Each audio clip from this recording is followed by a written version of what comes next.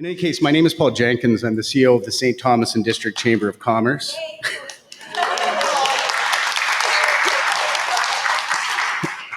No applause necessarily, but certainly appreciated after my devastating Oilers Game 7 loss last night. I appreciated that. Thank you. In any case, we serve nearly 600 members, businesses, nonprofits, charities, and civic organizations throughout the city of St. Thomas, the municipality of Central Elgin, and the township of Southold. So I'd like to think we have a pretty impressive reach within the community that we serve. Really looking forward to today, a meaningful one of learning, sharing, and empowerment as we address one of the most important issues impacting communities from coast to coast to coast. And I start this day feeling incredibly grateful for my friends and peers. When I say that, that's all the people that I said, hey, can you share what you've done to improve our community in so many different ways? And the response was passionate, enthusiastic, and generous. So very grateful for the collection of talent that we bring to you today. I also want to acknowledge my colleagues, Paul Markle from the Barrie Chamber of Commerce and Joel Weeb from the Peterborough and Kawarthas Chamber of Commerce, who alongside myself are co-chairs of the Ontario Chamber Network's newly established Social Action Working Group.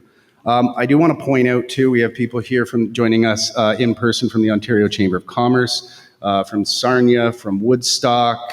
I'm going to miss some people from Leamington, from London, from Brantford, Brant, one more time, Windsor all the way down from Windsor, Tillsonburg, which I should always say Tillsonburg, anyways. Very excited. I probably missed a few, but we built in some times to connect, so really hope you do that today as well. The mission of our group, and I'm just paraphrasing Joel who wrote this, so thank you for the content. The mission of our group, this is the Social Action Working Group, is to make a meaningful contribution towards addressing the issues of addiction, homelessness, food insecurity, and poverty. So obviously it's very important. There's been a number of these conversations actually that have happened in our community of recent.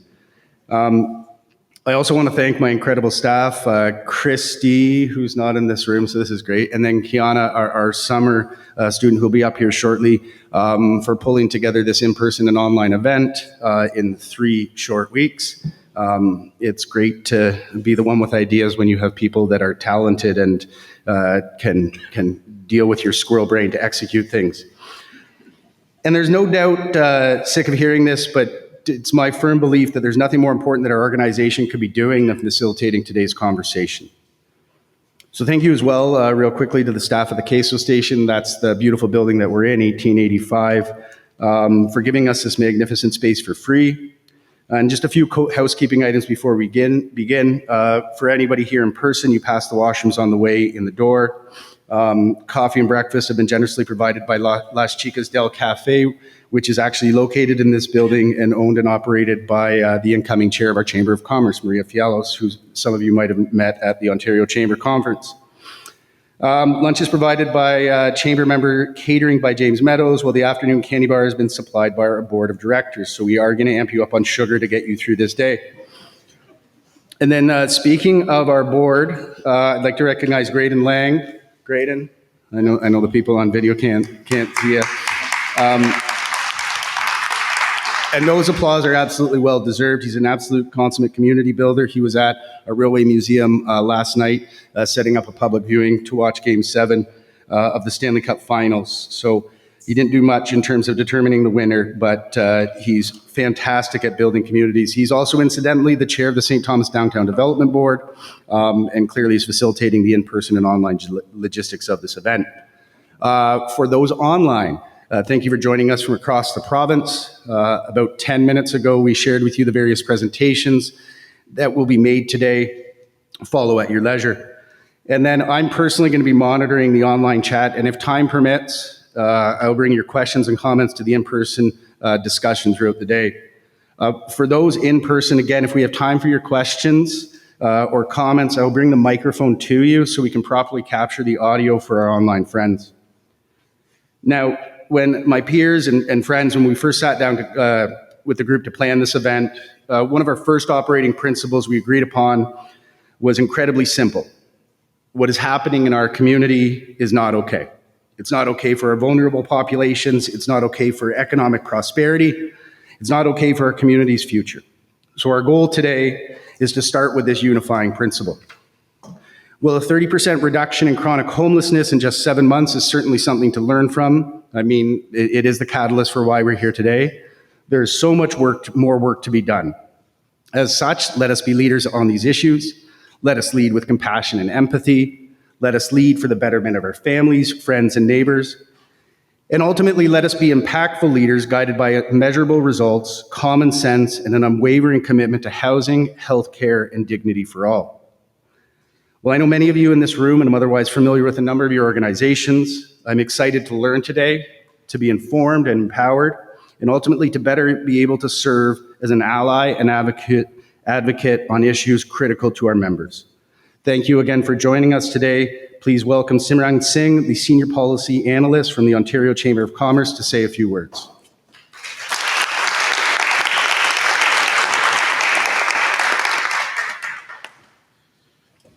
Okay. Good morning, everyone. Lots of familiar faces in the room. Glad to be here. First, I want to extend my heartfelt thanks to the St. Thomas and District Chamber of Commerce for organizing this important event. I think your dedication to addressing critical social issues by bringing together diverse voices is much needed. I am a senior policy analyst with the Ontario Chamber of Commerce. The OCC represents the voice of 60,000 businesses across Ontario through our 150 local chambers and boards of trade. Our policy and advocacy efforts are crucial in representing these businesses.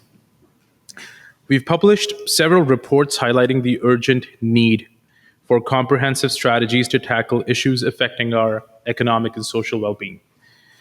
We released a report titled Home Stretched last year, where we address the housing crisis that is impacting the business's ability to attract and retain talent.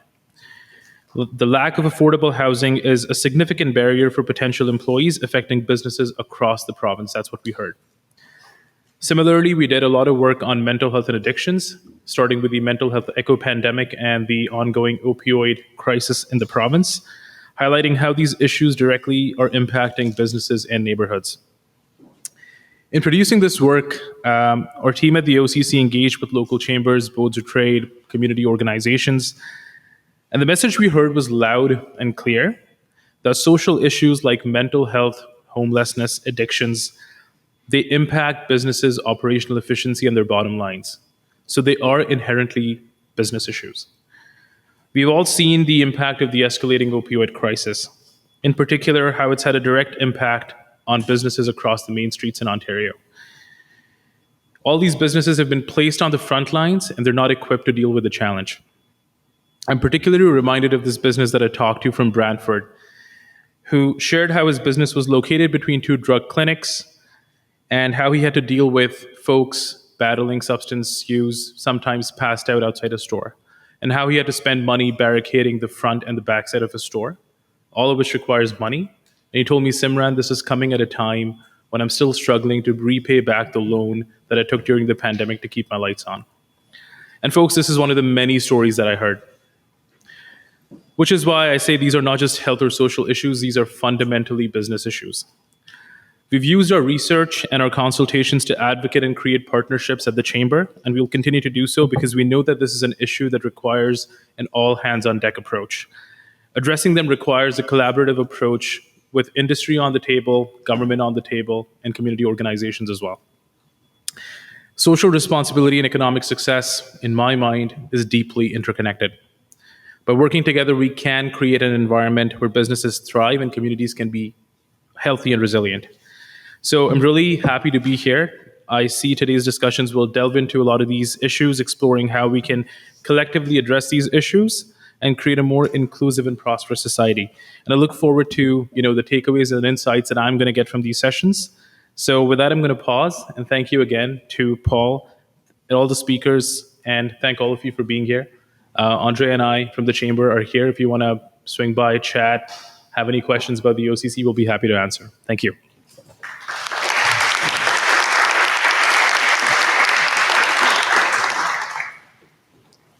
I'm going to invite up our super duper dynamic summer students, Kiana Petsnick, who is going to share a land acknowledgement, but very grateful for the Canada Summer Jobs Program, MP. Hi, everyone. I just want to preface, I will be saying it in French and English, so when I'm done in English, please pause because there will be a French version coming. So to start, in my role as a student ambassador for the University of Ottawa, I do regularly give land acknowledgements to honor the Algonquin people before each tour. And it's my honor today to present today with this acknowledgement of the issue we've gathered today has a disproportionate impact on our Indigenous communities here as well. In keeping with recognition for the need for truth and reconciliation, as well as Article 92, we acknowledge the historical location of our meeting on the traditional territories of the Indigenous people, including the Upper Canadian Land Surrenderers, specifically Treaty 2 from 1790 and Treaty 3 from 1792. Long before European settlers came to this land, the area was the traditional home of the Anishinaabe, the Atiwandarok, and the Haudenosaunee people. We acknowledge the rights, dignity, and well-being of the Indigenous people of the world, and we are grateful to participate in the stewardship of land, which currently home to the communities of the Munsee Delaware First Nation, Chippewa of the Thames First Nation, and the United Nation of the Thames. We are grateful to work on this land, and we strive to build a more equitable and just community. Maintenant en français. En tant qu'ambassadrice étudiante de l'Université d'Ottawa, je présente régulièrement une reconnaissance de terre en l'honneur des peuples algonquins avant chaque visite. Aujourd'hui, cependant, je tiens à reconnaître que le problème que nous sommes réunis aujourd'hui a un impact disproportionné sur nos communautés autochtones. Conformément à la reconnaissance du besoin de vérité et de la réconciliation, en plus de l'article 92, nous reconnaissons l'emplacement historique de notre rayon sur les terres traditionnelles des peuples autochtones, incluant des cessions de terres de Haut-Canada. En particulier le traité numéro 2 de 1790 et traité numéro 3 de 1792. Bien avant l'arrivée des colons européennes, cette région était le lieu de vie traditionnel des Anishinaabe, des Mississauga, des Adirondack et des Haudenosaunee. Nous reconnaissons les droits, la dignité et le bien-être des peuples autochtones au monde entier et nous sommes reconnaissants de participer à la gestion de terres qui habitent les communautés de Premières Nations Munsee Delaware, de la Première Nation Chippewa de la Thames et de la Nation Oneida de la Thames. Nous sommes reconnaissantes de travailler sur cette terre alors que nous essayons de créer une communauté plus équitable et juste.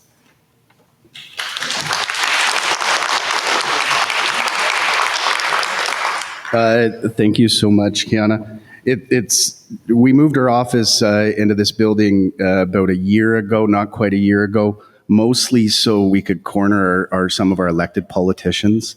So my office is just down on the main floor this way. Our MP, Karen Vecchio, who I'm going to invite up here next, is up on the second floor, but the opposite end. But we use the same stairwell and the same entrance. So I think she might have been voluntold to be here today, but clearly not generous support of our business community. Karen, please say a few words.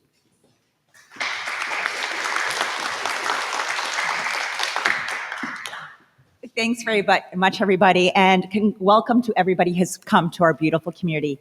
To all of you, you're going to recognize we're a little different here in St. Thomas. We've got Mayor Joe. We've got just Karen, not Karen Vecchio, just Karen. Yeah, you're different, Joe. But this is a community where, and I see, it's great to see Rob Flack. I know it looks like Rob will be here later, Deb, possibly. We don't know. The new Minister of Ag, we just don't know where he may be today because he is going to be one busy dude.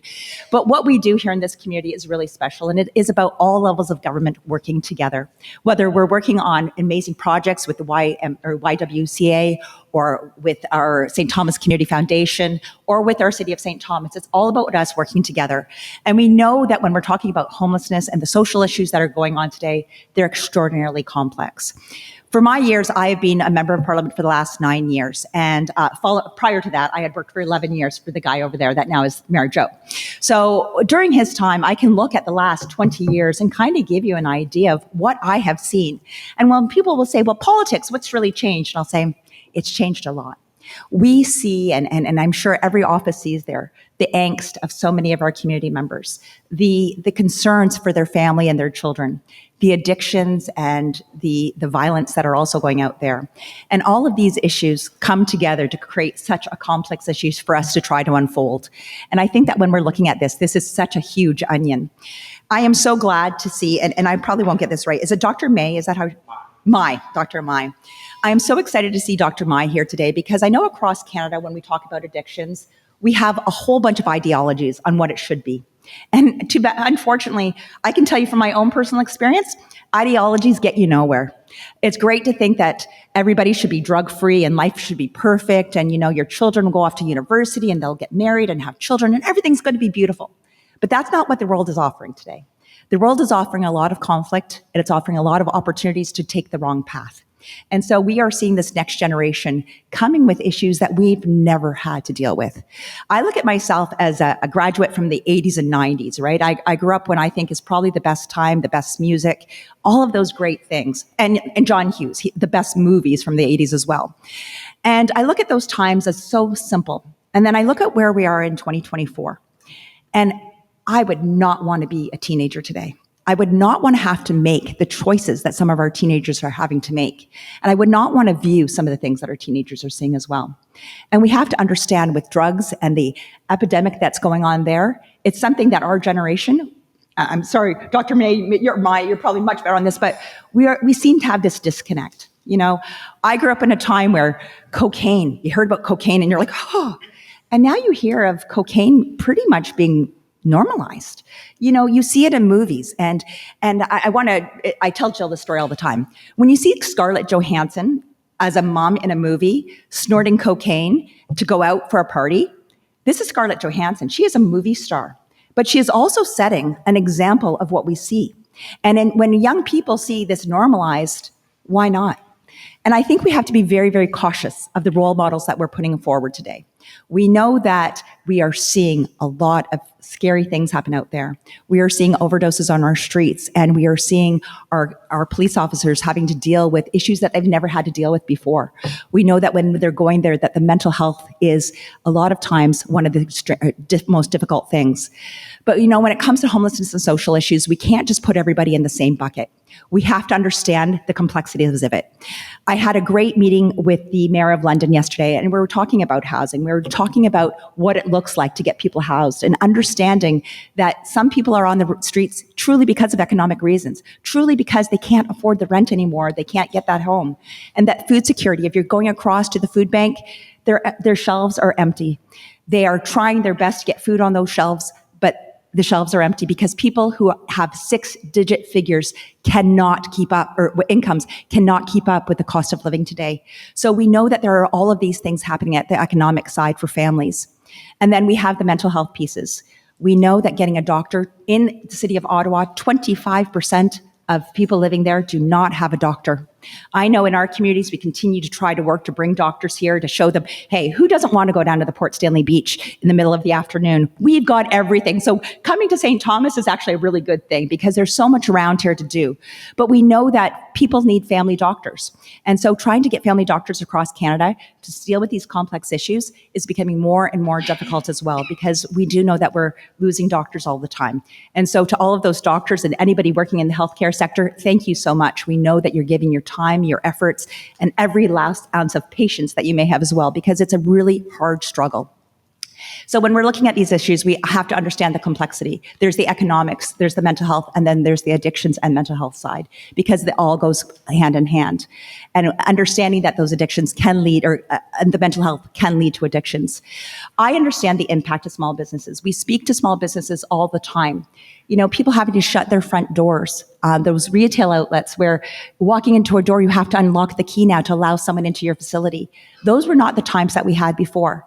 But I know that with the hard work, with all of the people in this room today, with good policies and all levels of governments, volunteers and community working together, we can get back on track. We can work and we can find a future and hope. And that is what I'm so happy to see here in this room today. I'm happy to see people from across Southwestern Ontario working towards hope. Let's make sure that our communities are safe. Let's make sure we have good policies. And let's make sure at the end of the day, we are there for our vulnerable people so that tomorrow they too can have a better life. Thanks so much.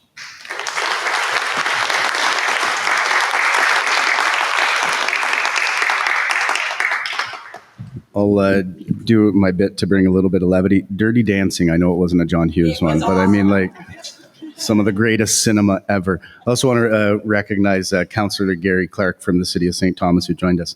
Unfortunately, or fortunately, our member of Provincial Parliament, the Honourable Rob Flack, is now a full-fledged minister, the Minister of Farming, Agriculture and Agribusiness, and was unable to join us. But Deb Ransom, who is starting a tourist business in Nova Scotia, I told you I was going to plug it.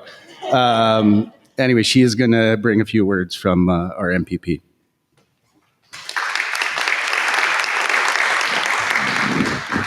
Hello, everyone. Regretfully, Rob cannot be here today. He really did want to be here. And he counts himself very, very fortunate to have served as the Associate Minister of Housing, and now they've changed the title of the ministry to, he is now the Minister of Agriculture, Food, and Agribusiness. That's what they are now calling it. He counts these two ministries as very important, pivotal rights in people's lives. Everyone has the right to have a roof over their head, and everyone has a right to have food on their plate. And he is really, really proud to represent our province in these important facets. I'm going to add in a third right that people have, and that is access to health care when they need it. So I would like to share from Rob his congratulations, his gratefulness to everyone in this room and everyone online for coming together to have this important discussion today. He really does wish he could be here, but he will be getting a full report on everything that happens here today. And the door is always open. So if you have anything that you want to share with us, to bring back to the provincial government, we are happy to hear it. And on behalf of our government, on behalf of the Premier of Ontario, and on behalf of Rob Flack, thank you very much for coming together today.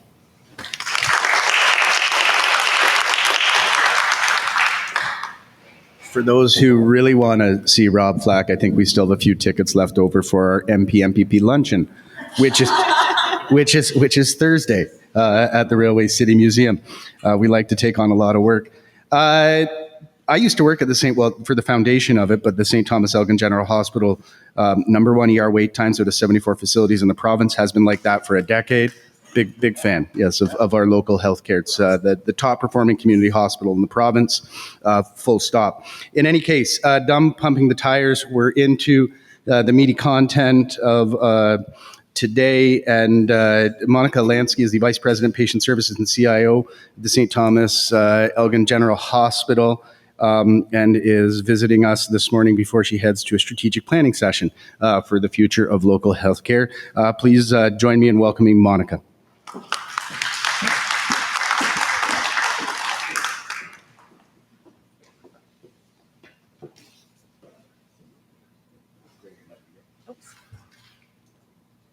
Okay.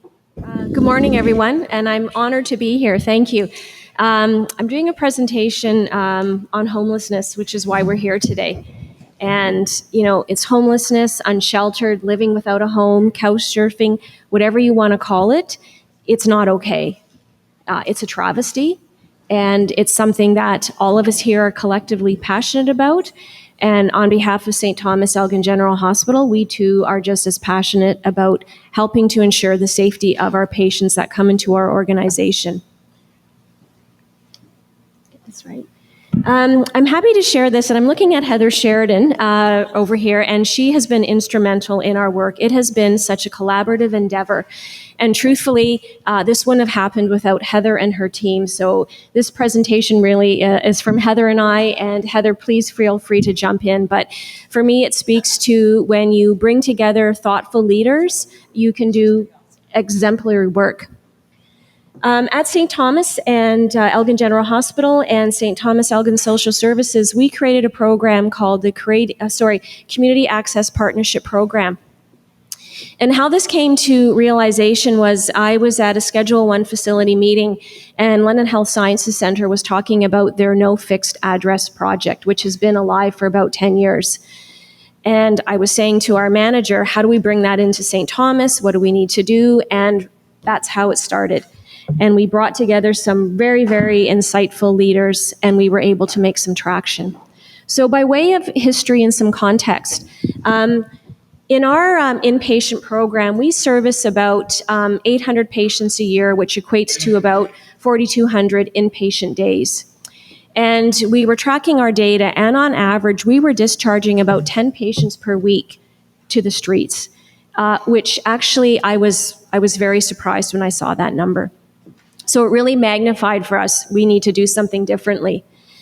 And the other piece we noted, we have social workers, but it was really challenging for them to put the puzzle together. Who do we contact? Who do we call? How do we help navigate this patient? So never mind the patient being confused in family, our social workers were confused in terms of how do we put the dots together. The other issue we had, similar to every hospital, and I won't go on about it, is just resource constraints. Our social worker and healthcare team were not spending enough time with patients who needed that level of care. On top of that, there's so many dependencies within homelessness. You have addictions, you have mental health, you have poverty, and you have violence. The system is so, as we've heard, it's multi-pronged and it's complex. And that in itself and alone requires such a strong team to navigate. Our staff were very frustrated and feeling like they weren't doing their job, and our patients were feeling the same. So again, we decided we need to have a plan. So again, we brought together some thoughtful leaders within our hospital and across St. Thomas City, Elgin Social Services. We did a complete review of our current state, and we tried to map out our future state. You know, recognizing London had a plan, we had to massage it to meet the needs of St. Thomas. And that's really proven to be very successful for us. So again, we engaged with our community partners. And again, I can't say enough about Heather and her team. They've really parachuted into our hospital. Yeah, a huge kudos, seriously. And her team, we have a full team now, I'd say. The ability for them, they just gelled together. And I feel, and I think all of you do, when you have passionate people that really care about a cause, you can accomplish anything. We looked at the model that London developed. Again, we had to massage it to meet St. Thomas's needs. And then throughout this project, we did a lot of plan, do, study, act to make it work. And the partnership, what we really realized here was that it's all about collaboration and learning from one another. We know that not one person can do this alone. How do we work cohesively and effectively with everybody within our community to meet the needs of our patients? We had some patients participate in some of our work as well from that advocacy perspective and having them inform our plan. And that was very insightful as well. Again, it's a complex environment, and having to understand from their perspective how challenging it was very, very helpful. What we've done throughout all this now is we've been able to help support individuals. I believe to date, we've put through about 70 patients or 80 patients through our program, which we started in August of 2023. It took us about 4 months to get this project up and running. And we, like I said, put about 80 patients through the program. What was an unintended consequence out of this, though, which was a good thing? Our social worker now knows exactly who to call, who to connect, and her ability to spend more focused time with patients has been just a game changer for us at our hospital. We now know how to tell patient A to connect with, home and community, daycare. How do you need food stamps? What does your shelter look like? And again, with the support from Heather's team, it's just been fabulous that we've seen. Some of our outcomes so far, we've supported people with ODSP packages of housing, financial. We work very, very closely again with Heather's team. How do we get affordability for housing?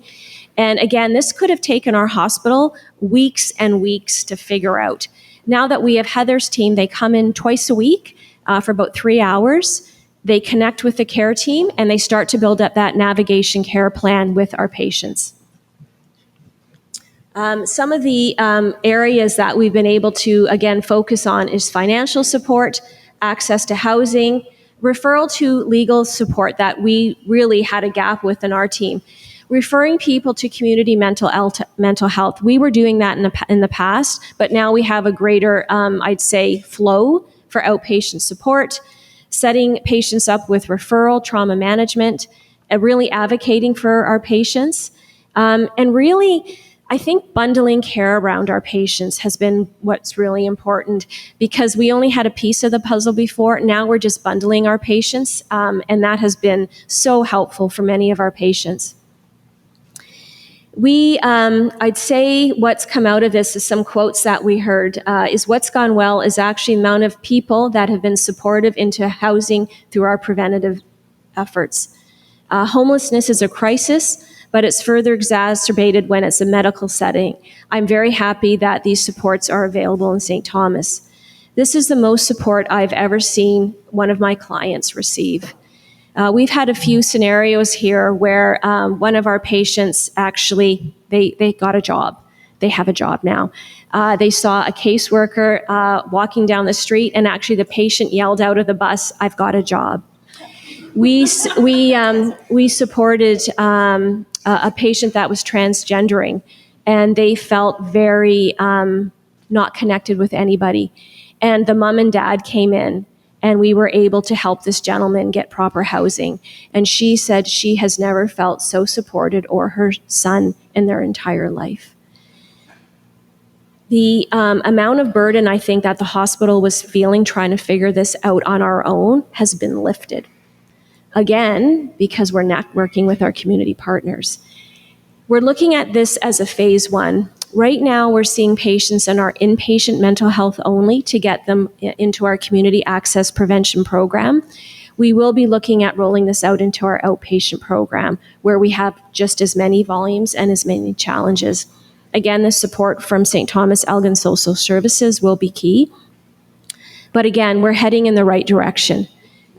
This could not have happened if it wasn't for St. Thomas helping us out here. And again, it's been great. Our physicians are so happy, and sometimes it's hard to make physicians happy. No offense, Dr. Mai. It can be. Some people get very territorial about their work. Don't step into my little area. I've got a 10-foot bubble. They couldn't be more pleased. They are actually so happy that we're doing this service. So that is really critical for our organization and our nursing staff and our social workers. It's one of the best things we've probably done in our mental health inpatient program for years and years. So again, our plan to move forward is outpatients. We're looking at potentially following patients further on their trajectory. How do we see what's happening a year after they've gone through the program? Again, this is a phased model, but we're taking baby steps one at a time. And if we can improve one client's, one patient's outlook on life, then we're doing what we need to be doing. So again, thank you for your time. And questions for anyone, for Heather and I?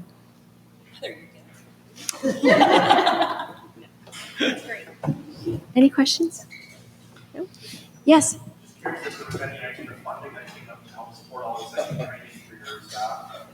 No.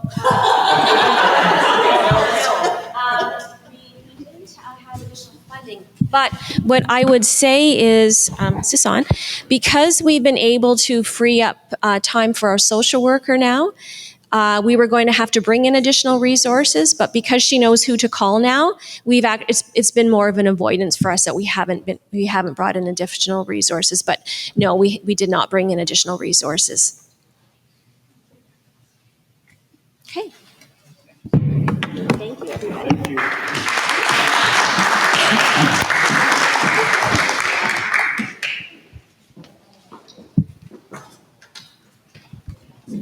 Monica said right at the start, talking about thoughtful leadership. So it's nice to have you living and breathing and bringing that to our community. And I think all of our starting point, we talked about it's not okay, but I think another piece of that is that we care, and that's why we're in this room. And then in particular, you also talked about like the current state of what was happening in the future state. So the St. Thomas Elgin General Hospital that uses lean thinking in terms of actually being able to map that out, to drive and to measure change. I think that's really a big piece. He's going to introduce himself ultimately really well. He's everybody's mayor. His Worship, Joe Preston.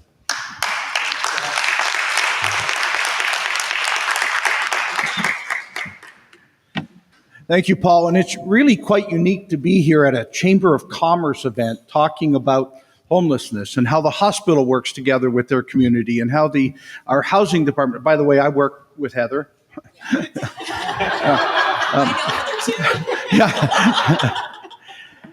But that's really the basis of what we are here to share today. And please steal our ideas, because when you mention one, I'm going to steal yours. Okay, and it'll be mine the second time I have to mention it, but after that. It is about taking good ideas and following through. You know that Councillor Clark is here, and I thought Councillor McCauley was coming too, but we have a council that is second to none. I thank the Lord every night for the council that he gave us here in St. Thomas that tends to think at least similarly. And that's all it takes. We can have great conversations about how to work together, but we get together. And then you take that and branch that out. We just heard how well our hospital works with us in this community and through our own social service department. Then you take it and branch it out through our youth protocol and through the YWCA and all the great things they do. And then you branch it out further through Canadian Mental Health and Addictions. And then you take it out just a little bit further. We started off as a council some 5 years ago with a plan that said St. Thomas is growing and probably growing at a rate that was greater than was being managed. We said, let's grow smart. Let's put together a plan that will allow St. Thomas to grow in an organized fashion and will be able to deal with the municipal issues that we're faced with. So we wrote that plan, and sure enough, it involved a lot to do with our Chamber of Commerce and in creating jobs. Because we felt if there's a lot of people coming to our community, between 1,000 and 2,000 people a year coming to our community, we better also have jobs ready for them. We think that was our responsibility, so we did, and it worked. And now we're attracting more jobs, and the same thing happens. We said we have to have housing for all the people that are coming to our community. If 1,000 to 2,000 people are coming to our community, we have to ensure that there is at least the housing that will allow these workers to come to our community. While we started to face housing as a council, we realized we not only needed to look to the future to what would come to our community, but there was a whole lot of correction that had to happen from the housing of the people we already had. And so we went forward on that, whether it was the establishment of an emergency shelter that also had the capacity to scale itself to do the job right. And you'll hear from them today, and it's been phenomenal.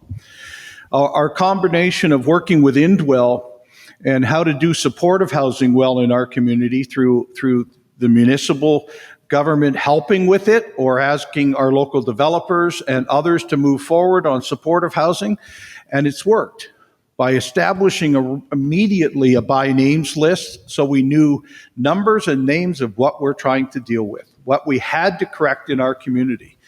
Are we at zero yet? Because we're sure built for zero. We're getting there and we're moving as fast as we can, but we know where we are and we know what still is needed. We talked as a council about providing housing because some of it is just simply supply and demand. If we can supply housing, we can work on the affordability side of it. So we went knocking on doors in every direction we could and said, would you come to St. Thomas and build? Would you come to St. Thomas and build? Would you come to St. Thomas and build? And by the way, we'll give you your building permit in about 15 seconds and we'll do a bunch of other stuff that cities can do right. And we got out of the stuff we couldn't do right or couldn't do at all, and we asked the community to help us with it. We have a fantastic triumvirate, I like to say, between our member of parliament, our member of provincial parliament, and the mayor and council in this community. We're all good friends. We all talk at least 5 times a week, it seems, and it's with purpose. You're not going to get things done if you don't gather good people with you to do the good things.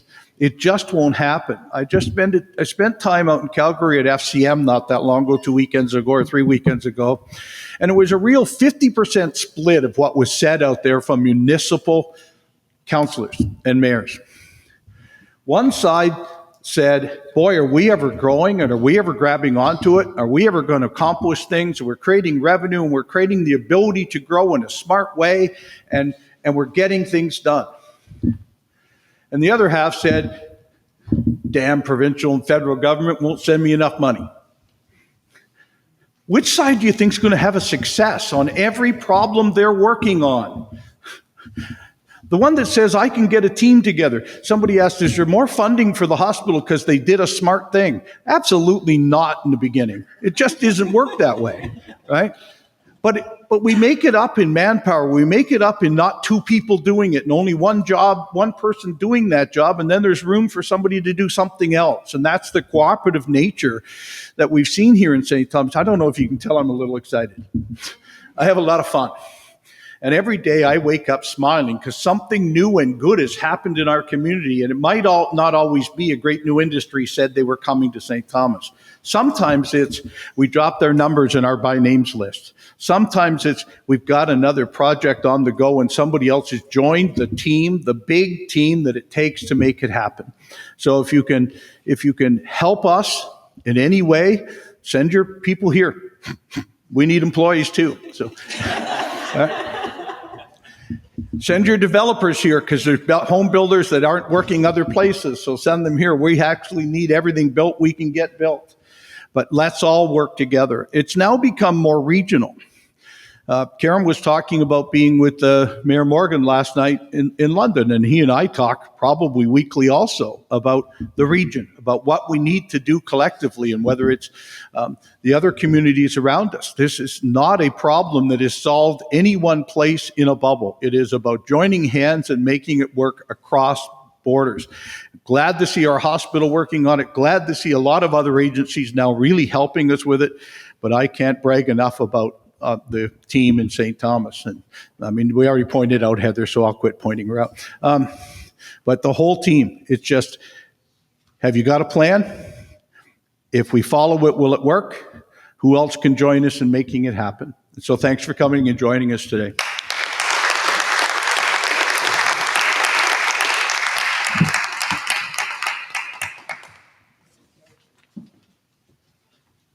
For those new to our community or those joining us online, Joe, that was brief. There we go. I mean, right on. I absolutely do love it. Judith, I'm hoping you'll be all right if we bump you up and then have a cup of coffee afterwards. I'm just going to say a few things. You talked about, meeting with the Mayor of London last night, and then you mentioned, the ease of building permits. We actually had Element 5, a vertically integrated mass lumber, cross-laminated beams company. I should know that right off the top of my head. But their comment right when they were actually talking about doing business here, it's a community you can do business in. We try to make it as easy as possible.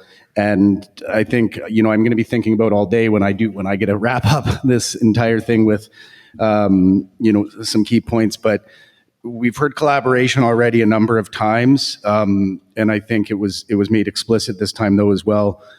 Not waiting, and I realize we have elected member of federal parliament, but not waiting for the feds or the province to come to play. Get started and force them to catch up with you, which I think is one of the insights. Proud to introduce next Judith Wiley, the CEO of the Central Community Health Centre, especially because tomorrow is the AGM of that organization and I'm the chair. So they do super duper important work supporting some of our community's most vulnerable people by providing access to primary care. Judith, welcome.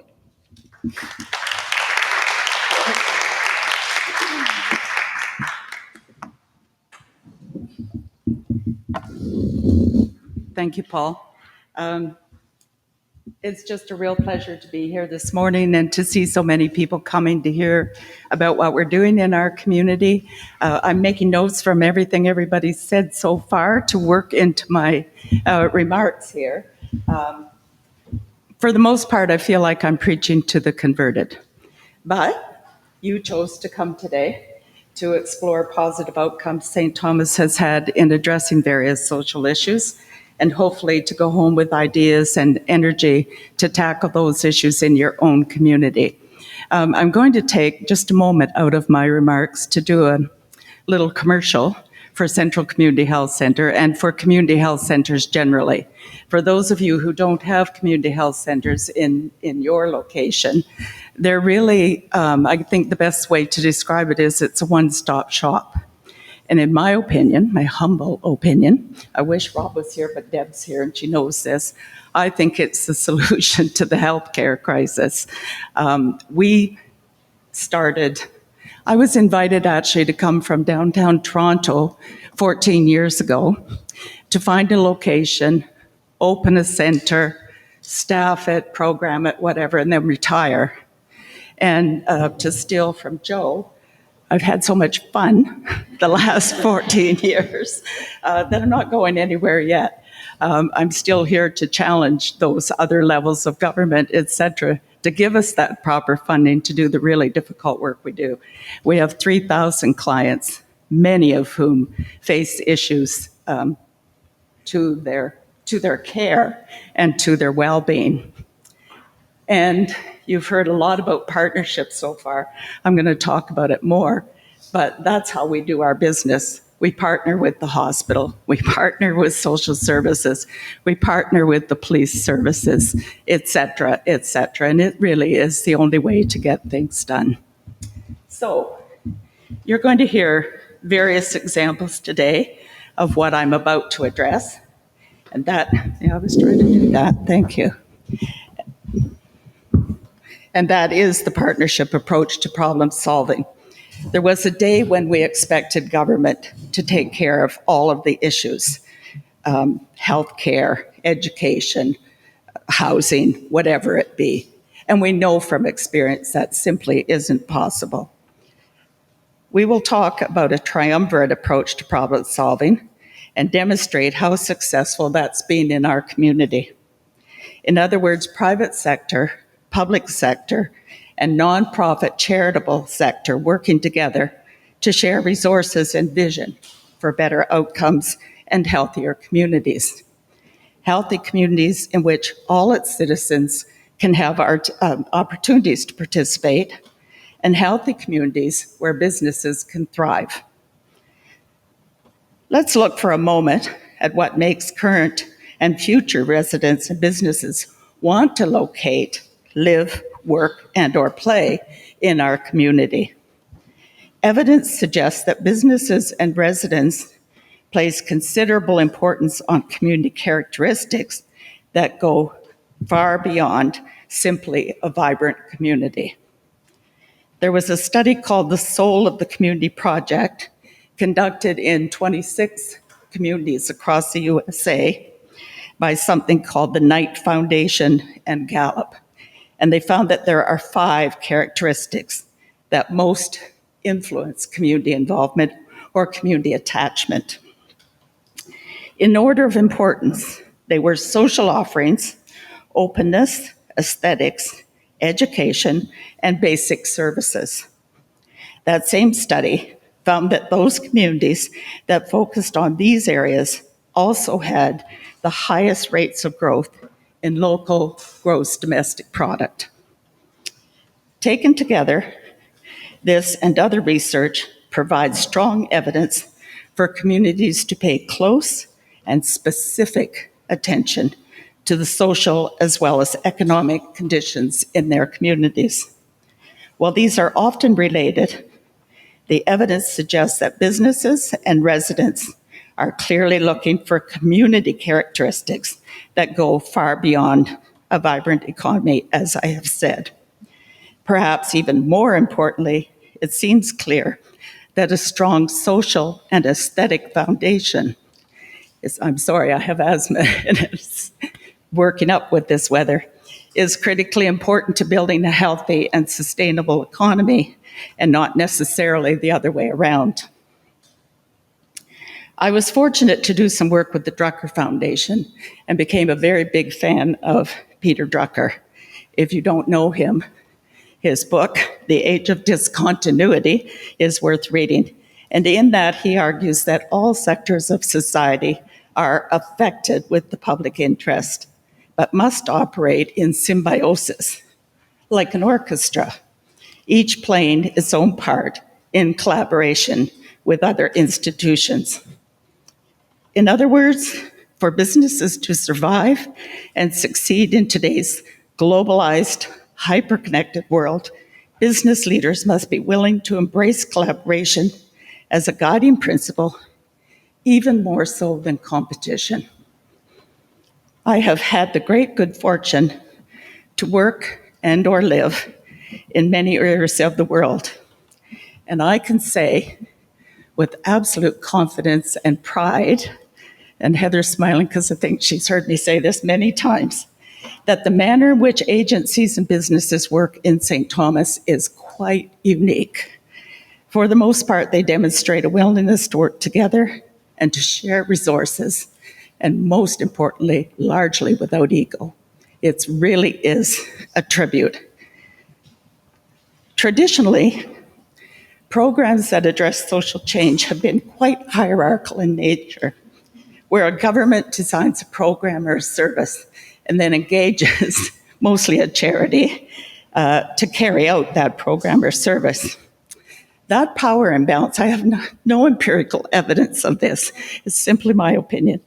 The power imbalance that results from this hierarchical relationship has implications for daily interactions and decisions on both sides of the relationship. And I believe that a great deal of the potential in Ontario's nonprofit sector remains untapped, and missed opportunities to recognize, accommodate, and partner effectively with the sector can stifle innovation and collaboration, whereas working across the sectors, we recognize that each sector has unique assets, capabilities, relationships, and mandates, and we can accomplish so much more. Also, traditionally, I just couldn't resist putting this in. The nonprofit charitable sector was thought of as the poor cousin, taking resources and yet doing the grunt work to solve those problems, often without recognition of the financial importance of this sector and the business acumen that goes along with accomplishing those outcomes, almost always. In other words, the nonprofit sector is comprised of businesses, the only difference being that we use our profit for a different purpose. You may not be aware that the nonprofit charitable sector in Canada represents an average 9% of GDP versus 6.4% of GDP in the oil and gas industry. Just a little fun fact. Perhaps more than ever before, addressing our interdependent problems requires collaboration across the public, private, and nonprofit sectors. While each sector has its limitation, it also has unique assets, capabilities, relationships, approaches, and mandates.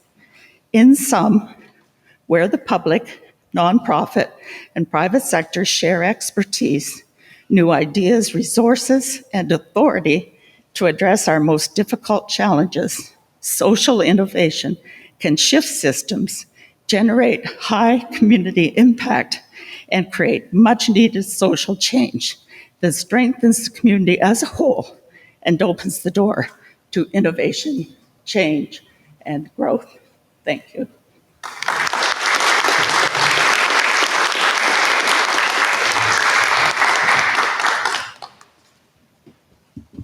We're actually, I had a couple of seconds. Are there any questions or comments that anyone has before we take a quick minute break for the bathroom or coffee or breakfast? No, I can't even see what's online. They're probably now rapidly putting in their questions. Joel from the Peterborough Kawarthas Chamber of Commerce. I love all this talk of how everybody works together and there's I love all the talk of everybody working together, and I'm just curious, like, how this came to be. Not every community across Ontario has these relationships. Certainly, there was talk of egos. There are egos within certain, segments within our city, and I'm sure many others. How did this all get started? How do you start to build this? Because I just want to know where to start. You look like you were itching to respond to that, Mayor. Right. You get started. Sometimes it's simply pointing out that we're not working together, right? And not in a negative way. We're all in one community and we all have certain jobs to do, whether it's a business job or a municipal job or a social service job. But we've spent a lot of time sharing with each other, well, two people are doing that job. Could we at least work together on it? And if it works, then great. One of you now has free time. So I've got another job for you. Right? But it really, sometimes it's as politely as possible pointing out that we got to quit working separate from each other. There isn't enough government dollars to ever get it done if we do it that way. But in my former life as a member of parliament, as grants would come forward, we would look for the ones that had about 5 or 6 agencies on them, saying, oh, we're going to work together on this. And there are certainly the ones to be rewarded. If you're standing alone and trying to do it on your own, don't expect other people to help you because you didn't ask for help, all right? But if you could put 5 groups together in one room or 10 groups together in one room and then say, we'll do this collectively, it's far easier for the other levels of government, and including the municipal government, to say, what a great way to work together. I'd like to add to that, Joe, if you don't mind. I don't have an answer, and it's a fabulous question. But what I would say, and I think it builds on what Joe says, I mean, I don't know. We're just a group of people who care, first and foremost, from our leadership right through. But I would say that if you don't see that same kind of environment in your community, start it. Do what Joe says, pull people together, have the conversation, name the problem. We're not working together.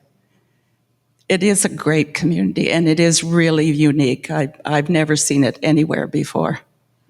Judith, I'm going to get you to pass that to Dr. Mai, then to Ashley, and then to Suzanne from Tillsonburg, who has a question. Right.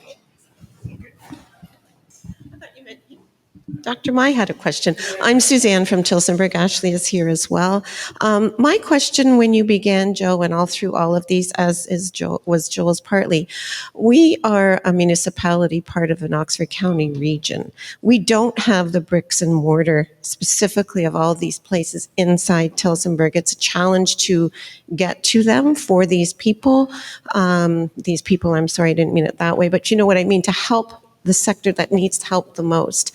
Our hospitals haven't been equipped with it. So many things. And I just wondered if you have any advice about what that might look like in a regional place like that. All of this, wow, look, work together, partnerships, it's simply stunning. We had a gentleman come from another municipality part of Oxford who told us that you just have to work together. You just have to talk, negotiate, don't fight. I'm like, that is so simple. Like, seriously, it's so simple. Anyway, what do you think? First of all, go steal their ideas. Oh, yeah, of course. Every community that you're dealing with has great ideas. Steal their ideas and start to do it, and they start to notice, hey, those are really smart people over there. It's okay. We do social services and housing across the county of Elgin, and certainly there's voids, but certainly there's the cooperation of working together. I think Judith said it right. Just get started. Just start with one and become, hey, do you think there's anybody in South Oxford that would want to talk about this? Is there anybody in Tillsonburg that would join us with this? Absolutely there is, all right? And if you can make, I'm not trying to be negative about it, but if you make other people feel left out, they somehow want to join a winning team. All right? And so that works too. It's okay. Right? Awesome. Thank you so much. Any other questions before we take a quick break? I think that was a really impactful first hour. grab some coffee, come back to your tables, and we're going to go on to understanding homelessness and responding through best practices. Thank you so much. When we sat down and spent a couple hours planning this over 2 meetings, the content experts that I'm relying on to provide and share their knowledge today kept saying, well, what about this or what about that? And I said, yes, we want to hear about everything. So it was really this group that contextualized what we wanted to talk about today, what we felt were the priorities, and brought their passion to the table. Because at any Chamber of Commerce best, we don't necessarily fill spaces, we facilitate spaces. And that's all we've ultimately done today. Our next speaker is Danielle Nielsen, the Manager of Housing Stability Services, St. Thomas Elgin Social Services Department, which you've heard about already. Please welcome Danielle to the microphone. Thank you. Is the mic working okay? Good on sound check? This way, bring it forward. Is that better? Okay, wonderful. Thank you very much, Paul. Good morning, everyone, and welcome again to St. Thomas. My name is Danielle, and I hold the privilege and responsibility of supporting this municipality, which is my home municipality, as the Manager of Housing Stability Services. I'd like to thank Paul and his team for creating this opportunity to share information and open up a dialogue with all of you on homelessness. Some of you may have noticed that Paul quoted me on the invitation about saying that there's something special happening in this community. And ever since I saw that Paul had used that quote, I've been asking myself to wrap my head around that so that I could break it down for you more concretely. And there's so many things. We are progressive. We are action-oriented. We chase the plan, and then we chase the funding. We are highly collaborative, and we are equally compassionate about the work that we do here in St. Thomas related to homelessness. But if I were to boil it down into one thing that makes this community special, it is this. In this community, the desire to be a part of the solutions to homelessness and a part of the local response have become contagious. It's like all the cool kids are doing it. Today's event, spearheaded by our Chamber of Commerce, is a perfect example of that. My hope for my time with you this morning is to set some context around what homelessness is in Canada and what it is not, what it looks like for us here locally, and then to share with you from a municipal perspective and a system-level perspective what our response is in working to prevent and end homelessness. And I think you'll be surprised to learn that it's more than just bricks and mortar. My hope for, pardon me. Oh, good, I did switch a slider. Paul, you did that for me, thank you. This first slide provides you with a definition of homelessness in Canada. The one thing about this definition that I would like to highlight is that it goes further than just the person's current state. It speaks to their ability or means to acquire housing, and that's important to keep in mind when talking about implementing solutions. This slide provides you with some stats about homelessness in our country. I find these stats very eye-opening when trying to contextualize what's happening right now across all Canadian communities. In particular, that 30,000 Canadians on any given night are experiencing homelessness, and that's just an estimate. Occurrences of homelessness can often be hidden or unknown, so it's likely that the national number is a lot higher than that. In addition, there are subpopulations like Indigenous people who are disproportionately represented in our population of people experiencing homelessness. When you consider that Indigenous people make up only 5% of the Canadian population and represent about 30% of our homelessness population. And that our current homelessness response comes in at a national price tag of $7 billion per year. $7 billion. On this slide, I'd like to share some things with you that have contributed to how we got to where we are today related to homelessness. One of the things that I think is important in understanding when we're having this conversation is that this has been decades in the making. This did not occur overnight, and it will not be fixed overnight. The path to ending homelessness is one that requires addressing actions and decisions that have been made throughout the last century, if not longer, and I'll give you some examples of what I mean by that. Homelessness has been around for a very long time. If we look back at our history by 100 years or so, the solution to homelessness at some point became our churches. Working with the knowledge and resources that existed at that time, churches opened up their doors at night to give people a safe place to sleep that otherwise had nowhere to go. And as this continued, churches and soup kitchens started to fill up to a point where they were no longer able to meet the need. It became clear that new solutions were needed because the current ones were no longer sustainable. And this is around the time when emergency shelters began opening up. And just like our churches and our soup kitchens, our shelters filled up too. Many of them are still full and, in fact, busting at the seams. Today, our shelters are full in many cases because what we struggled to see until recent years is that the solution to homelessness is, and always has been, housing. In the absence of understanding that, we have not created enough pathways for people to exit out of homelessness, and we find ourselves in the current state that we are in today. Other factors have contributed to that bottleneck in our system, including decades of divestments in affordable housing stock, which has been further compounded by our housing crisis. Things like intergenerational poverty and trauma play a huge factor. I've been working in homelessness perhaps for more years than I care to admit, and over those years, many people experiencing homelessness have shared their stories with me, and while each story is unique, there are commonalities. For example, for folks who may be less aware of the complexities of homelessness, there are misconceptions. Some that you likely have heard, like it only happens to certain people, or that maybe they did this to themselves, or perhaps they're lazy and should just get a job. The truth is, homelessness can happen to anyone. One of the commonalities that I have found over the years in my work is that there almost always is a series of unfortunate events that have occurred in the lives of people experiencing homelessness that contributed to them losing their housing.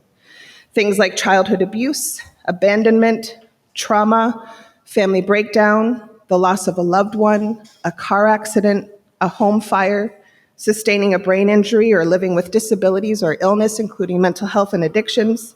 Those are just some examples, very real examples. This is all further impacted by social inequities like being Black, being an Indigenous person or a person of color, growing up in child welfare, identifying as LGBTQ2+, and living in deep poverty. These are not things that people do to themselves. I'd like to just quickly touch on the point about getting a job, in case anyone has heard that in your time discussing homelessness. Being homeless is exhausting. It often includes broken sleep, broken nutrition levels, heightened levels of stress and anxiety, exposure to street culture and street drugs, learning to navigate new dynamics, new resources, and increases in vulnerability and victimization. It leaves very little room for the capacity of job searching or holding down employment. Before I bring this all down to a local context here in St. Thomas, I think it's important to consider the true cost of homelessness in our country. This slide speaks for itself when you compare the cost of housing someone, which are the figures to the left, versus the cost of keeping someone in an emergency shelter bed or a jail cell or a hospital bed, which is extremely different. It demonstrates that if the human cost of homelessness is not enough to motivate us to find solutions, then certainly the financial cost should be considered rather problematic as well.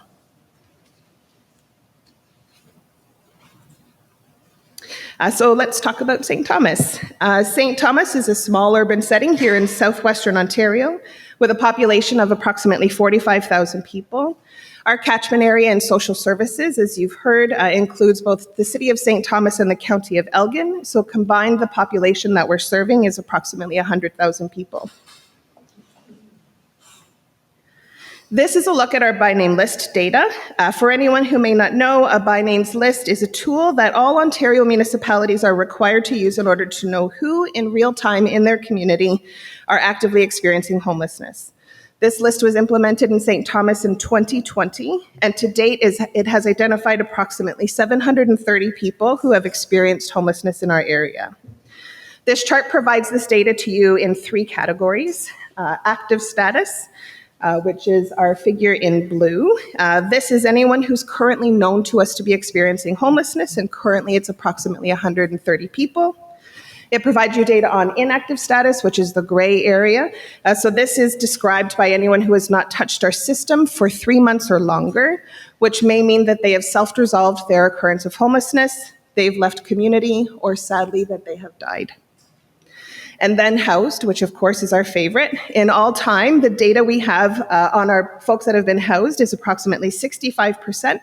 And that's something we're very proud of, and that we have plans in place to continue moving the dial in that direction.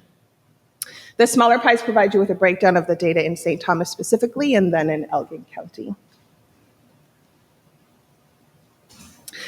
Hopefully that sets the stage for you a little bit about our demographics and homelessness here in St. Thomas. Now we can talk about what got us to reducing homelessness and being recognized by Built for Zero through this bright spot.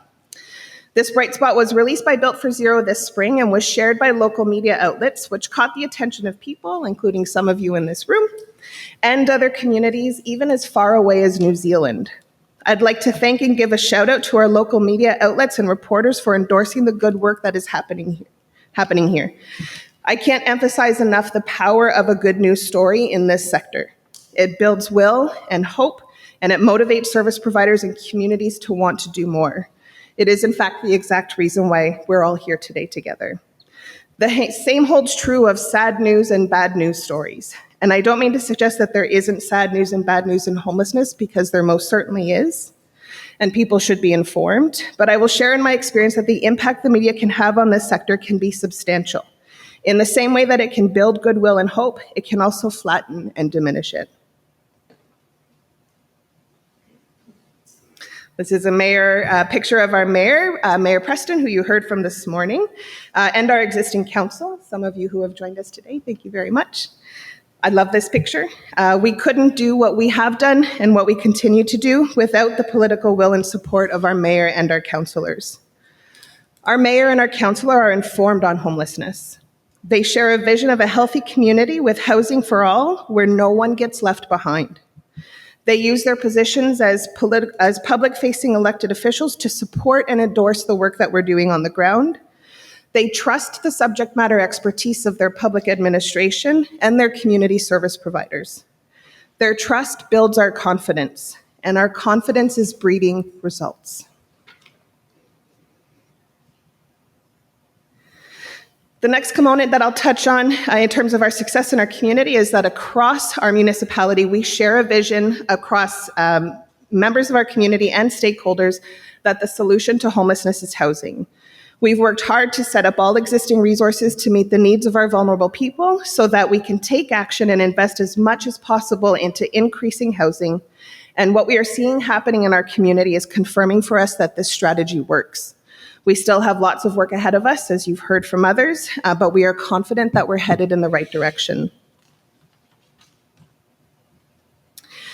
To further our work in responding to homelessness, we signed on to become a Built for Zero community in 2021. Built for Zero, for anyone who may not know, is a national movement that is part of the Canadian Alliance to End Homelessness. Built for Zero supports and guides Canadian communities in implementing best practices to drive down occurrence of homelessness with the goal of reaching functional zero. Functional zero is defined by Built for Zero as 3 or less people at any given time experiencing homelessness in your community. Built for Zero also supports communities in achieving and celebrating milestones along the way. This slide provides you with a timeline of some of our key milestone achievements today, which includes reductions in chronic homelessness and becoming Canada's second community to achieve functional zero on veterans' homelessness, following in the footsteps of our neighbour, London, Ontario. In recent months, St. Thomas Elgin has been recognized nationally as a leading community in its response to homelessness, and to quote Built for Zero, as a beacon of hope for others. This is a picture of our social services office here in St. Thomas. And again, we administer social services for both the city and the county of Elgin. A couple of interesting things about our office. One of the things is that St. Thomas likes to do is to stack services on its municipal properties, which is a great way to create opportunity. This building, for example, offers social services on the main floor and then 2 floors of affordable housing above it. Another interesting thing is that we did not close our doors all the way through the pandemic. We kept as many staff working as possible and created as much in-person access to our support as we could. This was essentially critical for our most vulnerable, where access to technology or even the ability to use it is a challenge or non-existent. Although I can't quantify it, I am certain that this had an impact on how well our community is faring today. Amongst other functions similar to other Ontario municipalities, our social services office acts as the service manager responsible for ensuring a homelessness response and that resources are available, matched to need as best as possible. It requires us to know and understand what's happening in our community and to observe guidelines and legislation from higher levels of government. And through the direction of my director, Heather Sheridan, who is as wise as she is kind, we have managed to be agile in how we provide our community with strategic system-level leadership, planning, and guidance in the delivery of our local response. This is done through two main service areas in our office, which is Housing Stability Services and Ontario Works. Our housing stability services include both social housing and homelessness prevention. We offer a range of services that would be similar, if not the same, to many of your municipalities. We are fortunate to have a very dedicated, collaborative, and hardworking housing stability services team that finds ways every day to be nimble and creative in finding solutions for households in need. And this is done daily in partnership with our local service providers. Aside from some of our standard or typical services that we deliver, recently we embarked on the delivery of direct service delivery related to street outreach services through our housing team. And this is done working in collaboration with Ontario Works, St. Thomas Police Services, and our community partners.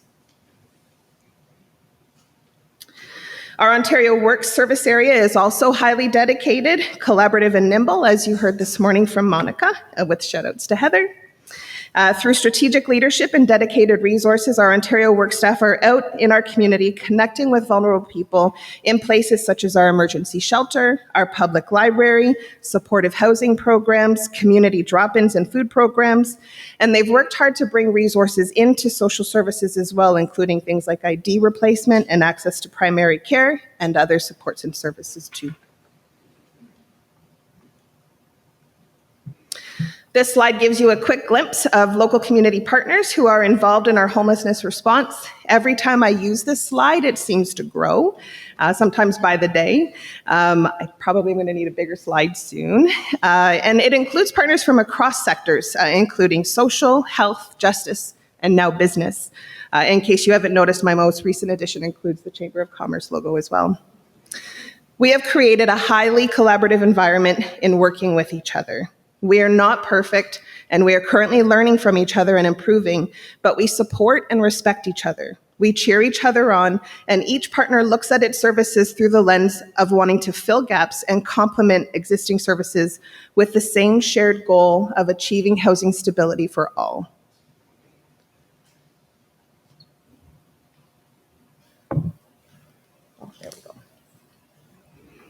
The collaboration that exists in our community is also successful because it's anchored in best practices. If you ask our community stakeholders if they believe that homelessness is solvable, I give you my word that the answer will be yes. And that shared belief is strengthened by an understanding that the only solution to homelessness is housing, and housing with supports. Whenever possible, we seek to prevent occurrences of homelessness from happening through protocols such as our Youth Homelessness Protocol, which you'll hear more about today. You'll also learn more about our health and justice partners and how they show up to the table as well. Just quickly to touch on some other best practices, we maintain quality data that we use to help inform our investments in our decision-making related to our homelessness response. We also operate through a coordinated access system to match people to supports based on need. The Inn, our local emergency shelter, operates low barrier access to shelter and shelter supports, and Brian is here with us today to share more about that with you. The trick to these best practices working to reduce homelessness is that they all need to be applied. This is a visual of our shared goal. This is our pathway to achieving functional zero, and we believe that this is within our grasp, but not without every element that I have shared with you this morning, continuing to work together to row the boat in the same direction at the same time. Looking ahead, our plan is to continually increase our stock around affordable and supportive housing, probably no surprise there, until we reach a place where our supply meets, if not exceeds, demand.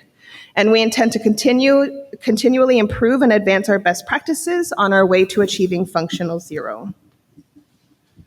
And that's it for me. My contact information is here. If you have any questions or would like to reach out at any time, I'd be very happy to hear from you.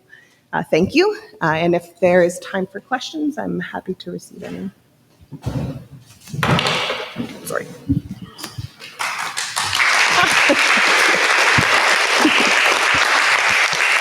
Thank you. That was very helpful.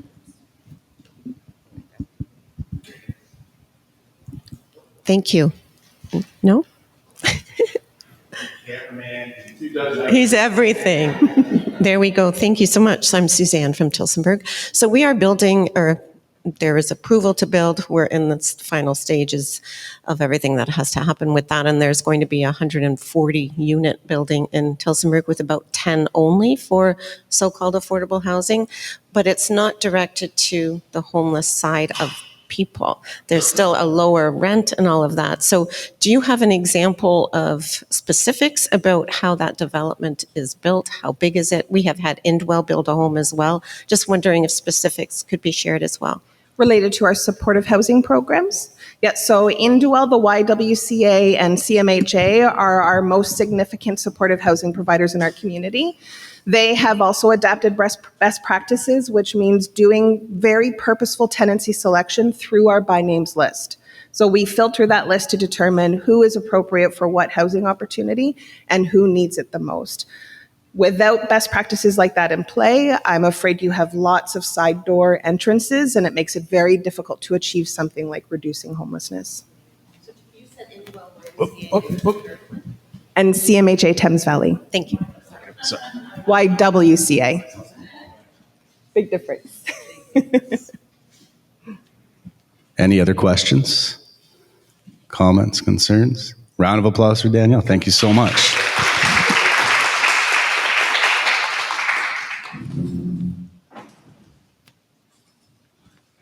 I pulled out a lot more quotes out of your speech for next time around that you can try to suss out though. Awesome, and I'm not sure, like, Heather is getting all this. You didn't even get on the agenda. I know, like, everyone's pumping your tires and being like, well, if she was something. No, I mean, lovely. Thank you again so much. Suzanne from Tillsonburg just mentioned Indwell, Hamilton-based organization that does some incredibly impactful work in our community. You guys celebrated 50 years, right? Like in this setting here, not too long ago. Incredibly passionate, impactful, and doing work that's super duper important. Natasha, I'm not going to do a great job with your last name, and I should have asked you before. Thumlier? You're like, no, it's really bad. That was bad? It was bad? Well, okay, I'm not even going to try it. Natasha, Regional Director for Indwell. Tumler. I told my husband when we moved from Germany that we should just spell it phonetically. There was no other Tumlers in Ontario. So, in the world of technology, believe it or not, this is my first time using a clicker. So bear with me. So yes, I am Natasha Tumler. I'm a regional director with Indwell. Fortunate enough to have been with the organization for nearly 14 years. So excited to share some of our experience with you today. So a little bit about us as an organization, for those of you who may not know, just to help give some context to the rest of my presentation. We are a supportive housing provider, and as Paul mentioned, this year we are celebrating 50 years of operation. We are a Hamilton-based organization, but working across Southern Ontario, supporting individuals who are looking to achieve health and wellness. We do have a replicable model that takes into the local context of different communities. And we do believe, as Danielle mentioned, that homelessness is solvable. And by opening more doors, you bring people into housing. On the screen here is a map of where we are currently located. So as I mentioned, we are across several municipalities within Southern Ontario. We are also in various consulting stages with surrounding municipalities of those areas as well. And we're supporting over 1,200 individuals within our housing programs. Further, we are a Christian charity, and our vision really is to build affordable housing communities for individuals who are seeking health, wellness, and belonging. Our vision really is hope and homes for all, and we lean into our three core values, which is that everyone is deserving of dignity. We believe that we should love our neighbors as ourselves, and hope is the foundation of all our actions. Now, you've heard this repeatedly this morning, and Simran, you highlighted that the challenge is quite complex. We are seeing across our communities that more people are unhoused, that affordable housing does exclude people who have incomes that are below that poverty line. And these are individuals whose source of income may be ODSP, so the Ontario Disability Support Program, or Ontario Works. In addition to that, we are also seeing a worsening opioid crisis. Now, Monica highlighted this morning the importance of a plan. And as an organization, we do have a model, as I mentioned, that we do feel is replicable across different municipalities. But we do take into consideration the local context. And today I'm going to share the local context to St. Thomas, our Railway City Lofts program, which is a 15-unit supportive housing program that opened in late fall of 2021. Why I want to highlight this program in particular is because it took in the specific needs of St. Thomas. Indwell had not operated a program of 15 units prior to moving into this community. And so we really took into consideration what the need was. So these three factors played a key piece of that. So understanding what is the need within this community. Strategic planning. We heard the mayor, you need to say yes, you need to start somewhere. So what are some of those short-term goals and how can we start moving toward achieving those, and while also having that long-term vision? And as we reflect on the local context and develop that strategic plan, it was really important to ask the critical questions of what our needs are, what services do we have, and where are the gaps? And in understanding that community context, what need exists beyond that immediate response plan? If we're serious about solving the homelessness crisis within the community, what is that greater plan? Is 15 units going to achieve that, or do we need to look beyond for some longer term opportunities? And then the next step is actually executing that plan. What role do we all play, and how do we hold accountability for each other? Your question this morning on, it's great that we're hearing all about the collaboration, but how do you actually get there? And I would say it was this foundational trust. We shared a collective vision, and we were all eager to execute on that vision in the ways that which we knew how. In terms of achieving results through that shared vision, I would say there's three aspects that really supported the initial successes. We talk about, and I'd like to highlight, again, specific to our Railway City Lofts program, it was the intake process, the interdisciplinary supports, and the collaboration. When we talk about collaboration, just last week, the Poverty Coalition talked about, had a presenter from the Tamarack Institute who talked about asset-based community development. And I highlighted, what does everyone have that they can bring to the table? How do we interact those services to actually achieve that shared vision? So looking at our intake process, we knew that a systematic response was needed. And so how do we get there? As an organization, this is one of our programs located in London. It's our Woodfield Gate program. As we moved into the London region, individuals who were interested in our supportive housing and living with us would go onto our website, fill out an expression of interest, and then we worked chronologically through that. What we learned quickly is that we actually needed to be a bit more reflective of our practices and policies. If we really want to live out our values of dignity, love, and hope, and with Woodfield Gate in particular, which is a 66-unit program, within 6 months, we had over 500 applicants. So reflecting on those values, we didn't feel that if you were 400th on that list for permanent housing, that we were really instilling those values of dignity, love, and hope. And so how do we reflect on our practices? We actually need to take more of a systematic approach. If we want to make a difference in community, what can we each bring? And so Danielle mentioned the coordinated access system.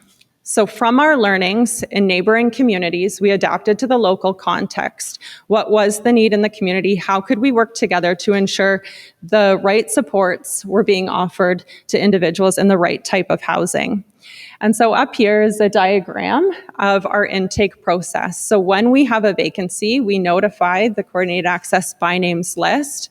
They then look at their prioritization and let us know which individual is ready for housing. They still complete an expression of interest. So we're still able to get to know the individual. They're still able to get to know us. And then we can proceed with case planning, case coordination and service planning, and offer that individual housing.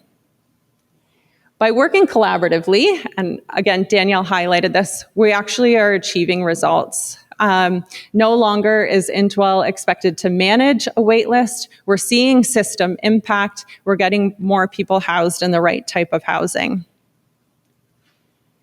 The other way in which results are achieved are through the interdisciplinary supports. And so as an organization, we know that these are a critical component to supporting individuals achieving their health and housing stability. And it's the immediate opportunity to connect individuals to the services that they need. So the way in which we deliver these services as an organization is through interdisciplinary complement of staffing. These roles can range from nurses, addiction support, housing support, psychosocial, food security. As you can see, quite an array of folks. The other component to that is the on-site accessibility of those services. So our staff are on site from about 8 a.m. to 11 p.m., and then we have overnight security to support the program. We also have 24 access to an on-call service. So should needs arise throughout the evening hours, that those services can still be accessed with immediacy. In our programs, and specifically Railway City Lofts, which has 15 units, staffing complement of about 10 FTE, we're able to really see and meet the needs of individuals the moment they arise. We know conflict doesn't always fall between the hours of 8 and 4, and so being able to address those needs for individuals has really led to that health and housing stability for each of them. The other piece, and it should be no surprise because you've heard it repeatedly today, is collaboration. Mayor Joe Preston highlighted that the government wants to see agencies coming together. And so for Railway City Lofts in particular, there were a number of organizations that came together, offered and highlighted what they could bring to a call from the Ministry of Health on a proposal called Back to Home to secure the operating dollars to have the interdisciplinary supports to support individuals in their health and housing stability. So what did each of these agencies bring? So the City of St. Thomas and really initiated the vision. They created the platform for strategic engagement, and they stayed committed to the plan. They had access to physical assets and the oversight of the coordinated system. If you can't measure or know where you're starting, you don't know what you'll be able to determine the difference that you're making. And Danielle highlighted some of those data points just a few minutes ago. So this was the physical space. She also highlighted the stacking of services. And as you might see here, this 15-unit program in particular is above the local transit system. So how do we capitalize on resources that already exist within the community and make adaptations to them? When we were initiating the conversation, the construction of this program was already underway, and we were able to offer feedback based on our experience because design plays a significant factor in the health and housing stability of folks. Other partners were St. Joseph's London Healthcare and St. Thomas Elgin General Hospital. St. Joe's London is a familiar organization to us. As I mentioned, we are in the London community. We also work closely with St. Joseph's in Hamilton. And having a credible healthcare organization with regional capacity who understands that by investing in upstream initiatives such as supportive housing really alleviates the downstream pressures. Monica also highlighted some data this morning around the number of folks that they were discharging to homelessness each week and just the devastating impact that that actually has on those who are providing the service to folks. And so STAG was able to come to the table with some of these data analysis to help shape the need and the local context for that proposal that was submitted. Other partners were Central Community Health Center, as well as CMHA and Addiction Services. You will hear from Dr. Mai. We did hear from Judith this morning. They have been an integral partner. We support like individuals, and having that direct access to a physician, nurse practitioner, liaises and creates capacity even amongst our staff team to be able to meet the needs of individuals without having them return to hospital, that we can actually engage in community initiatives. CMHA and Addiction Services have a wide range of services from peer support, programming, drop-in sessions, and that ongoing connection, even system navigation has been helpful for our teams. Joe also highlighted the people power, and when you start one initiative, the trickling effect that then has on other systems. And here you'll see a quote from former Chief Harridge, although you'll hear from our current chief later on, and I know that partnership is just as strong today. But within the first 3 months of opening Railway City Lofts, the chief had noticed that there was over an 80% reduction to calls in the downtown core. And so when we talk about collaborative investment in one particular area, you start to see the trickling effects. And I know Paul and the businesses downtown would make the same sort of statements regarding that. So what impact has this had? When I started this conversation, I talked about the short and long-term investments. So the short-term investment and the immediacy of Railway City Lofts has had impact on our longer-term planning.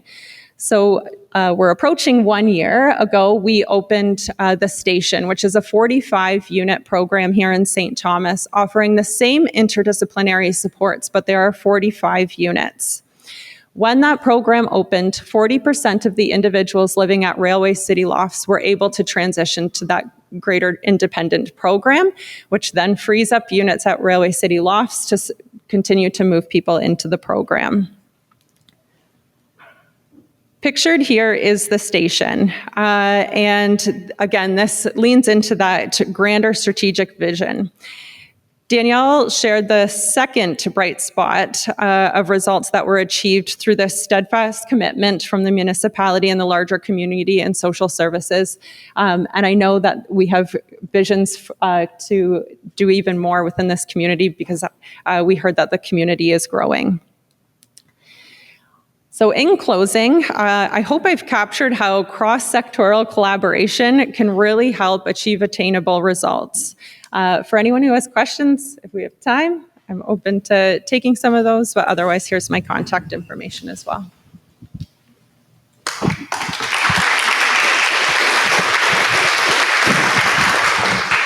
Yeah, thanks so much. So Joel with Peterborough and the Kawarthas. First up, I noticed that there's no big green spot on the map as you go towards Eastern Ontario. And I'm very curious, like, what are the barriers to an organization like yours? Obviously, there's a pressing need across this province. What do we need to start putting in place at our end to allow organizations like yours to flourish in our communities? Yeah, I mean, capacity is a real factor in terms of our staffing. I think the other piece is Because Indwell is a health and housing provider, the alignment of, and this is maybe a bit of a push to some of those layers of government, the collaboration at that level for that cross-sectoral work is really important. But it also starts with that local investment. So we have heard repeatedly about the vision of the municipality here, but then pulling in those other partners from the health and housing sectors to really sort of set the stage to say, we're all in this. This is our commitment. This is how we can see solutions being implemented here within our community. Is it a 15-unit program that's 3 hours away from our other existing programs? Might be a bit of a stretch.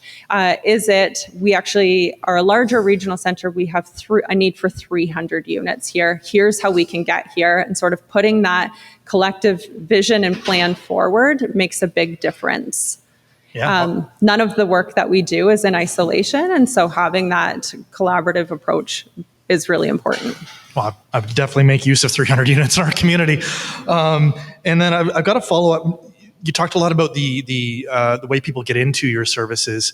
Is it a transitionary service, or do people tend to stay there and you have to build new units to find new space? Or do you transition to like market rate rent or home ownership or things like that through there?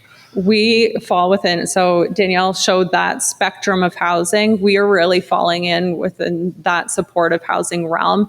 That diagram I showed around the types of supports that we offer within our program, we're really ranging from that enhanced level, that complex interdisciplinary team, through to more of a standard approach, where we have maybe 1 or 2 housing support staff. Individuals are well connected to community resources, but that deep affordability, that sense of belonging and community is still really important. That's sort of the housing spectrum that we fall in currently. Okay.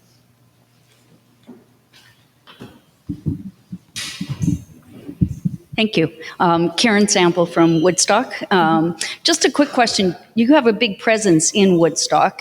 Do you have some stats that you could share with us offline about the Woodstock part and what impact that has had and where you're looking to go from here? We as a chamber have been bringing together some of the groups to try to have more conversations, and I think it's an area where we could really learn more. Right, Kim? So. Yeah, there's my colleague Justin, who is the regional director for that community. So I'd be happy to bridge introductions, and likewise across across Ontario, I can bridge some of those further introductions based on that regional. I just have one quick question about your intake for housing. Do you collaborate with the rest of the groups in St. Thomas to get on the housing line for the subsidized housing, or do you do all of your own intake? I'm wondering if you want to answer that. If I'm understanding the question correctly, so because of the type of supportive housing that we offer, we are working directly with that by names list. So the local community and community agencies would set the priority populations for this community based on their local needs. And that's what I wondered. If the by names list that they're using all the way around, you access that list. So we don't have direct access to that list. When we have a vacancy, we would notify individuals who work within that system that we have a vacancy, and then they would refer an individual to us. Thank you.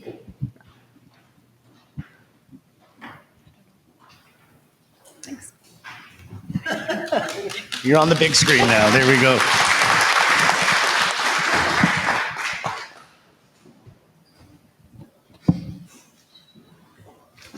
Thank you, Natasha, so much for that. I didn't recognize her when she came in the room, but Councillor Tara McCulley has joined us today. She was my second chair at the Chamber of Commerce since I joined the organization 4 years ago.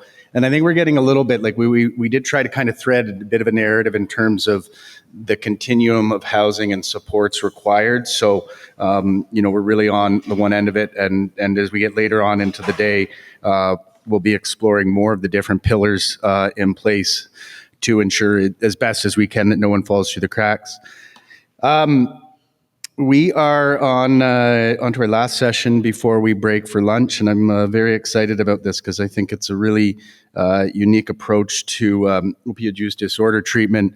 Dr. Joseph Mai from the Central Community Health Center has done some incredible work, so please join me in welcoming him here today.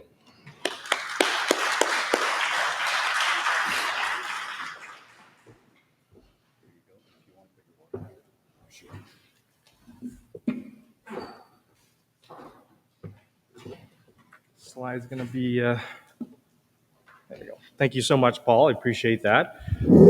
Being a diehard Calgary Flames fan, even I was sad last night to see the Oilers lose. You know, I mean, that was Canada's chance. So if I am not well prepared, it's because I was distracted by the hockey game. But no, just kidding. I'm here. So yeah, I want to echo everything that people have said so far. So first of all, I think the passion is really important. You people are here today because you care and you want to do something to help your communities, and that is the first place to start. I think when there's a passion, people bring their skills and talents to the table and offer. And then, as Natalie said, there's got to be trust, because once you trust other people to do their best and to be collaborative, it just brings out the best in people. And so that is kind of a good setup to what I'm going to talk about, because what I'm here to talk about is somewhat medical. It's an approach to opioid use disorder treatment or addiction, but it goes far beyond the medical, and that is the evidence. And as a physician, I want to, use medical evidence for best practices, and the things that we are not doing well as a medical community does fall in the realm of the wraparound care, and that is evidence-based. So I'll talk a bit about that. So first of all, I just wanted to let everyone know I am a family physician by training, but I have a special interest in mental health and addiction. I did some extra training through CAMH, but then mostly it's through my own interest that I kind of pursued a lot of the different areas that has helped me to kind of get to where I am in terms of developing the program that we've developed. And the program, developed, it evolved. It was not something that I came to and said, hey, this is year 1, year 2, 3, this is where it's going to be. I was in a family practice for 17 years, and I did general family practice. And, it was great, but it got to a point where I felt I wasn't doing what I was passionate about. In my last 4 years there, I started treating addictions and mental health for my other colleagues. There's a group of 6 of us, and of course, the challenging patients were the ones who had severe mental health and addictions issues. I was initially struggling. I didn't have the tools, but I felt like, I could do more. And then that's when I did the training. And then when I came back and I started treating my own clients and had success, it felt really great. I felt I was making a difference. And then I offered that service to my other colleagues who were happy to refer their clients to me. And it was very rewarding. Some of the clients that used to be the most challenging for us, and when I looked on the schedule and saw their names, I'd have to take a big deep breath, became some of my favorite patients afterwards once they were on treatment. Because if you don't have the tool, it's like anything else. You feel useless, helpless. The patient feels that way, and they're going to, not respond to you well. And if you don't show that you can help them, care for them, that's the experience it's going to be. It becomes very, adversarial, and that prevents people from really presenting who they are. And so, like I said, after a while, after treatment, people no longer were dealing with the brain hijacking, the desperation to avoid withdrawal. They were themselves, and they were really interesting, great people. And no, not surprisingly, their neuroatypical brains, made them interesting, but were also the reasons why they potentially, had the challenges they had in their lives. So that really, set a spark in me and set off a spark and made me really want to continue down this path. Oops, I think I missed something here. Okay. Oh, I guess it's not on here, but on your sheet there, I have some objectives and disclosures. I mean, the objectives, I will follow them loosely, but I really want to talk and just have this as a conversation. If you have questions, interrupt me. That's fine. We'll get through it all. The most important things first, and then we will, cover extra areas that people want. Okay, because I have a lot to talk about. I mean, 40 minutes is very generous. Thanks, Paul. I mean, that really is compared to what you've given everybody else. But like, I could talk for 2 hours and still not finish. I mean, and honestly, that's just the way this is for me. Okay, so let's move on to. Geez, you're really missing everything. Okay, so first thing is, what is addiction, right? So addiction is very nuanced, very complex. If you look at just the definition on the surface, the very medical approach to it, even that is very, lengthy. It's a chronic disease. It has many aspects that manifest itself. At the root of it, it's the reward relief pathway in the brain, the striatum part of the brain that is affected. And it can be defined as, an inability to abstain or inability to control your impulses or cravings. It's a chronic disease. It's cyclical. It relapses. There's so much to it. This definition by the Association of, the American Society of Addiction Medicine is probably the most concise, I think, and inclusive definition that I have found. But even that is only, partially accurate. But it is very long. So if you want to boil it down a little bit, these are the 4 main C's that are common in everyone with addiction. But again, that really doesn't speak to the root of it, the cause of it. So what I've come to learn more recently, and it is actually very well evidenced, but it hasn't been accepted or talked about, is addiction is not so much a substance problem. In fact, it can be anything. It can be gambling. It can be sex. It's not so much a substance problem, but it is a social problem. And that's why we're here, because this is what's going to solve the issue, working together collaboratively, because the people who deal with addiction have much more than a medical craving for a substance. So one of the best ways to look at addictions, and I credit a journalist, actually, a British journalist, who looked through all the data about addiction, and he said, addiction is not about the pleasurable effects that people seek from substances. It really, from the evidence, is an inability to connect in healthy ways with others on a daily basis.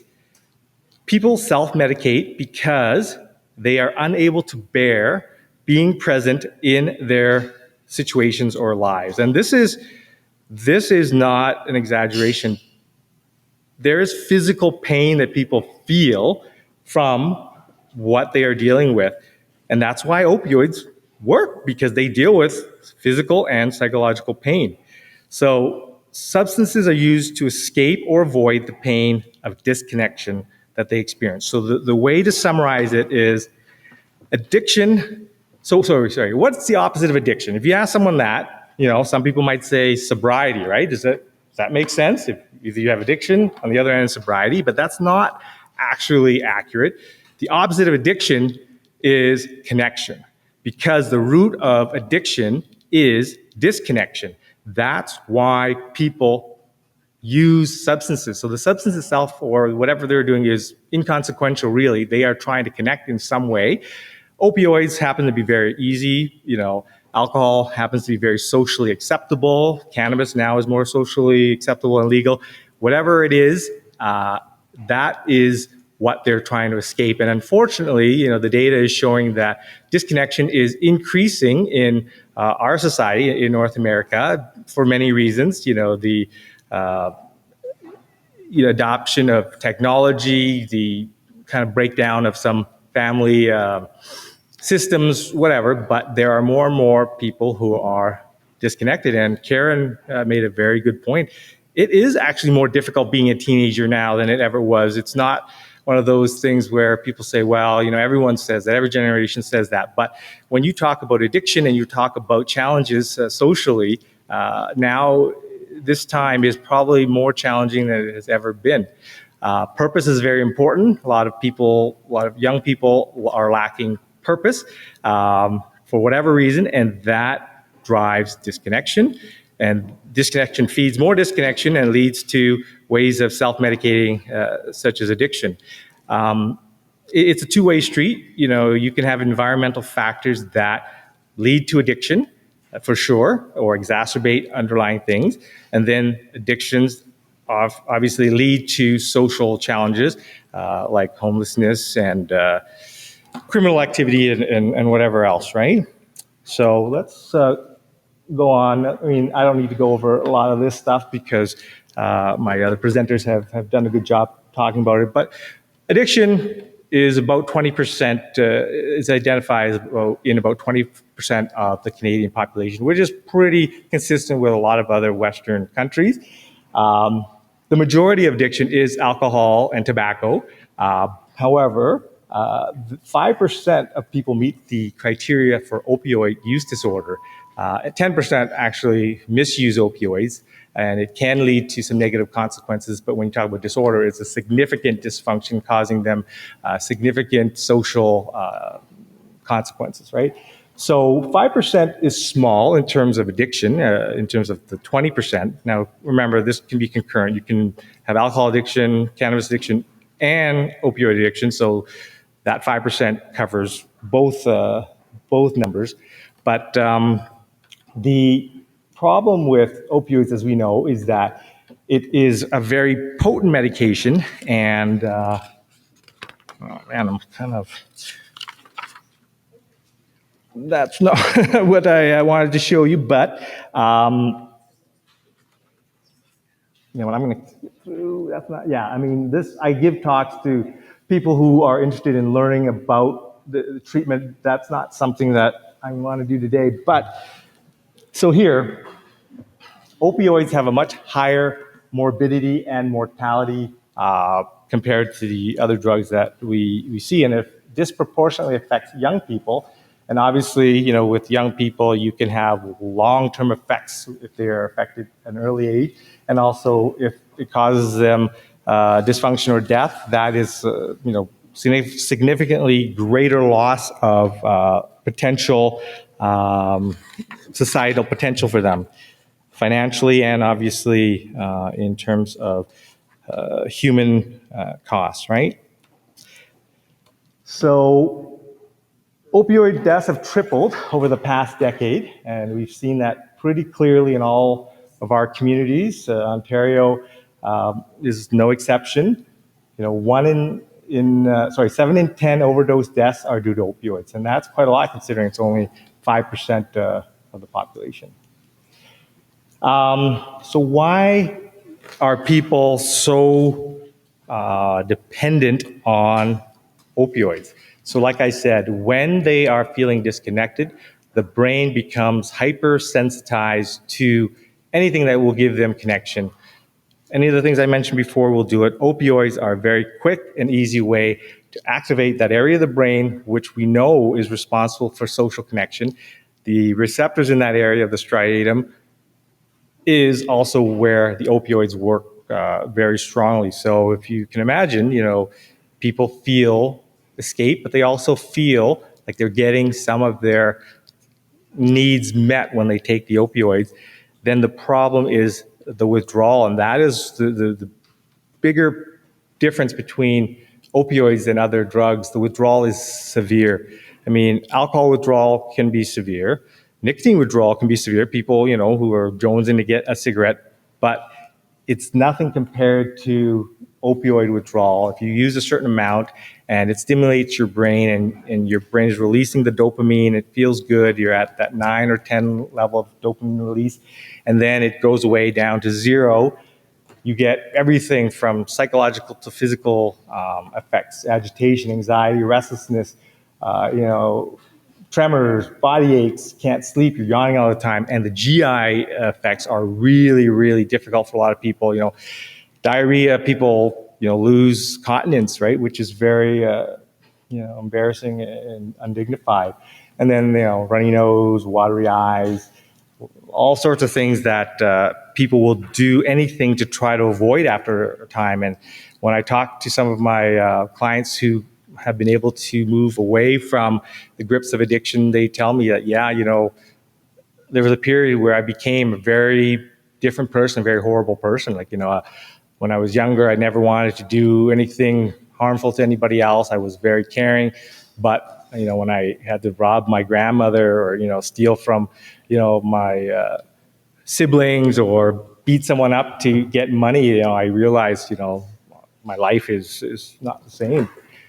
And that's because of the withdrawal effect. It'll turn you into someone you're not. So treatment options, the three main ones that we have are naltrexone, methadone, and buprenorphine. I'll primarily talk about buprenorphine because it is the most effective one, and that's what I use primarily. However, these other two do have some small roles. Naltrexone is a medication like naloxone. Naloxone is what we give people when they overdose because it blocks the receptors and it kicks out all the opioids. So people who are getting too much wake up and they're usually very upset with you because you've just taken that connection away. They were feeling happy, and a lot of people say they would have rather died feeling that way than waking up to the life that they are back to. But naltrexone is a similar medication that you can use every day or you can use as you need. It's often used for alcohol addiction, but it can work for opioid addiction too. So it blocks the receptors and prevents some of the, so basically it prevents the person from feeling the euphoric effect so that they aren't going to use it. It trains the brain not to use those things, but it takes a lot of it takes motivation, and people have to really want to get off whatever they're on, alcohol or opioids, to use it. So it's not as widely used or as effective as some other ways. Methadone, of course, is simple replacement therapy. So instead of getting opioids that are illicit, that might be tainted, you're getting something that is very potent, that is very long lasting and will stick to the receptors so that other things can't kick it off. It lasts at least 24 hours in terms of its peak dose, but it actually lasts for 3 days in your system or more at a significant relevant dose. It is helpful in situations where people just want to continue to escape because it is supplied in a way that reduces diversion. So they have to drink it either in front of somebody or even at home. They have to drink it. It's harder to sell it or share it, but it can be done. It is a very potent medication, like I said. So unfortunately, it has to be very tightly regulated and monitored because overdose is very possible and common with methadone. So unfortunately, when it came out, it received a lot of oversight because it needed to be. If you missed a couple doses, you couldn't go back to taking your same dose because you would overdose. So physicians who were giving it had to have specialized training, and then along with it came, testing of urine to make sure that they weren't using other things and that they were using the methadone when they took it home. And it became kind of standardized that that's how we treat addictions. We have this big process where they come visit the doctors frequently, they do the testing. If they are using other things, they get admonished for it. Because the hope is that then we would scare them back into doing the right thing and not using other opioids or taking their medications properly. So that has become very institutionalized, and unfortunately that has turned out to be a very big deterrent for people to get treatment. So when buprenorphine came out, which is a far, far better medication, it's far safer, it doesn't need to be monitored so closely. The government didn't know what to do with it. They said, okay, it's another treatment, so it must be like methadone. Let's put it in the same category. The same practitioners will give it. So, urine tests, frequent visits, all that stuff. But it became very obvious how that wasn't necessary. Unfortunately, the financial remuneration aspect for providers didn't change, and providers didn't make it easier for patients by reducing the number of visits. They kept it the same, maybe for their own self-interest, which is unfortunate. Take some water.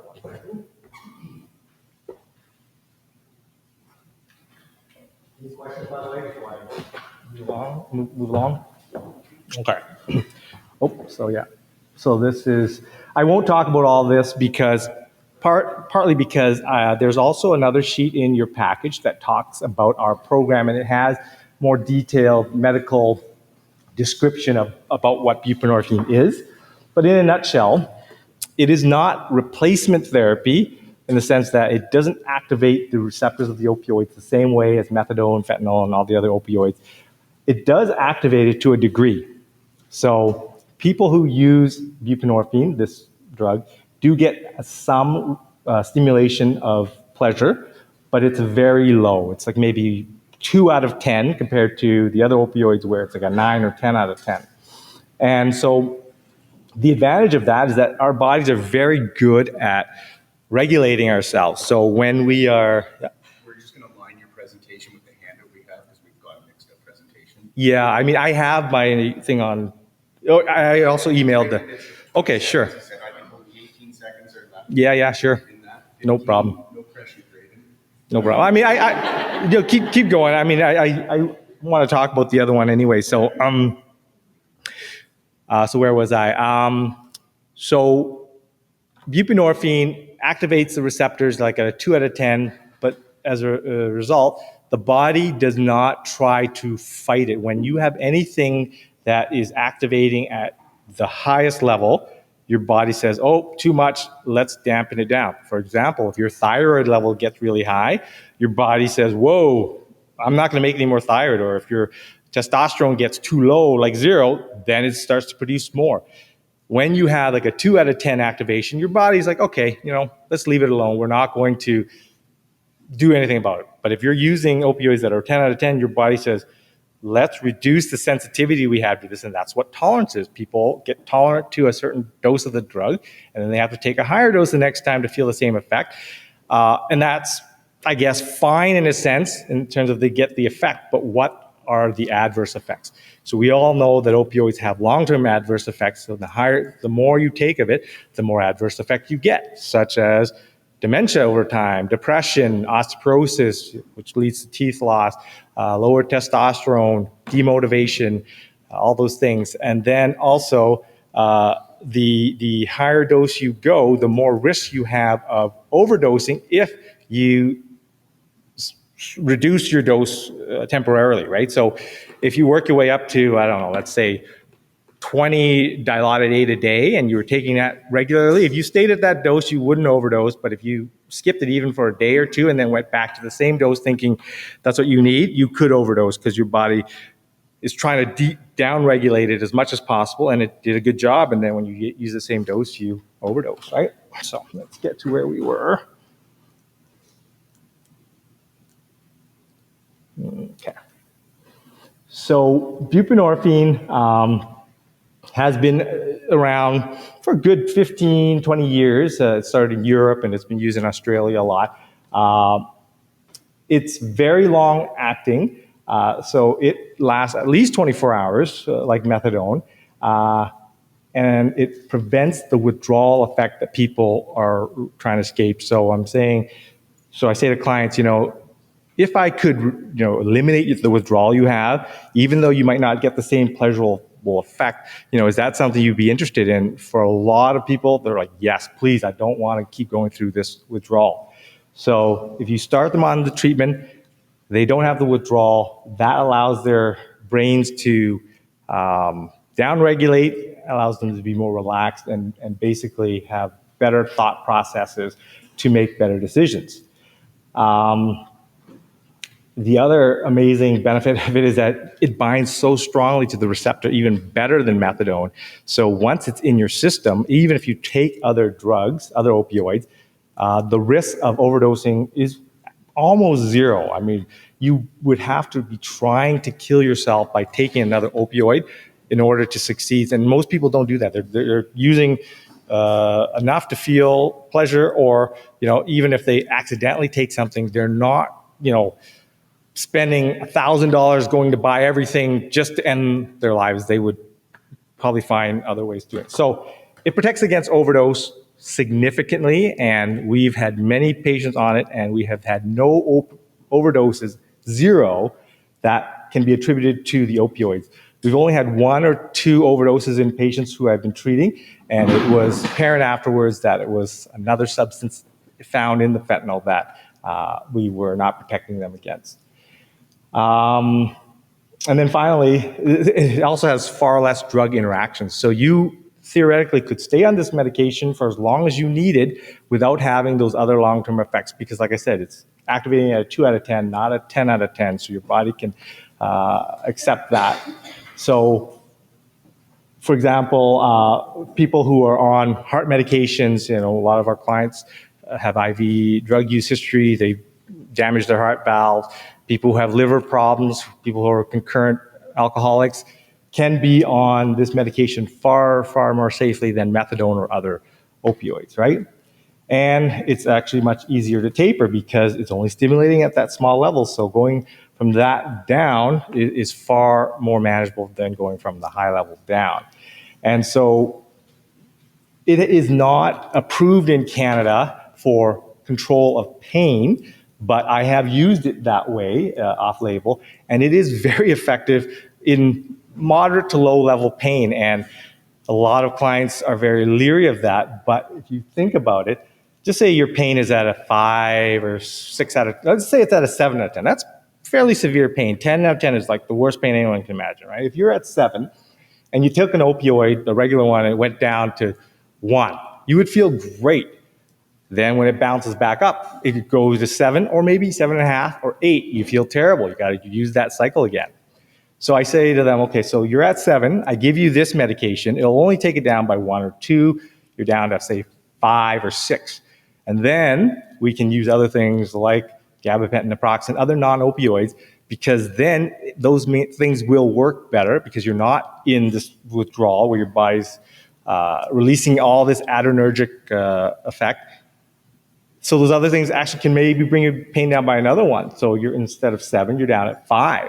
And then let's allow you to make better choices, eat better, get a better place to sleep. That might bring it down another 1. So then suddenly you're down to like 4. A steady 4 is far better, everyone has told me, than 7-1. A steady 4, people can learn to live with and manage.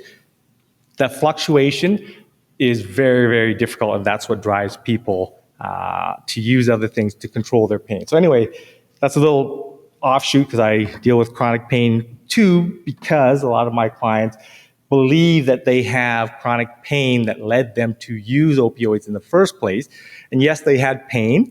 It didn't need to be chronic. Unfortunately, they were probably overprescribed or not treated properly. But in a lot of cases, people use the opioids to deal with their psychological pain.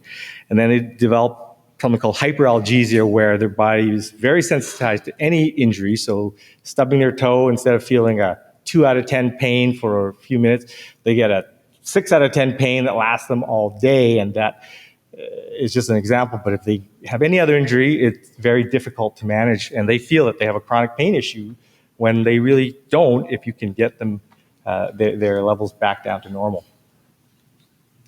So because it's such a great medication, in 2018, when the Canadian Practice Guidelines for Opioid Use Disorder came out, it easily became the first-line recommended treatment for opioid use disorder because it's very effective, it's safe, and it doesn't have all these other unknown adverse effects, right?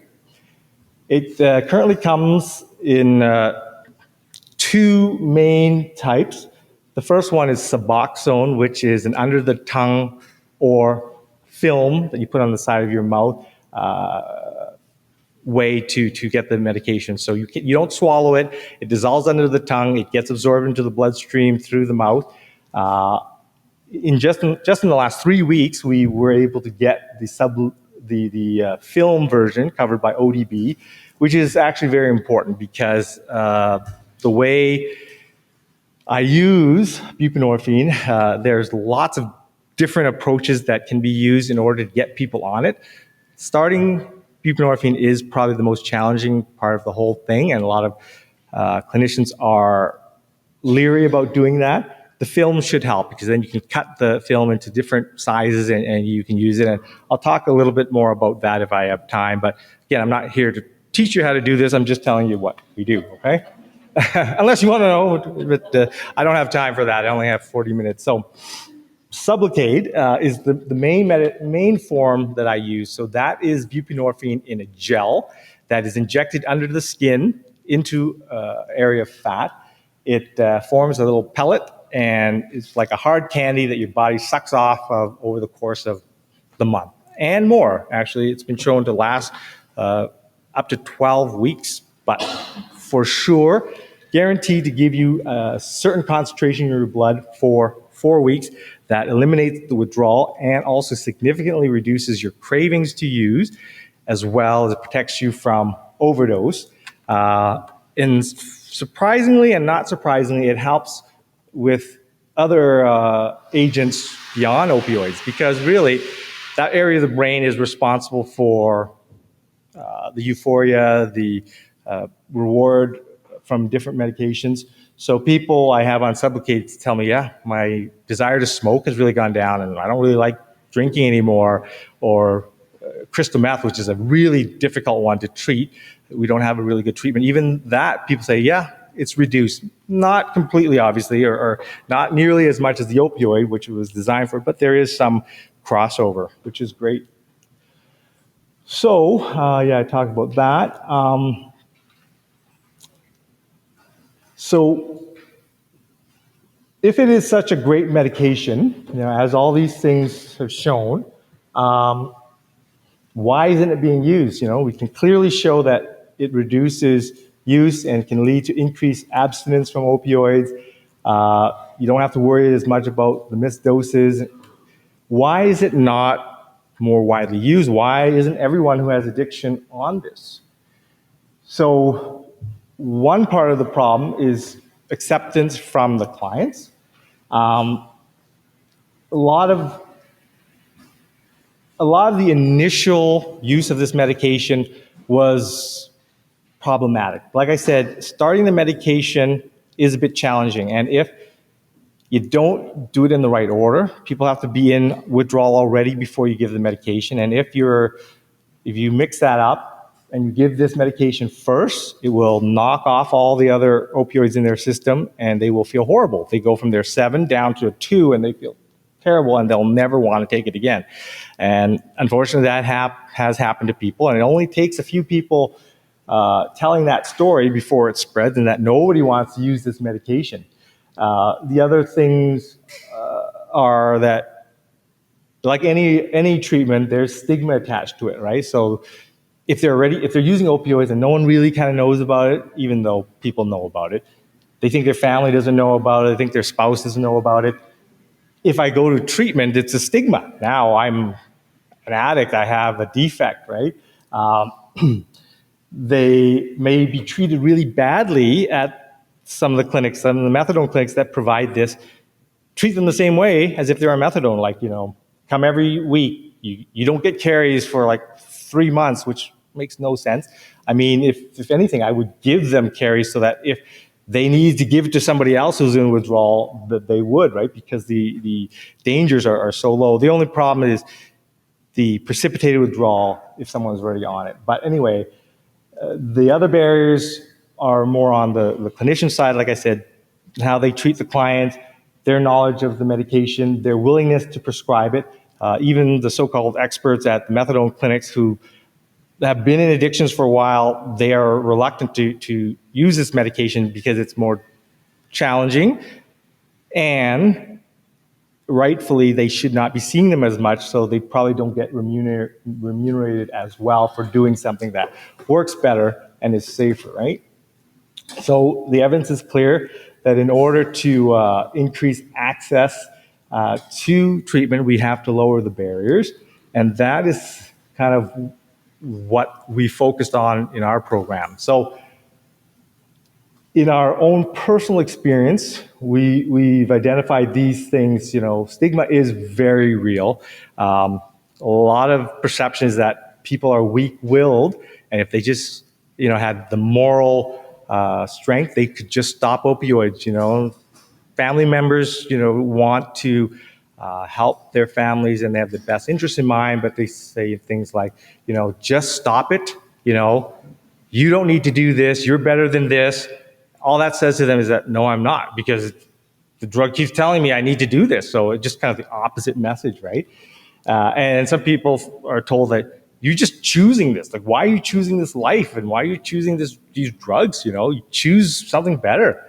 And that's, again, not realistic. And then, if you're told that you're defective, and unfortunately, one of the models that was popularized for a while was that drugs hijack your brain, and so you have no control over yourself.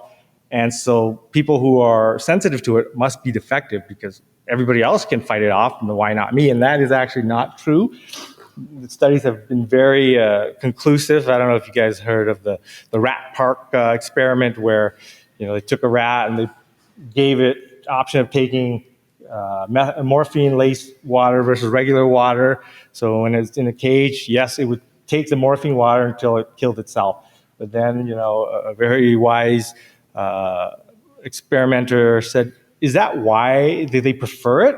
So then he made Rat Park, which was very, everything that a rat wanted in terms of connection. They had other rats with them. They had lots of food and everything else. And it turned out that they did not prefer that water. They avoided it. But because they already had what they needed, and they knew that this also had a negative effect. But when they were trying to escape, it didn't matter, right? They wanted to use it. But anyway, other barriers to treatment, like I said, the precipitated withdrawal is something very scary for clients. And if they get told the story by others, they don't want to use it. The idea that they'll keep having to come visit the doctor, and who's going to be able to work when they have to go see the doctor every week or every month, even once a month, you got to tell your employer why you got to go there. And that, a lot of people don't want that. They don't want people to know. Accessibility is an issue. We see a lot of clients, but we are kind of full up in terms of who we can take. And until the methadone clinic maybe changes their treatment strategy, there's not a lot of access here in St. Thomas. And in London, the same thing. I'm a colleague who works up at the RAM clinic, and they are very busy as well. And then the other big one that I've really worked to change, and that's what I'll talk about, how it's different from other practices, is the expectation of abstinence. So, like I said, I try to be very evidence-based, and I don't understand why our colleagues and people in addictions believe that if someone's on treatment, that everything is perfect and they should be expected to be abstinent from using other drugs, especially when you're using something like Sublocade and it doesn't have the same negative effects. So that is a big issue that we deal with. And then other minor things is that they're concerned about, if starting on Sublocade, will they have more pain that they believe that they had? And I'm able to tell them and convince them that, there is actually a reduction. You will have a reduction in pain. But trust is really important, and that's what we needed to build in order for people to accept what we were saying. And then other things people say, like, why do I want another drug to replace the opioids? It's just another addiction. Or, I don't want to start it because the methadone doctor said that I have to stop methadone for 3 days, be in horrible withdrawal before I can start this medication, which is so old-fashioned. They did have to do that at the beginning, but we have many, many different techniques to prevent that, microdosing, macrodosing, whatever. But there are ways to avoid that. And then the injection of the medication, it's into the fat, but it does burn in some cases. So we've tried to mitigate that by using lidocaine, because there was a small study in Switzerland that I found that it was helpful, and it works great and doesn't affect the way the medication works. So just that willingness of us to listen to our clients, makes a difference, because a lot of our clients said, when I went to jail, they wouldn't give me the freezing. I said, I need the freezing. They said, no, that's not how we do things. Or if they go to the other clinic, we don't do that, just put up with it. And that's not patient-centered, and there's really no reason to make it harder than it is for people, right? So low barrier treatment is what we are aiming for, and the group, Jakubowski and Fox, identified the first four: a harm reduction approach, which a lot of you already know, which I'll talk a little bit about. Same-day treatment and entry for the medication is really important, and I ascribe to that. So if someone comes and they are in a mindset that they want treatment today, I try everything I can to treat them today, because if I say, I'm too busy, come back tomorrow to my clinic, 9 times out of 10, they won't be there, right? Then just accessibility, and luckily we've partnered with the Inn, and they allow us to use their facility, because that's where a lot of people who struggles live and are around, and it's easy for them to come to us. And flexibility, we run an outreach clinic every Wednesday afternoon, so patients don't have to make appointments. Obviously, clientele who struggle with opioids often have executive function difficulties, time management, planning, organization. So giving them an appointment 4 weeks away at a certain time is probably not realistic. So flexibility is important. So when they do show up 1 day late, I do try to see them and give them their injection, because they need it, and it's important for them to get it. And finally, the one that I actually think is first is, and they don't talk about, is to build the trust. So when we started this program, like I said, it was kind of an evolutionary process. It started with my nurse, Shelley West, who was already doing outreach for wound care and just kind of primary care, because our clients, have all sorts of infections and injuries. That allowed her to get to know a lot of the clientele. She also got to know Dan Bolton, who was a former addict, but was a very strong advocate for this community. He's been on committees. For the first year or so, he was riding around on his bicycle, even in bad weather, telling clients, like, the doctor is on the bus, or we had a mobile bus. You should go see him, or you should. And he made a big difference, because harm reduction is a very important piece of this. So anything we could do to reduce their harm from opioids or their living circumstances made a big difference, and it allowed them to gain our trust. And we started looking, so we treated their addiction as a chronic illness, which in the literature you're supposed to, and that allowed people to feel less stigmatized, like they have a diagnosis like diabetes. So if someone is not exercising and losing weight, are we going to stop their metformin? No, that doesn't make sense. If you relapse with opioids, that is something that we deal with, right? And so having that understanding helps people to feel safe with us and have that trust. And then, so at the basis of all this, we started thinking, how can we set up a structure, a program that we can kind of share with other clinics, and maybe get other people doing what we are doing here, because it works. And I realized that attitudes and judgment really are at the basis of the prescriber challenges. So a long time ago, the French philosopher made a distinction between judgment in terms of the content of what you're judging and the attitudes that you attribute to that. And the attitudes really depend on you. So the content is usually objective, They are using drugs. Okay. That is observed. Your attitude is that they're failures for that. That's on you. And to be judgmental, is the word that we use to say that you're applying your attitudes to the content of the judgment. And the other part of it is that the person never signed up for you to be their judge, and you are not necessarily the person who is in a role to judge them anyway. In family or a physician, right? Because you don't know what they've been through, you don't know what they're dealing with, you don't know the disconnect level. And in fact, maybe you are part of the problem, and why are you judging them, right? So the concept that I kind of came up with that I felt was more accurate in terms of treating people with dignity and respect was accountability without judgment, because accountability is very important. If they come to me for help and they want a goal, like not to use opioids or use less or have better functioning, that's their desire. I am providing accountability to check for the harmony between what they're asking for and what they are doing. I don't judge them. So they said, yeah, I wanted to stay off opioids. I use 3 times this month. Like, okay, that's actually really great, because that was half of last time. So that's a positive judgment, I guess. But if it was negative, I say, well, what are we going to do, or what do you want to do to make it better next time? And that's it. And they might say nothing. They might say, you know what?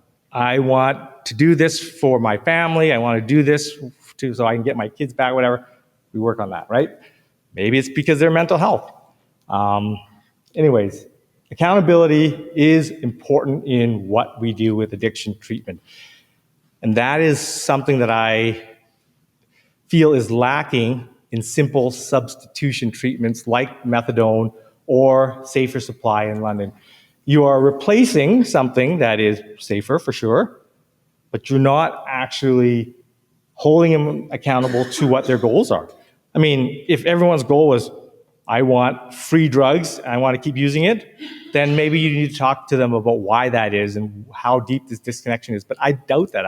I don't think people come to those programs saying, this is all I want. They actually want more, but that's what they're offered, and that's what they are, that's what the provider models for them, and that's the expectation they have. So I don't ascribe to that. So low barrier is really important. You want people to get treatment with evidence-based tools. So what we have done is made it as simple as possible. We have that walk-in clinic I said. We provide them with the primary care and the mental health and the determinants of health, the social determinants of health that they desperately need to be healthy. And that's why we can build trust, because people know if you are there just to write a prescription, to get a paycheck, and they try to talk to you about how it's affecting them negatively and you don't respond, it's clear you don't care. And why would they care to do what you're suggesting? They don't trust you. So it's important that we do what we can. A lot of these people don't have family doctors. They got kicked out years ago because of their aberrant use. And we need to fill that void. So we offer a cell number for clients to call our nurse or text. Now, we don't respond right away all the time, but just having them know that they can reach us, and then my nurse will check it within a few hours or the next day. And if it's something really urgent, she can get a hold of me. And I don't mind, hopping on the computer and doing something. It makes a big difference. And then we have our regular clinic Monday to Friday. It's not the outreach, but if clients come in between my other scheduled clients, because I see other people, I try my best to see them, and I leave space in my schedule for that. Our clinic allows us to do that because very ingenious, I guess, approach from our administrators is that we made a mental health and addictions team, which comprises of me, and it was in the other slide, me, my primary nurse, Shelley West, and then we have another part-time doctor, Dr. Lum, so when I'm not there, he can prescribe things. And then we have an amazing volunteer who's a retired nurse who's kept her license, and she comes with us every outreach, and she is amazing because she does the work that if she wasn't there, we couldn't see those patients. So anyways, we do our best to fit people in when they come, give them their treatment so they're not going without, because being on treatment is far better than any other thing that I can do for them. Because addiction and the symptoms of addiction are on the top layer. Everyone sees it, everyone wants to tackle it, and that's important, but it's all the stuff underneath that we need to get to, and we can't get there until we deal with the substance use. And luckily, as we've talked about here, the collaboration that we've been able to work out with our colleagues has made a huge difference. So I put social services up there first because I think you guys have done a great job in terms of helping people with referring to us, helping them with their paperwork, trying to get into housing. I remember a client who I felt very strongly that they would do well if we could get them somewhere quickly, and they wanted to go back to work, and you guys were flexible and tried to do that, and that's the trust that we have, the collaboration. So I'm not going to say to you everybody needs a home tomorrow, because I know that's not realistic, and that's not really it's not acting in a trustworthy way. So I think that collaboration is very important. In Dwell, at the Railway City Loft. So initially, when we started, Sarah Chrysler, the nurse, before the building opened, she took the time to come to our outreach clinic and learn about what we were doing. So she was acting as a staff member and getting to know all the clients. That's important, knowing their names, having them know you, and seeing what we did, our attitudes, our approach. And then when when the Railway City Loft opened and she started working there as the primary nurse, she already had a good idea of how things went. And then we had a direct line. I would come there once a week initially. Now she just texts me or calls me because a lot of the clients have been very stable. And she's learned to give the injection of that medication, so I don't have to come there and physically do it myself. So it's worked out very well for, I think, both Indwell and for us, because we share the same clients. I mean, every client at Indwell actually is my client, so we're treating the same people. Like I said, perfect. So very thankful to Brian and his team for letting us use the space, and then helping us with navigating other agencies coming there and helping our clients. Urix has been fabulous because they are the main provider of our Sublocade. Sublocade is difficult to order. You have to order a certain amount. It has to be kept cold, so they've been great.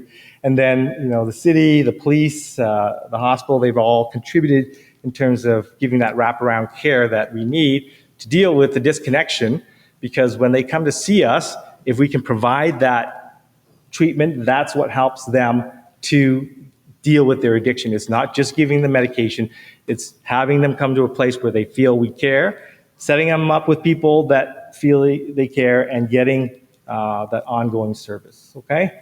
The one big difference that I do from a lot of other places, because what I've said so far, the treatment Sublocade is done elsewhere. We definitely try to have more of a wraparound service, but the one thing that I have done a little different is adding the harm reduction piece. So I don't expect abstinence because that's not realistic. So instead of having them go out and use, buy illicit substances, I give them a very small amount of Percocet. In the notes it said Dilaudid. I started with Dilaudid, but I changed to Percocets because Percocets you can't inject it, and there's a limit. There's Tylenol in it, so you can't give past a certain amount, so it avoids the negotiating. So I said, nope, that's the max, that's all you get. Clients respect that, and they come to the clinic to get the treatment with a Sublocade because that's an expectation. You get the shot, then you get the prescription, you get a week's worth at a time, and that's it. We don't replace it. If you lose it, gets stolen, you only have 6 days to go. You won't have bad withdrawal. It's more for the psychological withdrawal anyway. So anyway, I just want to end by saying that we've had lots of good success. We have 175 active clients right now on Sublocade. We've treated even more than that. Some of them have gotten off opioids altogether. Some of them we've lost to follow up, and maybe they'll come back. But we've had a lot of positive responses in terms of no overdoses. Their housing rates have increased. A good 10 to 15%, I would say, have gone back to work. And some of these people were on ODSP for like 15 years. And that's a big boon to the economy and helps their self-esteem. Legal involvement, incarceration rates have gone down. The downtown core looks better to me. There's less people who are struggling day to day. There's family reunification. And the most important thing for me is that their acceptance to treat their underlying mental health has opened up. And that allows me to deal with a lot of things that they were not wanting to deal with before. So anyway, just in conclusion, addiction treatment is essential, but it's only the first step. Ultimate goal for me is to improve their functioning so they can make better choices and have overall wellness, quality of life. If you want to boil down what I do, I kind of had to think about it. So what I do differently, I call it evidence-based opioid use disorder treatment paired with harm reduction. And that's, in a nutshell, kind of what we do. And that's all I have to say. That's all I have time for there. Anyway. Again, thank you so much for this morning. Please join me in welcoming Chief Mark Roskamp from the St. Thomas Police Services.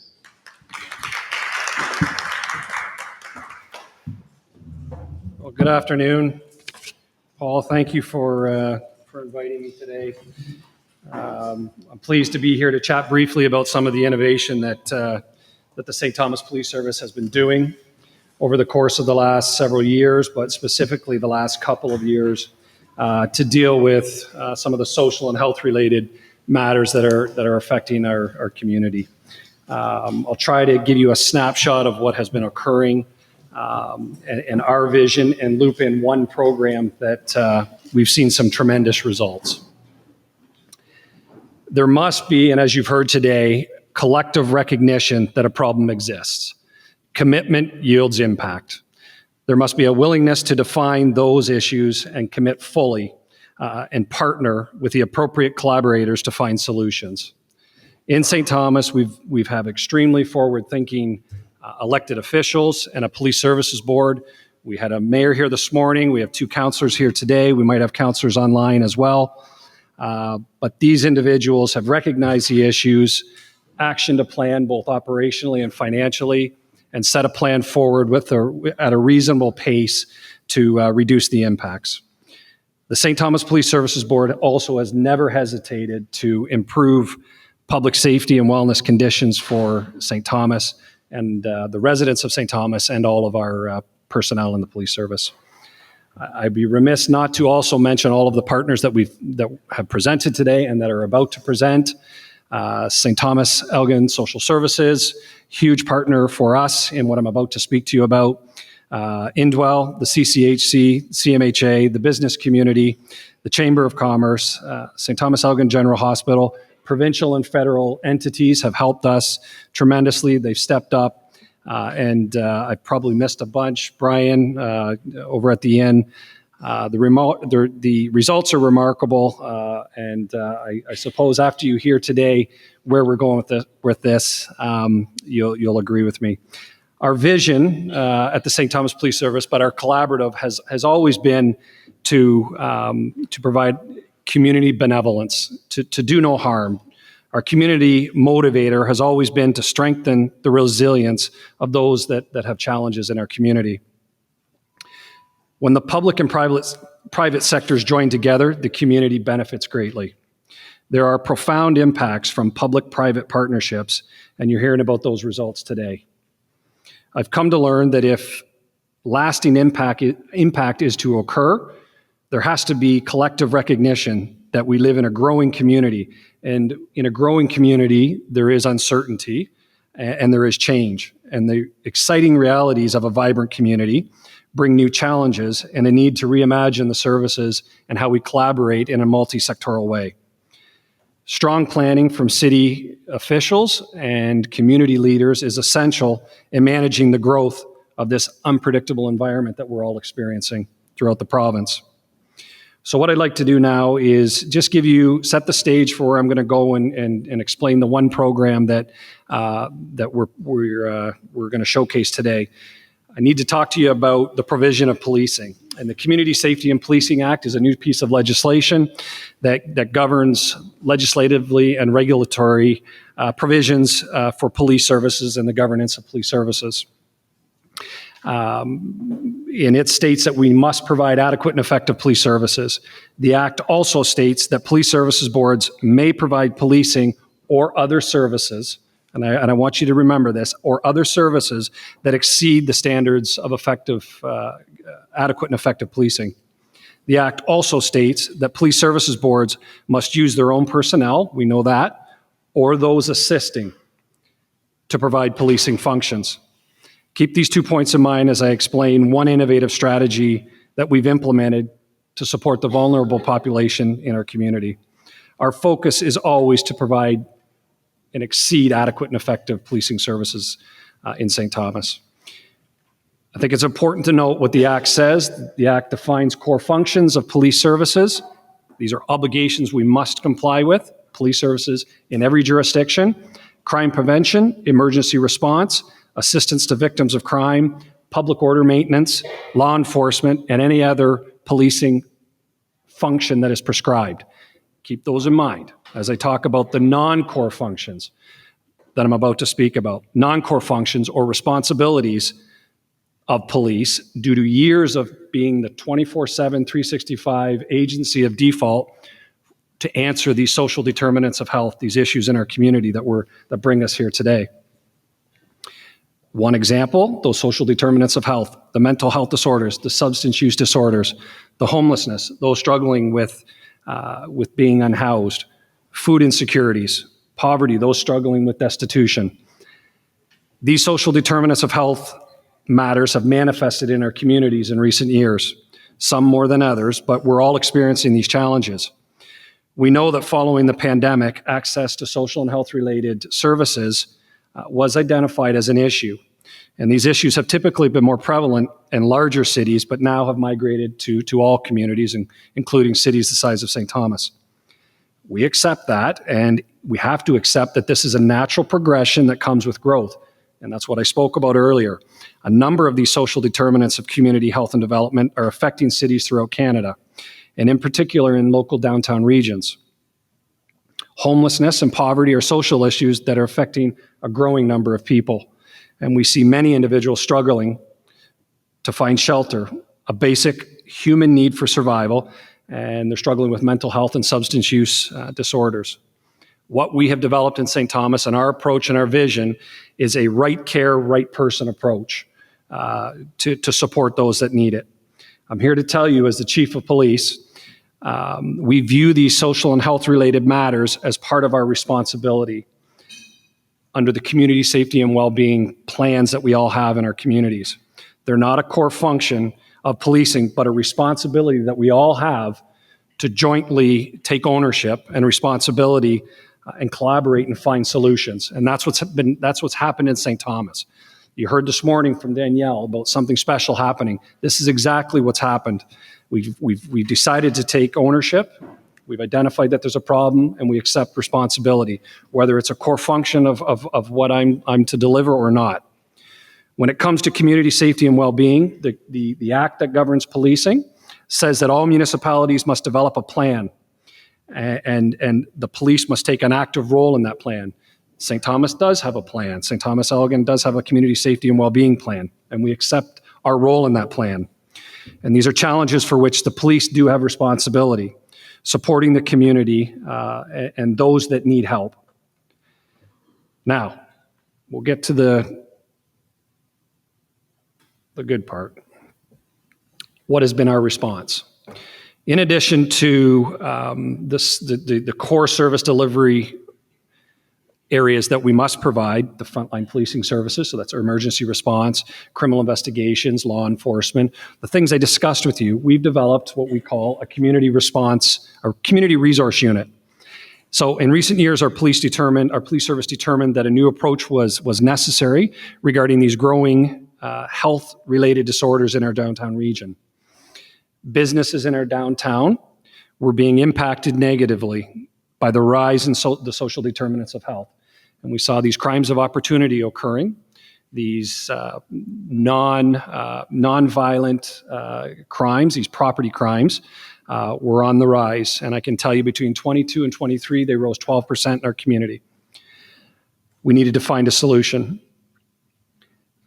And again, these are believed to be these social determinants of health, these non-core responsibilities that we must all respond to. We decided to create a team of special constables. Special constables, you might know, are governed under the act that governs policing, the Community Safety and Policing Act. They do not have a firearm. They do not have tasers. They are trained by police services. The new act allows police services boards to appoint special constables. And in 2022, we decided to hire 2 of them to help us in our downtown core. In 2024, this year, we've now increased that to 6. The Community Safety and Policing Act directs ways in which special constables can be used. And specifically, they can assist police in performing police functions. So that is where we're going with this, that our community resource team has a primary focus of engaging with individuals impacted by mental health, substance use disorders, and struggling with being unhoused, and connect those that want the help to healthy pathways in the community. These individuals deserve supports by all of us, and they don't deserve a jail cell. The community resource team wears a distinct uniform, as you can see. They have to look different than police. They must be clearly labeled with special constable, as opposed to the dark uniform of the police officer. Enhancements in 23, we created a new police supervisory role for which this team of 6 answers to. The oversight of that supervisory role is to build the partnerships and to keep those connections with everybody that you've heard from today and are about to hear from. And specifically, there's some responsibilities, core functions, and some not. Core functions, the supervisor is responsible for crime prevention, responsible for road safety, our traffic unit. But specifically why I'm here today is that a non-core responsibility is community mobilization.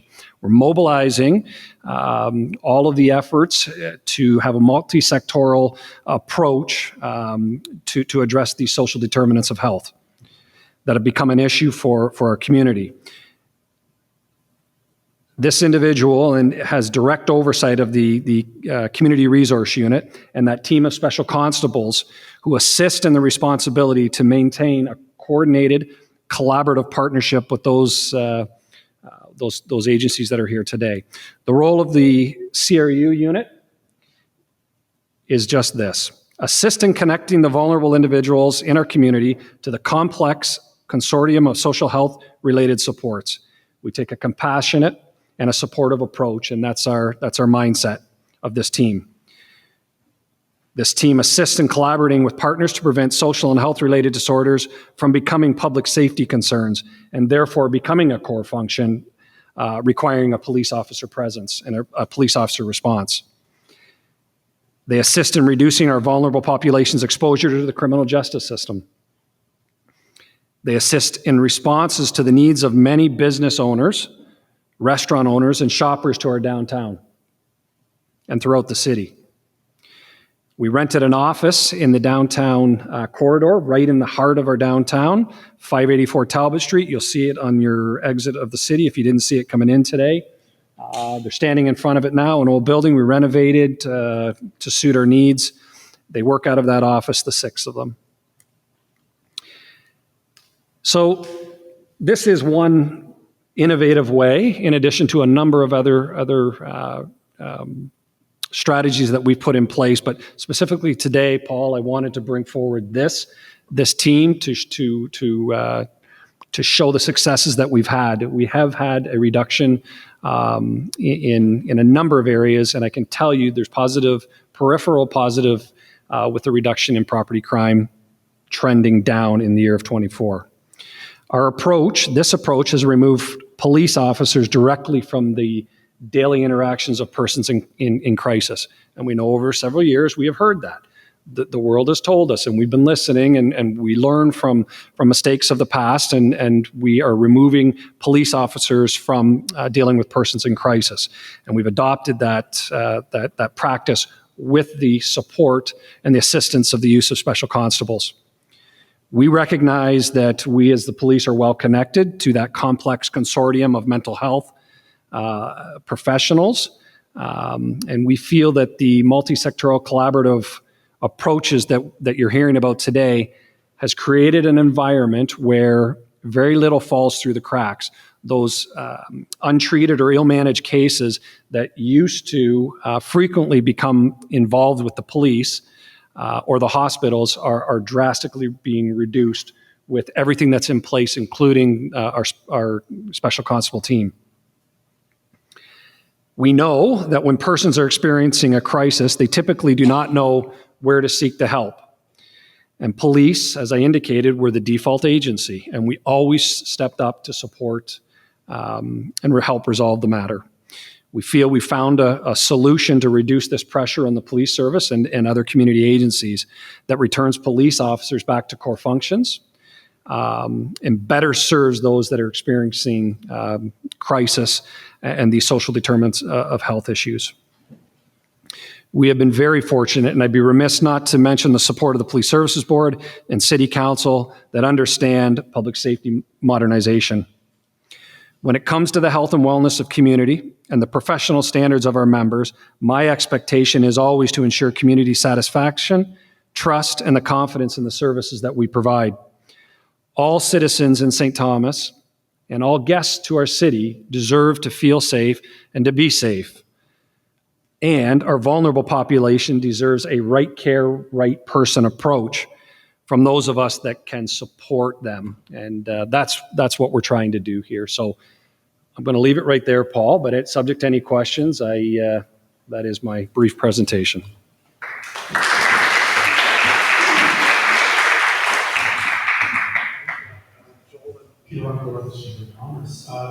Curious how you find you're referring people to social services versus just the criminal justice system. I know we deal with a lot of frustration, I'm sure you do too, where somebody gets arrested for whatever, petty vandalism, that kind of thing, and they're out the next day, and the process just keeps going over and over and over, versus referring people into community services where hopefully they're getting help for their issues and maybe less offending. Just curious what your results are on that.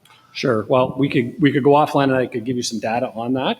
But we find the team, when the old approach was to arrest and process through the criminal justice system.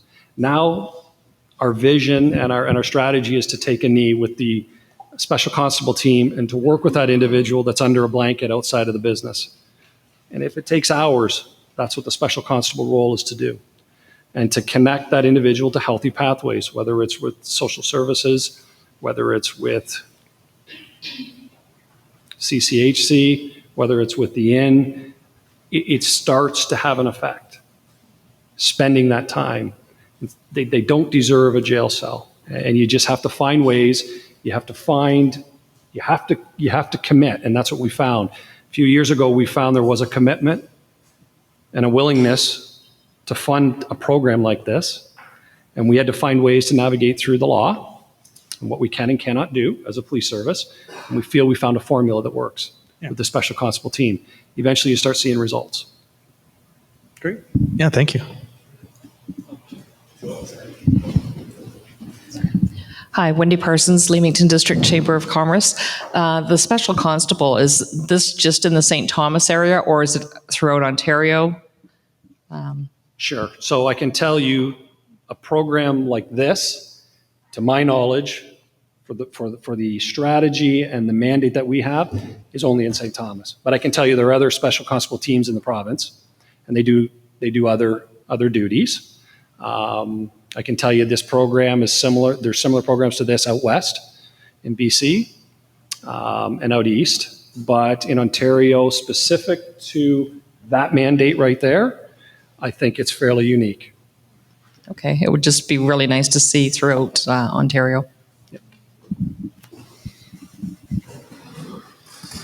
Thanks for that question, Wendy. I had that one too. And I'm Suzanne from Tillsonburg. So just very quickly, I'm sure all of our communities have experienced something very similar. The title of today's session is remarkable, really, because business is equal to these issues we have.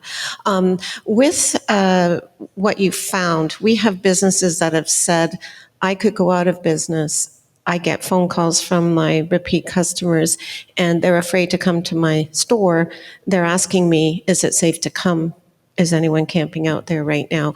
What do your community officers do in a situation like that? Right. So the scenario you've given happened for years here. Yeah. It still happens. It's not a perfect system, No. but it's unfair to that business owner. Yeah. Right? Businesses deserve to thrive, right? And people deserve to be safe to run their businesses. Customers, and they expect shoppers to come in, and for us to provide a safe city for them to do that. So it happens constantly, but the team is supposed to visit those businesses daily. Right.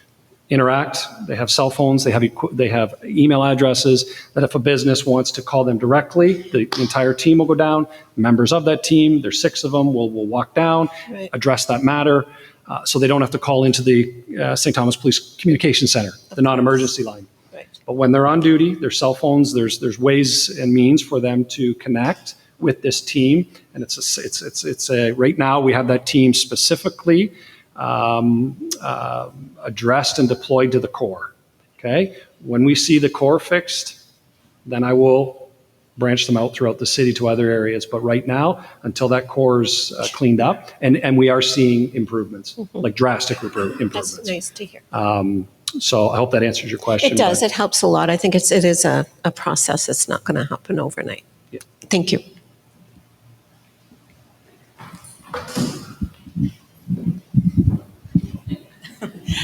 Mark, am I correct in saying that this team is on the street all the time? And I think that's partial to address that question is because they're so visible.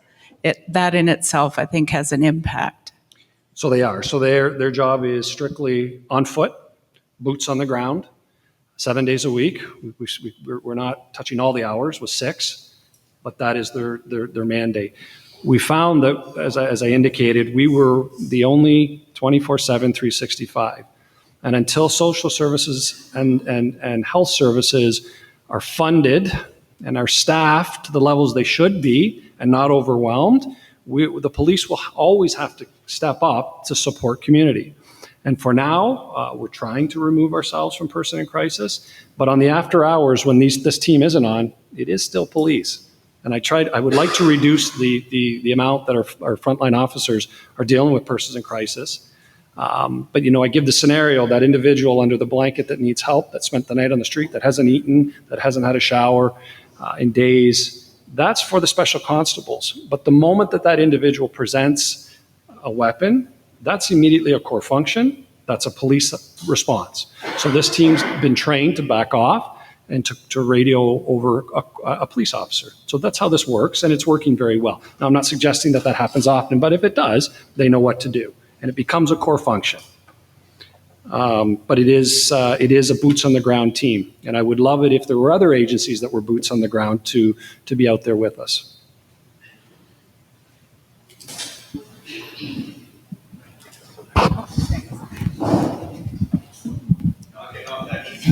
Kim from Woodstock. Quick question. Are the constables specially trained? Are they police constables with special training, or are they specially trained people that are kind of an auxiliary type officer? Sure. So their designation and their title per legislation is special constable. All right? And then there's a constable, which is a police officer. The special constable, which is not a police officer, it's a civilian. And we train them and we give them equipment, and they have everything that a police officer has, minus a firearm and a taser. But they have the ASP, baton, the pepper spray, and they're taught to protect themselves defensively and to use their mouth as their tactical communications and de-escalation. And they have all the mental health first aid training. And so in answer to your question, they are not constables. They're not sworn police officers. They are civilians by definition. They have peace officer powers for the criminal code, getting very technical here. Okay. They can make arrests, same as police officers, but we're trying to keep them on a mandate of not that. But if they come into contact with someone on a warrant, that's wanted on a warrant in the downtown core, they can act. So do they have special training or extra training to deal with people who are in crisis or in that situation? I guess that's my other piece of the question. So they do. The new act mandates that they have up to 6 weeks of training for special constables. Police officers, the act defines, and it always has, that police officers must go through basic constable training, 12 weeks of that. So all of us have had to do that originally in our careers. These special constables now have to do up to 6 weeks of training in a classroom. And so we're going to do that. They already have that. We committed to that prior to this new act coming into force. So these specials already have that, but we're going to put them through that training.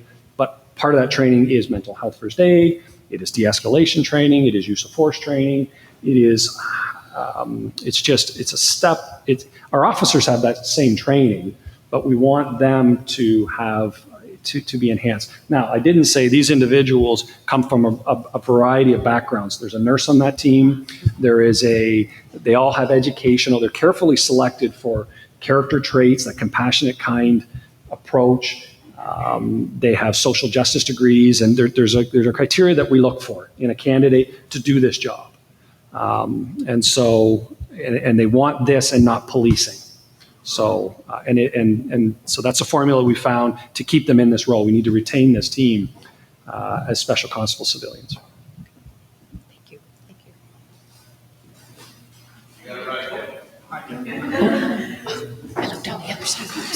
Thank you. To my knowledge, and I'm Chamber in Brantford-Brant, we don't have this. What would you say to the people in Brantford-Brant to do this? Sure. Really, I mean, that's what you got it. Obviously today I've heard so much great news here in St. Thomas, but what's the message I'm taking back home? And tomorrow morning is our mayor's breakfast. So happy to relay it to the mayor. So my peer in Brantford, Acting Chief Jason Saunders, he knows about this program. In fact, Brantford is one of the cities that has a variation of special constables, not to this program, but close to it. And I know that there are plans for a mirrored program, but Jason can call me if you send him my way. I'd be glad to talk to him. Ashley from Tillsonburg Chamber. So I guess my question is very similar to that in the sense that we have OPP in Tillsonburg. So how would you approach that situation? Because I know that we have community officers of some sort. How would we approach talking about this with OPP in Tillsonburg? Sure. So I guess the use of special constables is no secret. It's out there. Police services can do it if they have the support of councils, if they have the support of police services boards, and there's a plan to finance it. But I can tell you there is long-term benefits here in returning police officers back to core functions where we should be, and bringing in special constables. Yes, there's a price difference. I won't get into that, but there is. And so that's something that I would suggest you have that discussion with the OPP or your policing partner of jurisdiction. And if that's part of their model, I can tell you here, and all I can do is speak for here, it is part of our model. And we have the support of council, and we have the support of Police Services Board that have been forward thinking to modernize, to return police officers back to core functions. I can tell you for a number of years, police officers were just taking on too much, and our plates it was just too much. And the collective heart of policing in the last several years with the murders and deaths of police officers in Canada that started to match the US was not good. And you were seeing burnout at remarkable rates. We have to find ways to get police officers back to core functions, reduce what's on their plate so they can focus on on what matters, public safety per the act. This matters too, but until the social and health related services that are funded properly and staffed properly, we're going to create something like this that helps. But it is within our lane. It's a responsibility, although not core, and I tried to explain that because that's where it's going to get into a debate, and it could be litigated at some point by somebody saying that's not core. You need to only do core. I'm suggesting for the community and safety community safety and well-being plans, this fits. We have a pillar to help the community, and we are responsible. We're using civilians to accomplish that, no longer police officers. That doesn't even touch on the tragedies that have happened. And I can give you a case out west where crisis workers, special constables were working with somebody, and a police officer arrived, and that went very bad as soon as the officer arrived. And that's only skimming the surface on that case, but that's a tragic example of what we're trying to remove ourselves from. Thank you. Hi, Paul Marco from the Barrie Chamber of Commerce. So Barrie's got a fairly progressive police service. Chief Johnson's done a great job. But, you know, and anecdotally, my brother-in-law is a detective sergeant. We have conversations often about the issues that he faces. Do you have stats available on how this has changed your ratios in terms of the number of police you have on doing core functions on a regular basis, and on some of the shift in your numbers? In other words, this is a budget thing, right? I mean, really, when you get down to it, this is budget, right? If you can talk them into the budget, then you can talk anything. And we've had some luck with special constables and street teams, but it's a huge need at the moment. So I'd be interested if that's something that you could supply us with. I could. You can contact me offline, but I can tell you our comparables, sworn strength and civilian strength, there's a marked difference, and I can provide those to you offline.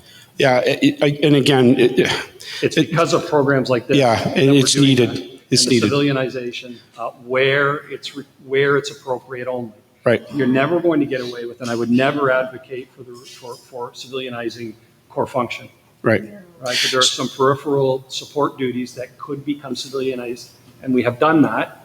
I can tell you, and I didn't get into it, but this at one point was foot patrol police officers downtown. Yeah. And that's no longer the case. It's not needed. Right. It's not the right approach. This is the right approach. Yeah, there's a marked sort of difference in the BPS basically has a harm-based policing model, right, which focuses based on a GIS model. They know where the high crime rates are. If you see a cop, you know there's something going on. Unfortunately, the nonviolent crimes are the ones that are creating more problems for the business community and for everybody else in the city. Thefts, car thefts, all that stuff. So this is very much needed because I think it does return them back into core services where they can actually look after that stuff. Thank you. If you get a handle on this, there's no need for police officers to deal with. They don't become they don't become a reason to apply a core response. Right. Right. These petty thefts, the vehicle entries, the break and enters into the businesses. If you can get a handle on some of this, and I'm not suggesting at all that all of those crimes are committed by those that are vulnerable. I'm saying a vast proportion, a big number of those are committed by those who are desperate. Yeah. Crimes of opportunity. Someone has to eat. Someone has to, there are, and I could give you that evidence. There's anecdotal evidence to support that if you can get a handle on connecting these individuals that are struggling and are presented with challenges to the resources, your crimes are, you're going to start seeing decreases in certain crimes. Yeah. Amazing. Good work. Thank you.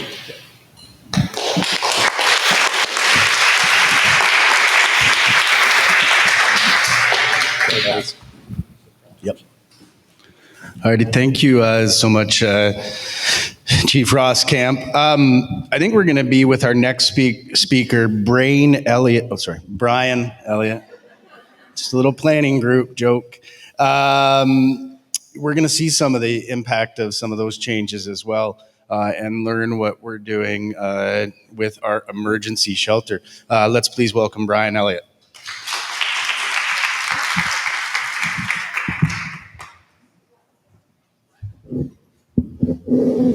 Not quite as tall as the chief, so good afternoon. So Brian Elliott, I run the Low Barrier Emergency Shelter here in St. Thomas. I just want to put into context what our building is.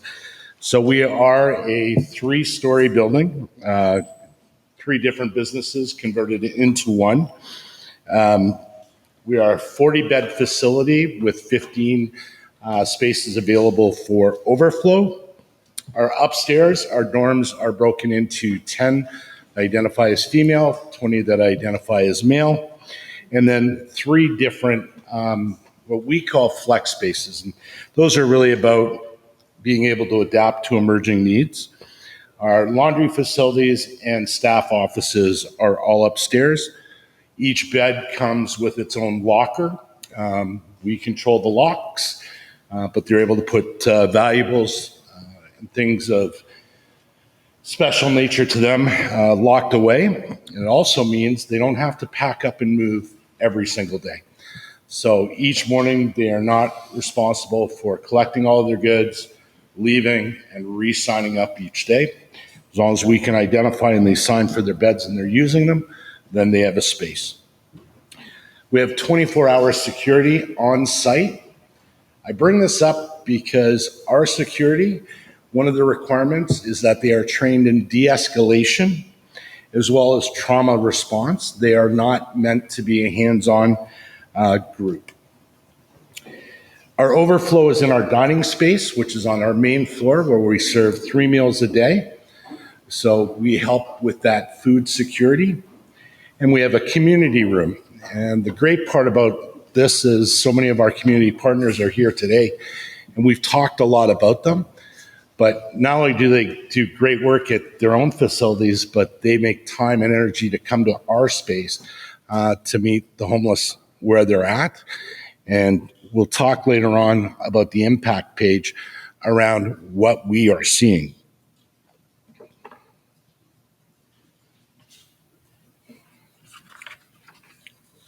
So why is a homeless shelter up here talking? Well, I think part of it is we decided as a team to start to do things differently than what's been done in other shelters in other cities. And it really did start with the team approach and how we were going to help those individuals. Those that sign up to work at shelters or be part of shelters do it from a sense that they want to make a difference in the lives of those very vulnerable and make a difference in the community. So we started with making sure that we have the right supports. So by having actual housing-focused case managers that work diligently with a caseload of not only those that are staying with us, but sometimes those that have left or those that may emerge into homelessness, to work with them on finding solutions to keep them either housed or to move them into housing through the supports of our amazing community partners. And then really it looked at being client-centric, which was we are more than just a bed and a pillow. We really have to deal with what are their emerging needs? What brought them to us? Are they escaping violence? Are they is it income related? And so really, as we do our intake, how do we get to know these individuals, not just as a client, but how do we move deeper? How do we find out what the need was that brought them there? Being homeless doesn't happen just because.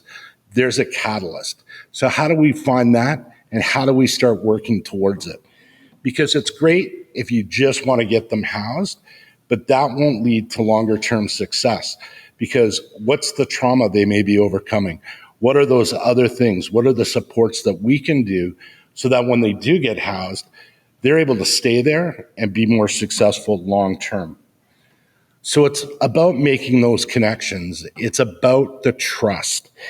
And that won't happen on the first intake. But what it does is it allows us to have that critical information about these individuals so that the next meeting and the next meeting, we're doing things that allow them to understand that we're there for them. We're their advocates. You know, it's not about, oh, you're homeless. No, it's about how do we stop you from being homeless? And what are their obstacles?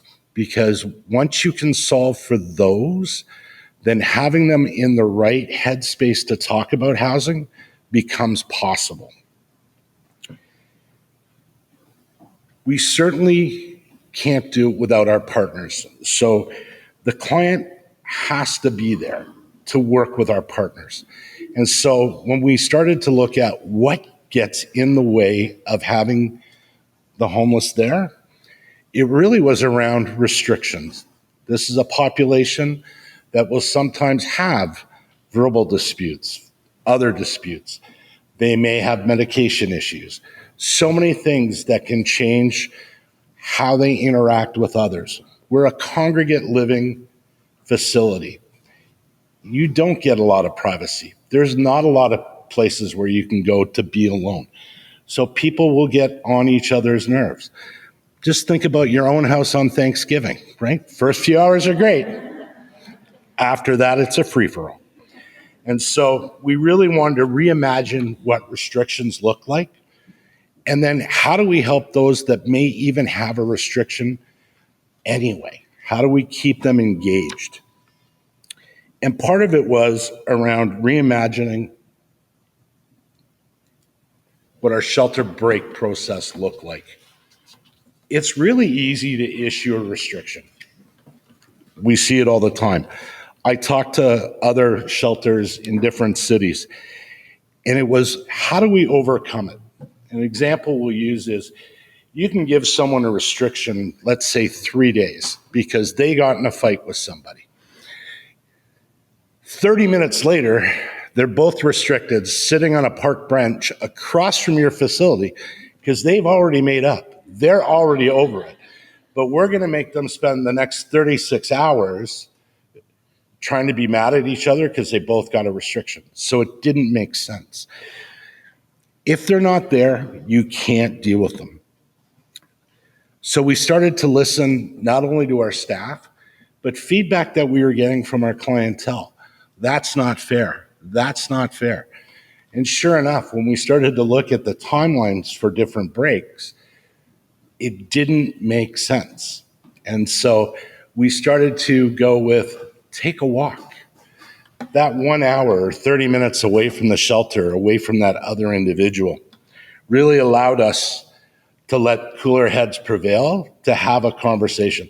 What was the catalyst for the incident? Was it a one-off? Is it longer? Is it deeper? How could we adjust to make sure that they were feeling safe in our facility, our staff were safe, and so were the other guests?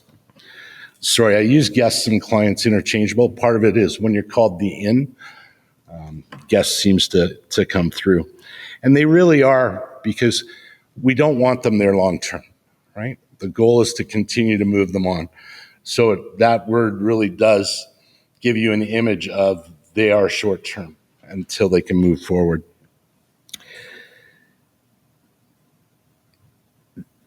Then, as we started to talk about what are the key things that really there's no tolerance around, and that was around safety.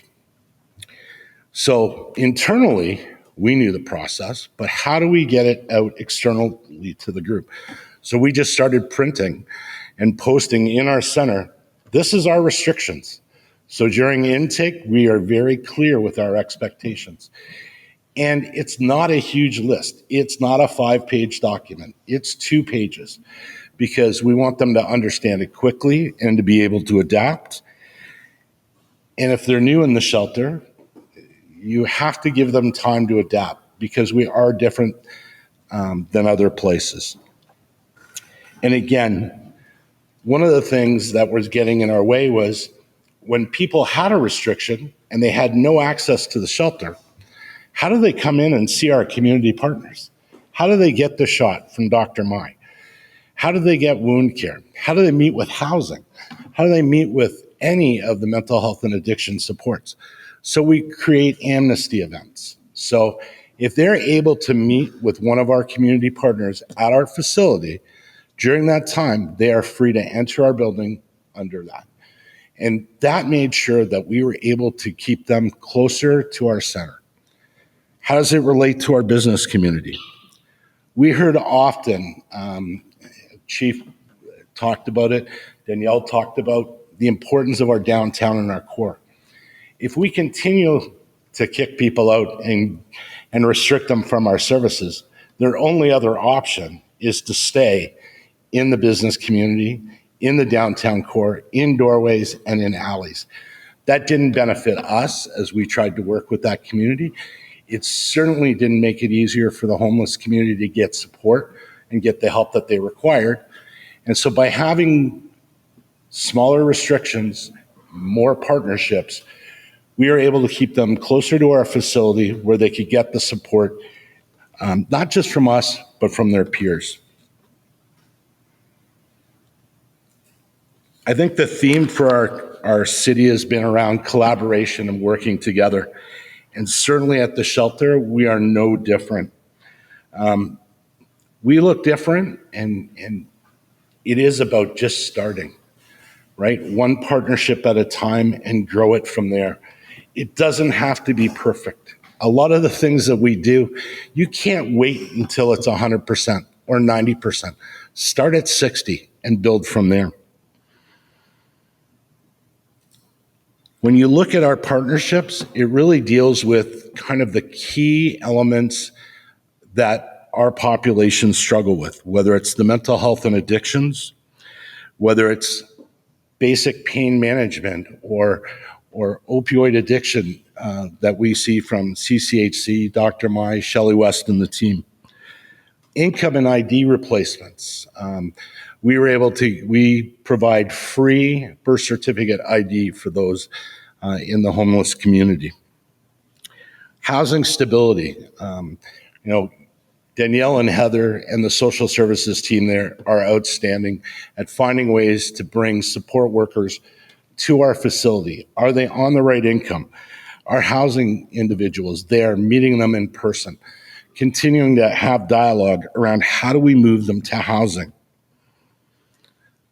The other issue was how do we continue to make sure we do other things, whether it's the food security, our laundry services, clothing, hygiene products. The more things that we can take away from their worries, the better their headspace is, the better their ability to understand and work towards personal betterment and looking for longer term solutions. Having teams like St. Joe's Health Center coming to deal with those that are with the higher acuity. And then making sure that we take advantage of our public health systems by having vaccination clinics, Hep C, HIV testing, all available to them at the center. It keeps the reason for them being there and for us to continue to find ways to support. We have a mayor and council who have believed in not only our shelter, but in affordable housing for all. And because of that, we're able to do these amazing things and network within our community and find valuable collaborations that lead to this outcomes. So we've tracked over the past 18 months, and our police services calls to our address alone were down 23%. And special shout out to our chief and the special constable program. They helped immensely with this in de-escalations, the compassion. We see the special constables dealing day to day with our individuals. Their fear of uniform officers has gone down significantly. They now ask for advice. They look for ways to navigate the criminal justice system easier than they ever have before. 37 individuals housed to date. Now, that's not a number we celebrate just as the end. That's a number we celebrate because of our community partners. We are just the conduit to which people move to places like Indwell, YWCA, and other community partners that provide housing. And the other number we're really proud of is the 41 individuals diverted to friends, family, and the correct areas for their service. The first few days when intake is done is critical at being able to help individuals be diverted to the right place. When you look at our number of doctor visits and our number of referrals to treatment programs, when family members become aware that someone they love is getting treatments or going through different situations, they may be willing to take them back in and give them another chance. And so this helps us as well avoid people getting into long-term homelessness. And our restriction of services. So what does this mean? A couple of things. One, it means we have less problems with people being out in the community, impacting what's happening to the local businesses.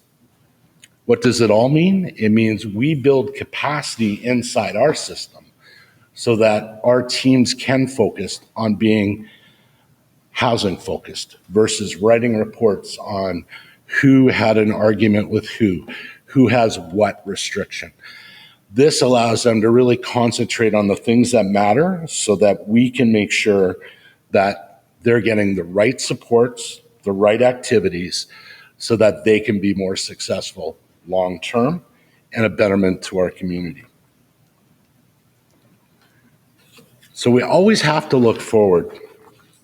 We know that we're not perfect and that shelters are the Band-Aid solution to homelessness. We are the necessary evil that helps us understand what's happening, but it really is around listening and giving feedback back to the community on what we're seeing to look for longer-term solutions. We continue to make changes to our restriction process. We're always looking at it, always reviewing it, and looking for different partnerships that we can work with that will add further supports to our homeless. We have to be a different voice in our community.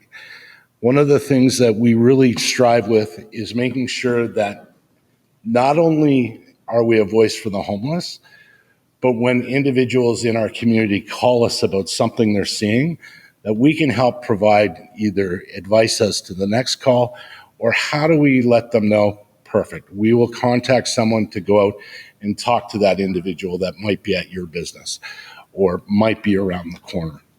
We have to look past just what our current brick and mortar is to provide different supports. And part of that is just the educational process that's required within our communities. It's easy to think that all homeless people don't want to work or all of them have issues. It's just not the case. And so educating them on what actually we see, the individuals we serve, and sharing some of the successes that we've had from individuals that had long-term issues of homelessness who are now housed and doing much better in our community. We're seeing so many different things and successes from those that have moved on to housing. We continue to see the efforts of all of our community at reducing homelessness and seeing that it is a solvable problem. It just means we have to start. We have to continue to work together, find these collaborations, and think differently about our homeless population. Because in the end, if we're improving their lives, we are improving our communities and the businesses around us. Thank you.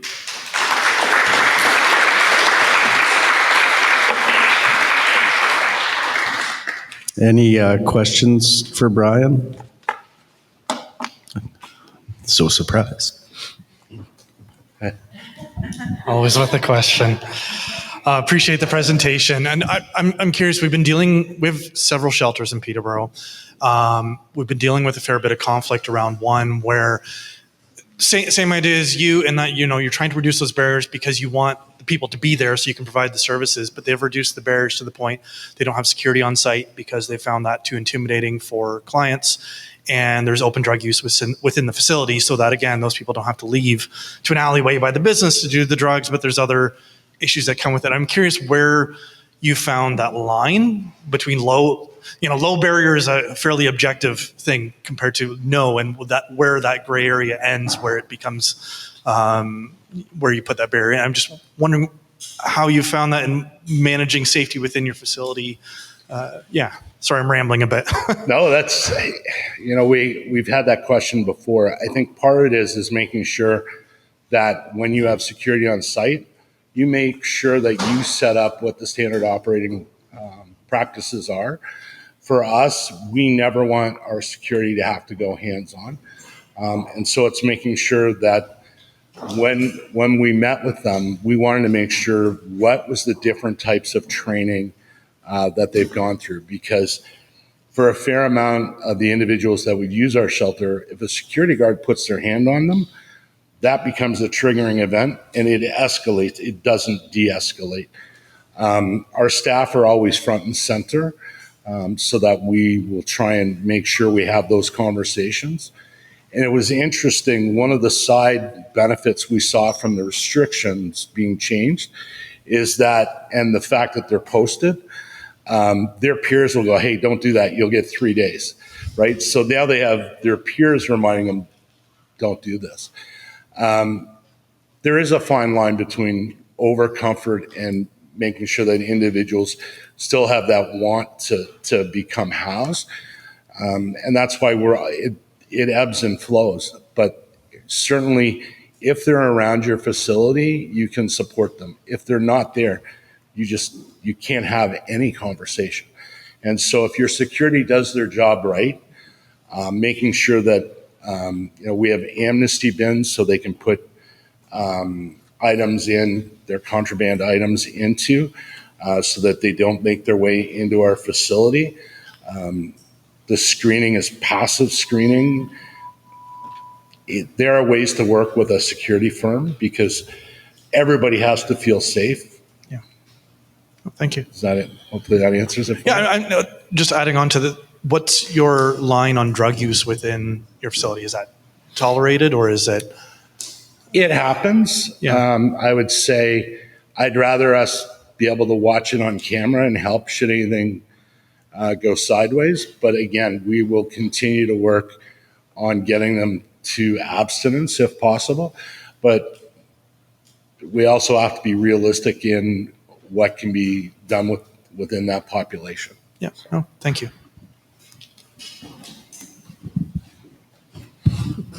Hi, 2 quick questions. Just wondering how you set up your locker program. Like, do people come back night after night, so that's how you're able to make that work?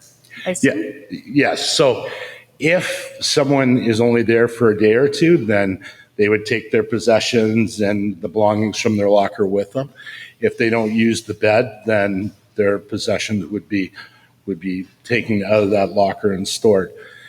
The reason we've gone to this is we heard a lot the stress of if you pack up every single morning, then you stand in line to re-sign for a bed and you may not get one. And then what happens there? Again, if we can provide some stability in that regard, it's one less thing that's occupying their minds every single day. Will I have a bed? Not have a bed. The other thing partly is selfish. If you're switching beds every single night, that's a ton of laundry. And so what's the capacity for your team to be able to do that as well? And there's familiarity for them. If they know that's their bed, it's around making sure that they have a comfort. It's all part of building trust, right? Each small thing that we do shows that we're advocating for them and, we're on Team Smith, Team whoever, to make sure that we can move them out of the homelessness. And being focused, just because they have a bed doesn't mean, they get to stay there forever. No, they must continually engage with us on finding ways to move out of the shelter. Just because they have an assigned bed doesn't mean they're there forever. Second question, I was just wondering, some people, I've heard things about homelessness with pets, right? People with pets. And I wondered if you've run into it and if you had any thoughts on that side of it. I'm just curious. So right now we do not allow pets. Lots of reasons, more around when you have 40 individuals in a building, if someone has a cat or a dog, how many people have allergies? Yeah. How do you control them going for walks, food for them, cleanup? Yeah. There was just more barriers to allowing them versus not allowing them. Yeah. And so we'd love to see, there are some places that they can put their animal. Some, they may have friends that are willing to take a dog or a cat while they look for housing. It just seemed more problematic to allow them within the shelter. Yeah, just curious.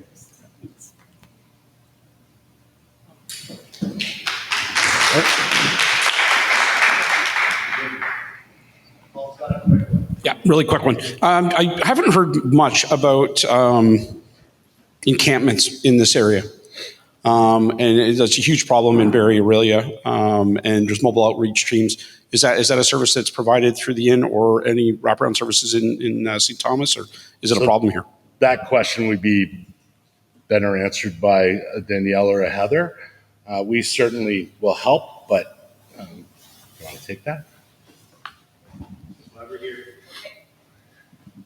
I was wondering when that question would come up. It's certainly the question of the hour.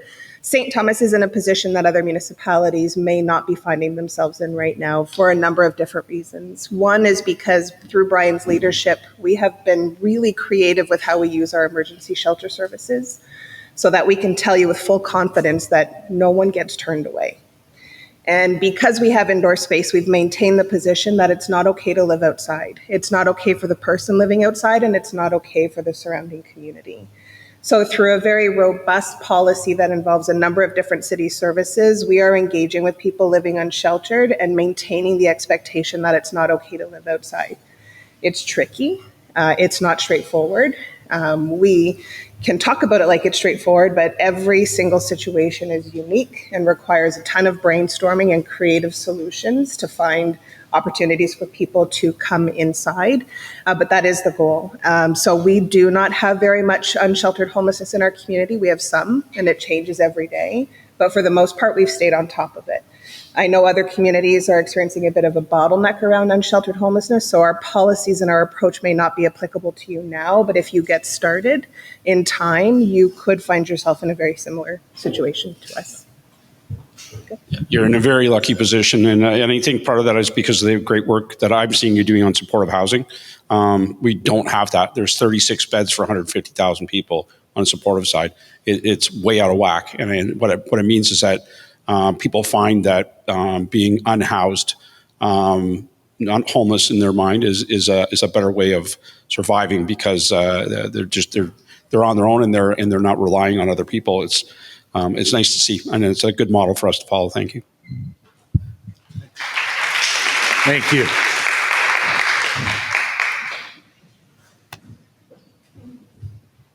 That, again, just a really super great, super important conversation today.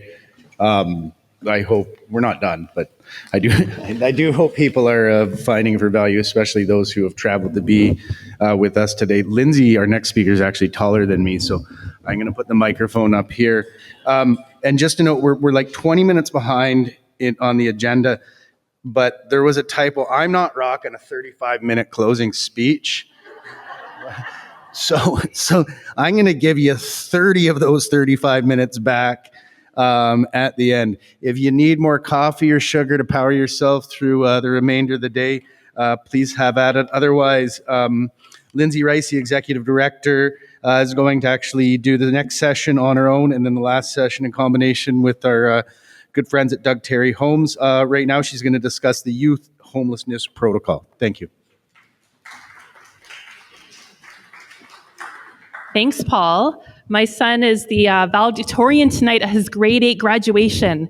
And woohoo, go Jack. And my tip was make sure the microphone is at the right height because my whole adult life I've been adjusting microphones. Not that I'm on the mic very often, but anyways. Please caffeinate sugar. It's been a long day, a great day, full of content, and I will try to keep this train going. We're in the railway station. Get it? Keep the train going. Okay. I'll keep comedy to the minimal. But I'm going to start off by chatting with you this afternoon about our community's youth homelessness protocol.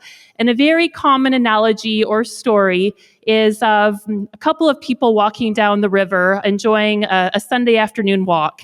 And they see somebody struggling in the river, and they think, how are we going to get this person out? Grab a branch, get them out of the water. Pull them out of the water. Oh, thank goodness, they're out of the water. They continue their walk on this lovely Sunday afternoon. There's 5 people in the water. What's going on? There's 5 people now in the water. How are we going to get these people out of the water? So they're constantly going on the side of the riverbank, pulling these people in. And the one person just starts rushing away and they say, aren't you going to stay and help me? We need to get these people out of the water. Well, of course, the person says, I need to go upstream to see who's throwing these people in the water. Why are they getting into the water in the first place? And of course, that's the impetus of the youth homelessness protocol, is the prevention piece of a young person, preventing them moving into chronic adult homelessness. In our community back in, 2010, started having this conversation through our Community Action Network for Children and Youth in Elgin. It was a conversation that looked like high school kids going to school hungry. It was, the schools coming to the community saying, how do we get food security enhanced in our high schools? But really the underlying factor was all of these young people were couch surfing and they didn't have the means and the food. They did not have lunches. They weren't able to have food. And so the food security issue quickly became a better understanding that we have youth who are experiencing homelessness in our community. And I'm sure it was happening long before 2010, but that's really when it became on the radar of the larger social service system as a need for a collaborative response. It took several years of work in our community to move forward on a collaborative system that now exists today and has gone through many iterative processes to where it is today. And I'm not using the clicker at all, but I'm going to. So I know you've heard some other stats today about what homelessness looks like. In our community, we know that on any given night, 100 youth experience homelessness. And it looks very different depending on who the young person is. It could be sleeping, couch surfing. It could be staying in a trailer. It could be sleeping in a shed, sleeping in somebody's vehicle, accessing a shelter. It looks at many different ways, but we do know through a research project that out of our population, 100 youth experience homelessness every night in St. Thomas, Elgin. Part of our efforts around the early prevention and diversion from the homelessness sector with youth is, of course, because of their age and stage of development being so different than that of an adult, knowing that their development physically, mentally, socially, spiritually, behaviorally is all in transition. And to know that that type of trauma that they are experiencing, perhaps before the act or the experience of homelessness, but then that of homelessness itself, is only going to perpetuate the development that needs to be happening and the risks associated. We've talked about collaboration a lot today, and the model that was used within St. Thomas was, of course, the collective impact model. The YWCA St. Thomas Elgin, where I'm from, is the backbone organization for this model, and we work in very close connection with many service providers. As you'll see on this screen, this is our protocol partnership between 2014 when it was first launched and 2024 today. And it's gone through many iterative processes. And it really came out because organizations decided to do something differently. We know that some of the larger systems, whether it's health, education, child protection, those are tough systems to make change. And so it really takes an earnest from within to do something differently. We were able to work with our education partners through Thames Valley and London District School Board to engage social workers in schools to look for those early identifications of potentially a young person who could be experiencing homelessness, couch surfing, having unstable housing. That was that early wraparound, what can we do quickly when we can have this identification? We also worked closely with our child protection services through Family and Children's Services, who were one of the key organizations early on to bring this protocol to fruition. And they looked internally and said, how can we use our resources differently? Just as our police services have shown, how can we use child protection services differently with the finite resources that we have? We know we have lots of data. We know that we have many, many families that we are supporting. What are those early indicators that we can help prevent and connect young people? At the YWCA, we have a small budget, but we really looked at how our resources can be reallocated. Can we acquire a staff person who can be dedicated to supporting youth ages 16 to 24, whether they are experiencing unhoused homelessness or if they are couch surfing. And so all of these organizations, I won't go through them all because I do want to keep us on track, really chose to do something differently. It wasn't just us coming together and saying, okay, how can we collaborate and work together and do this? It was, we really had to be intentional about changing what we were actually doing. This is the protocol. It looks really intense in a flowchart on the screen. I'm going to walk you through it so you have an idea. And of course, if there are other communities who are interested in investigating what a youth homelessness protocol could look like, there's many players in St. Thomas who would be willing to follow up in the future with you. And so one of the key pieces of a protocol like this is to have one contact. You can't be trying to sort out, who do I call when I'm in a state of crisis? There has to be one phone number, and in this case, it's Ontario 211. Literally the phone number 211 on your phone. And so through that mechanism, we are then able to connect a young person directly to either office hour supports or evening and weekend out of office hour supports. And that current iteration is the Inn, who is available evenings and weekends to support a young person with that urgent phone call, and the YWCA during those business hours. There's then a quick 24-hour turnaround where we look for an immediate solution for where to stay that night. Where is it safe and feasible for you to access housing on this evening? And we have a few options. We want more, but we have a few. And so we look at, what about family reunification? What is going on? Is it safe and feasible for you to stay in your family home tonight? Is it safe and feasible for you to access our respite shelter through the Upper Room Youth for Christ system? Is it safe and feasible for you to access the Inn as a young person tonight? Would it be an option for you to access a motel if we were able to cover that cost? Are there any youth housing rooms that are open right away that you don't have to wait for? So we really look at that whole spectrum to see how we can quickly acquire that housing for a young person. And then they are matched with a youth housing-based case manager who works with them one-on-one to work on their housing stability. We have been fortunate to work with Org Code Consulting, who is a Canadian-known consulting firm, I suppose, that supports communities develop their housing and homelessness systems. And with this, our protocol follows 5 sequential and essential steps of housing stability for young people. So it sounds complicated, but really it's just a professionalized way of following a model that's evidence-informed to build that housing stability for a young person and looking forward to those life goals. Many of the youth that we support have disengaged from school because they're experiencing homelessness. Just as we said, how do you acquire employment while you're homeless? How do you maintain going to high school on a regular basis when you're couch surfing? So that is one of the primary things that we talk to the young people about, is their interest and opportunity to feel well and to be attending high school, to be moving forward with their high school diploma. And that makes a big difference. Within this protocol as well, we have connections with our community partners through mental health and primary health to ensure that those wraparound supports are available for young people. These are our overarching principles, and of course, harm reduction is a big piece of that. Brian talked a lot about what harm reduction looks like within our shelter system, and that's also within our youth homelessness protocol. I'm not going to spend too much time on that. We are part of the coordinated access system, and interestingly, in our St. Thomas community, our by names list was created many years ago with our youth homelessness protocol. It was before we had a larger coordinated access system, and that we were able to tighten the safety net of how we responded to youth because we had a youth by names list, and we were implementing a coordinated access system without really knowing we were implementing a coordinated access system, which kind of made it easier for our community to merge into the larger coordinated access because we had already been doing it for young people. And that practice stays true today, that we have a very specific list of young people ages 16 to 24 because they need that tailored, different type of support, and then for adults within the by names list and coordinated access system.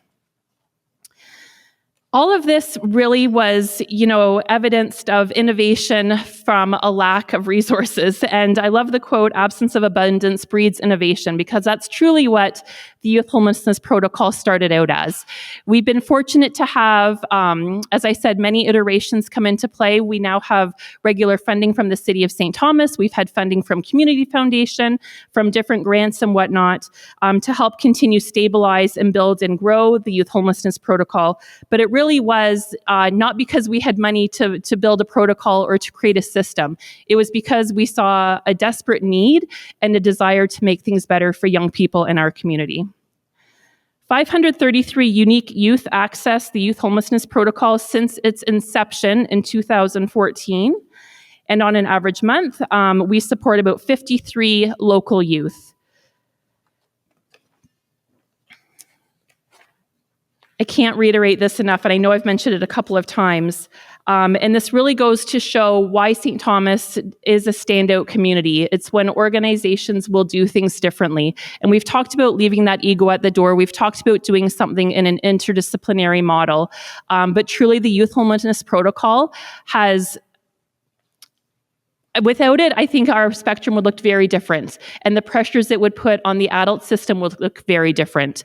Communities that have a targeted approach to preventing and ending youth homelessness are going to bode even better for the instance that can happen with adults experiencing homelessness. I know that Shelley and I are up next, and I don't want to take up too much time, but I'd love to answer any questions that you might have. Again, I would also mention that we have a coalition to end poverty in St. Thomas, which has been a big supporter of the many coalitions and community committees that exist through our housing stability work. And so just knowing that we have many targeted ways that we can approach these responses has been really beneficial. Any questions before I move on to my co-partnership with Shelley?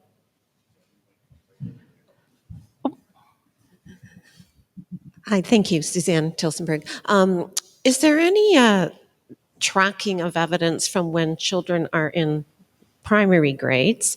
I used to help at snack program when my children were in the primary grades. It was very obvious how many children came to school hungry, and I wondered if there's any tracking of then you're helping them at the youth related.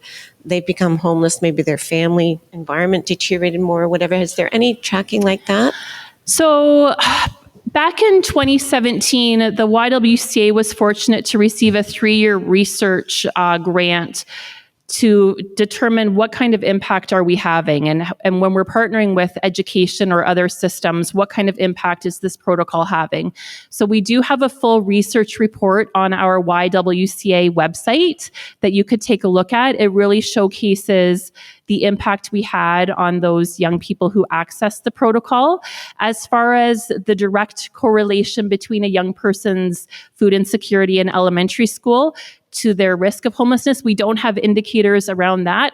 Anecdotally, there would be some feedback, but I can't say for sure. I think the biggest takeaway is having those conversations with your school partners, and bringing them in because in my mind, everybody's a housing-based case manager, whether you're in health, employment, education, housing first, and then. So, yeah. Okay, Shelley, do you want to join me? Okay, great.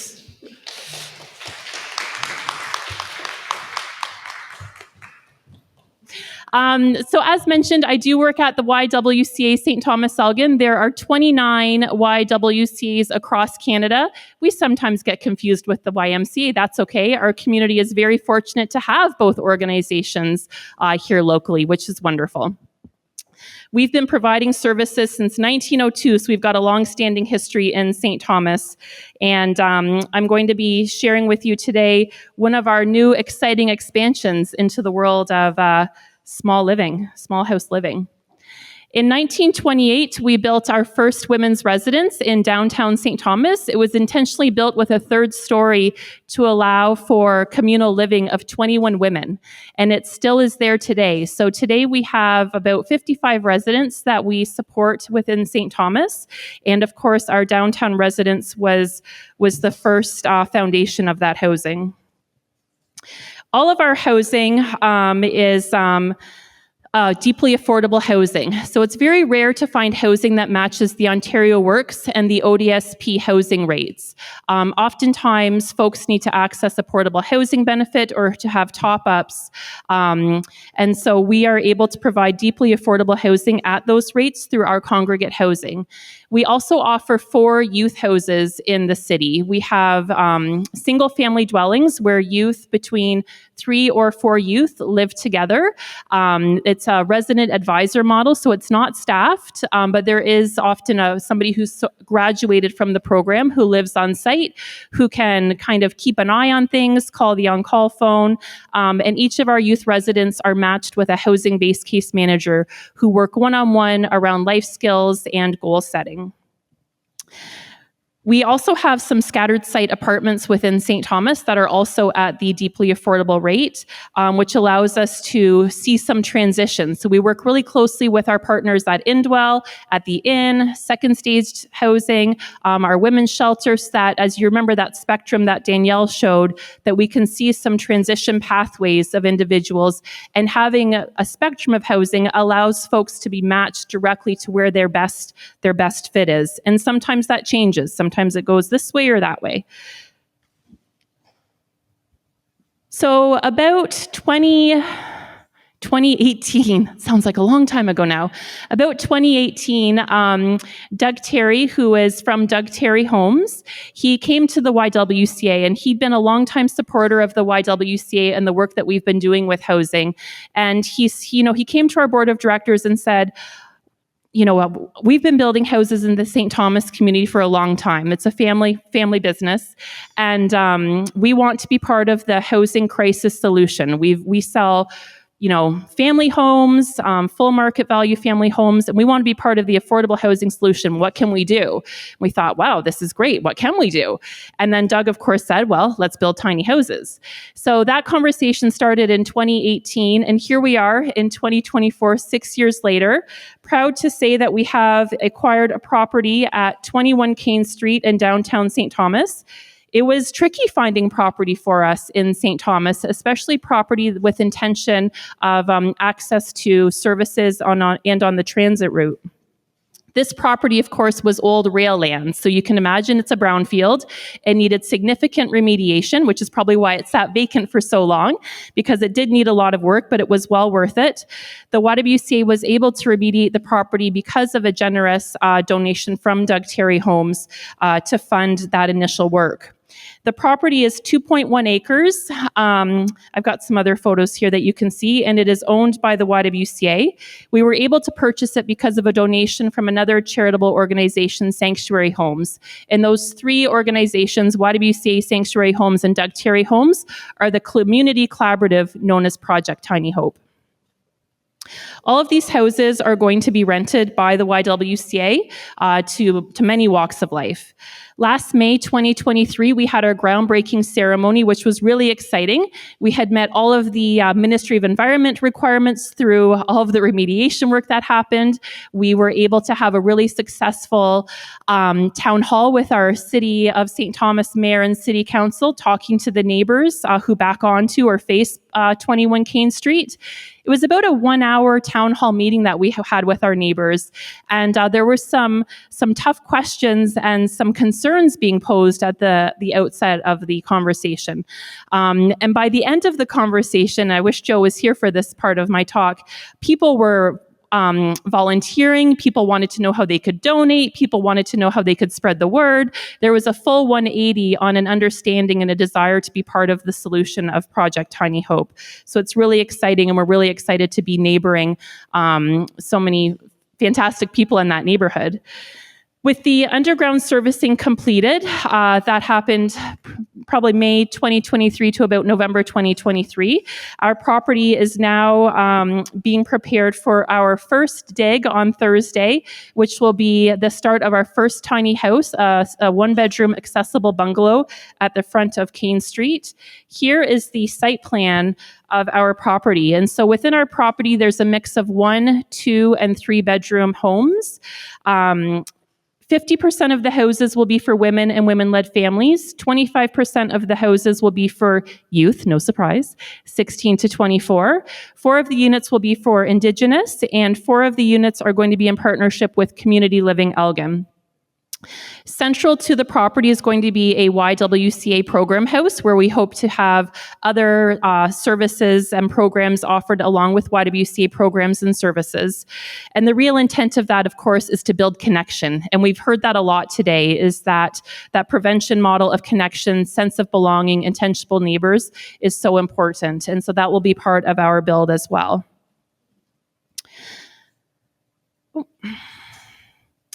So our houses are small. If you've never been in a tiny house, please come back and visit us in St. Thomas in the fall. We'll be showcasing our first bungalow. The 1 bedrooms are 427 square feet, 2 bedrooms 648, and 3 bedrooms 810 square feet. Some of them are single story, some of them are 2-story. So we have a whole mix of options for folks. And it's just really a new way to offer affordable housing. We know that it's not just the bricks and mortar that make a difference. As much as we need more and more and more and more housing, we also need housing with supports. And Indwell really showcased that earlier around the supports that are provided.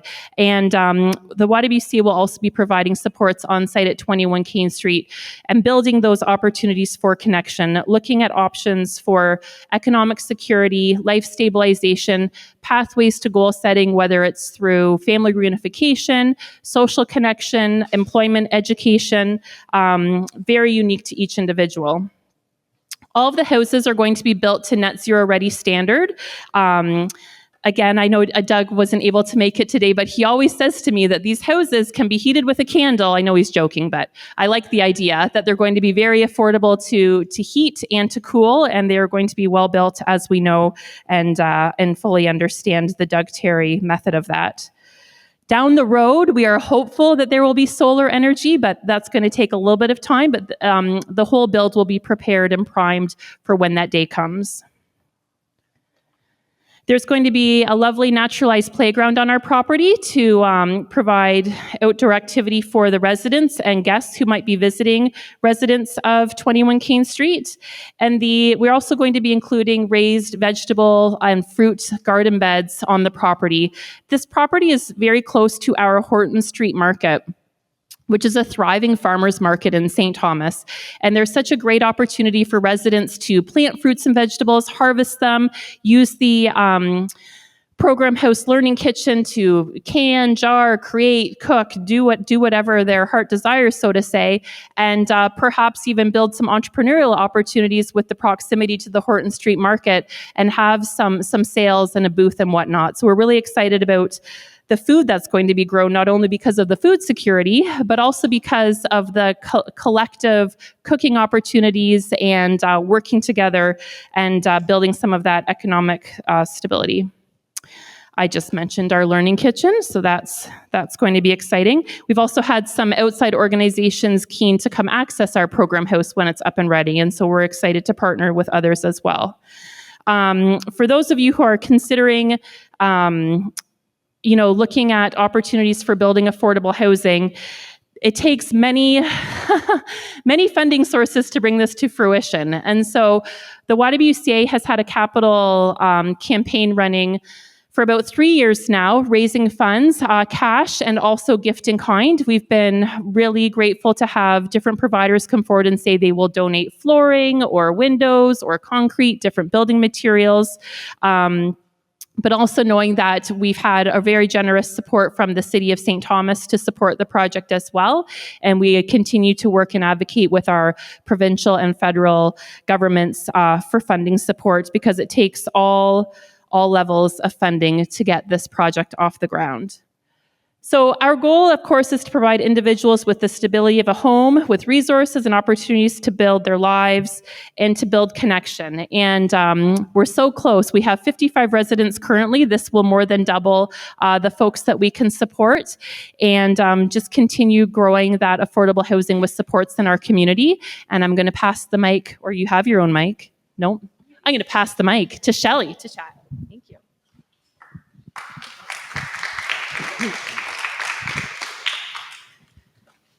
Thank you, Lindsay.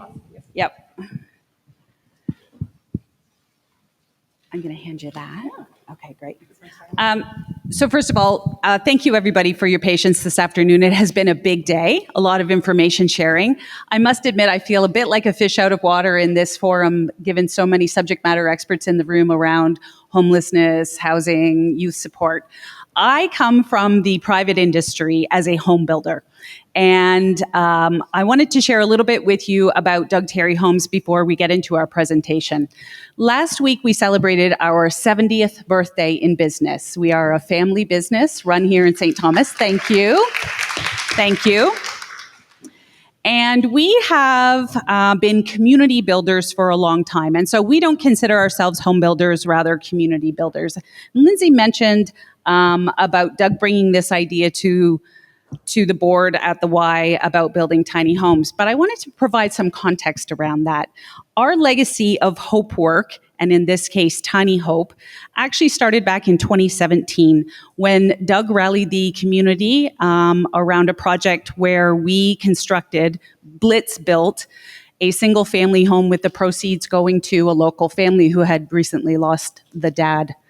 And so that kicked off a bit of an adrenaline rush internally, where we found that doing this type of work, giving back to the community, for some reason we like to do these things at a frenzied pace, and engaging community members became somewhat part of our DNA.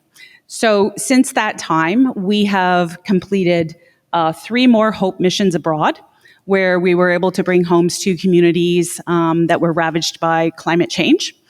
And just last fall, we completed another 3-day build in the Oneida Nation of the Thames, where we provided a new barrier-free home to a senior member of that community who was experiencing challenges around housing security and mobility in his own home. And so way back this morning, you may remember that Judith said, we're just a group of people who care. And I think that really sort of sums up our role in the community. The individuals at Doug Terry and Doug himself, we are just a group of people who care and are always looking for opportunities to give back. And so we're really thrilled to be part of Tiny Hope. And so I want to talk to you about 2 more things this afternoon, and then everybody gets to go. So just bear with me. The first one is, what is a builder's role in solving the housing crisis? Because this is a different approach than everything that we've heard about today. And then secondly, how does feeding the housing market help with affordable housing? And we'll get to that. So next slide.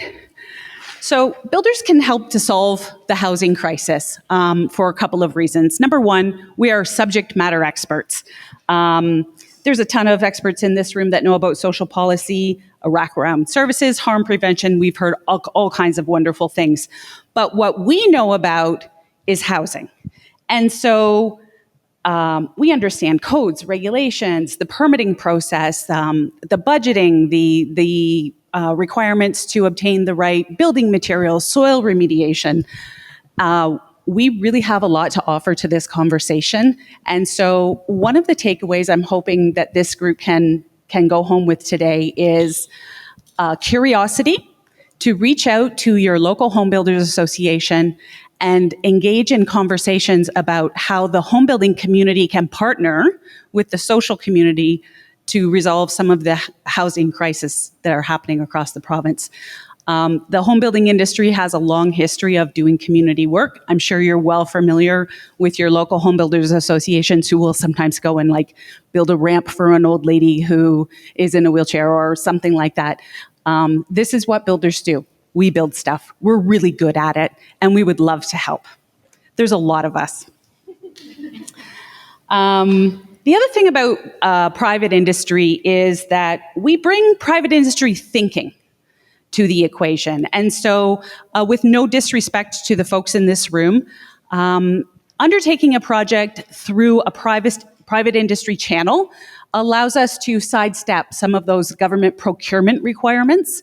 It allows us to mobilize quickly.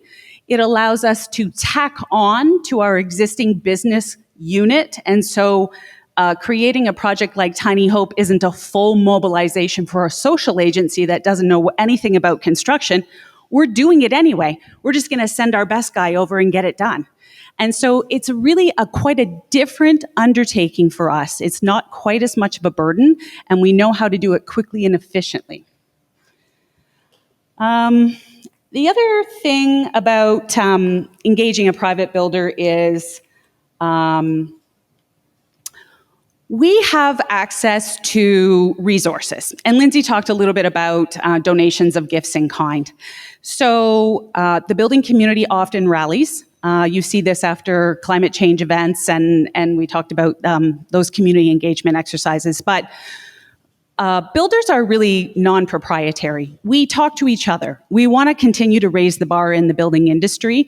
And so with that type of fellowship in our industry, it's quite easy to rally resources. Everybody has 2 or 3 guys that are willing to come out and help. We're fiercely competitive with each other, and there's nothing like a little healthy competition to get a project like this started.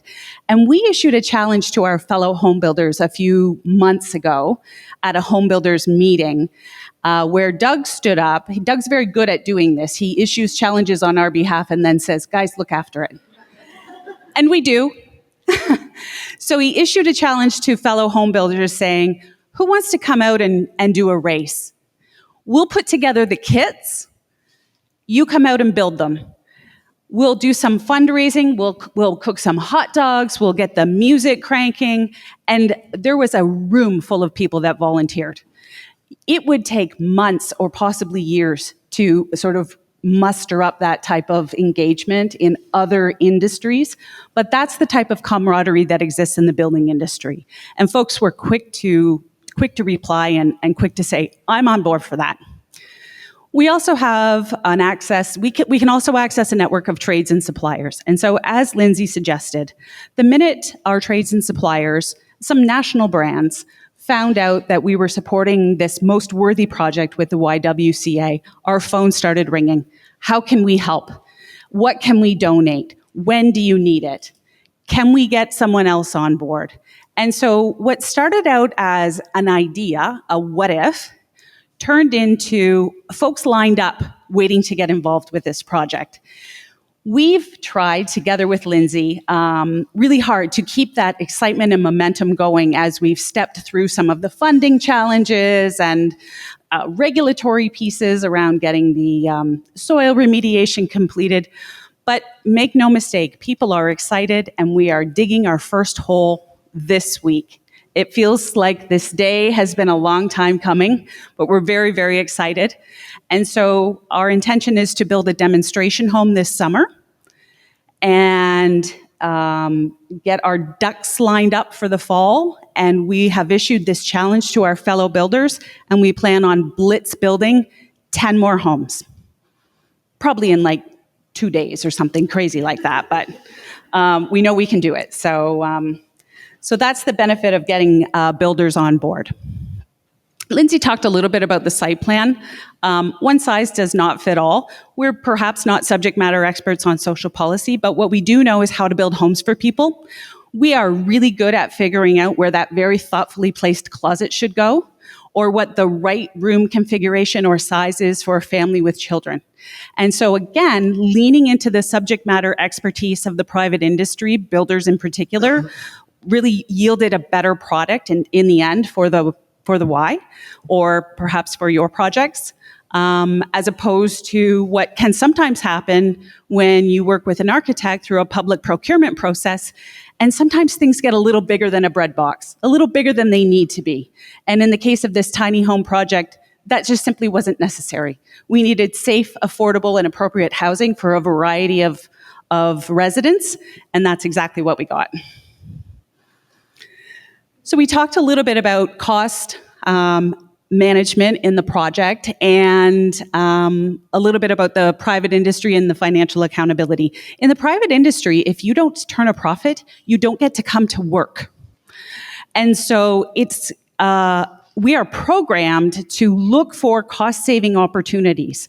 We were able to leverage, like I said, donations from our industry, but again, by taking a really lean approach and incorporating a project like this into an operation that already exists, we really leveraged the collective brain of our entire staff, our estimators, who were able to figure out exactly what our quantity takeoffs were so that we weren't over purchasing. Our energy specialists who were able to figure out what net zero specifications work for these homes. Lindsay joked about Doug saying that you could heat these homes with a candle. I'll tell you a true story. We have a very efficient mechanical system that we use in our homes. In fact, we couldn't find a supplier in Canada that could get us what we needed, so we opened our own HVAC company. So in these particular homes, because everything that we build is net zero or net zero ready, we were figuring out what the heat loss calculations were for the various rooms. And in our bathrooms, the amount of heat that was required was so much so that we actually didn't need a heat supply in that room. What our mechanical engineer proposed was that we use a towel warmer. That was the heat source. That was all that was needed to heat these rooms because these homes have been built so efficiently. And so I'm making this point because I wanted to share with you a caution to not cut costs when it comes to building a quality home. We feel strongly that investing in the building envelope and mechanical system yields rewards both in operational costs, but also in occupant comfort. So when we talk about things like indoor air quality, the reduction of mold, that type of thing, that really is important when we talk about a project like Tiny Hope, where sometimes these types of homes may see frequent turnover. Ideally, right? Ideally, they move on. Or that even with rentals that we own and operate, sometimes we see a tenant's mentality where I don't own it, so I'm not going to take quite as good a care of it. And so we strongly encourage that you thoughtfully make the best selections possible, the most durable products possible, and the most efficient systems possible, so that when you make a capital investment in your project, it's an investment that will last a lifetime, and you'll get that return on your investment. And then finally, around the efficiency piece, of course, the expectation is that the owner or property manager will be responsible for the utility costs. And so by going net zero or net zero ready, that shoulders you against the uncertainty of rising utility bills in the future. And we all understand that that keeps happening. So this is where I'm going to pivot a little bit. We're very excited about the Tiny Hope project, but it got us thinking. It got us thinking about the housing crisis in general and the role that we play at this end of the housing continuum. But there's more to it. What if somewhere further up the housing continuum, there was another spot for tiny homes? And so somewhere around the turn of the century, I sound like an old person now. Somewhere around the turn of the century, people's disposable incomes started to really deviate from housing prices. It used to be that folks could go to work, have a decent job, in many cases a single income, and be able to afford a home. And somewhere along the line that changed. And so that created this bottleneck in the housing continuum where we would naturally expect to see people move up the housing continuum, perhaps from rentals to like an affordable rental to a market rental, let's say. If you were a student and then you were an adult and you got your own rental and then you bought your own home. And you would move up that housing continuum. But that stopped because people couldn't afford to buy their own homes. Or they couldn't afford to move out of their student housing because they had student loans to pay. And so they stayed there longer than they needed to. And it was like a traffic jam right there. And so the traffic backed way up the highway, way down here at the other end of the housing continuum. And so in some cases, what we found was in supportive housing, people ended up being overhoused because they had nowhere to go. We may have started out housing a family with 2 children, but those children grew up and moved away. And now we have a single mom with adult children living in a 3-bedroom home. That person is overhoused. That's a burden on the system. Ideally, we would like to see that mom move into a more appropriate housing form, but she can't because there is none. Because the students are all, or the adults are all living in the student housing and so on and so forth. And so what if we could change the market housing landscape by providing a more affordable housing product? Tiny homes. In market housing, they sometimes call them pocket homes or enclave communities. They all have all kinds of fancy names.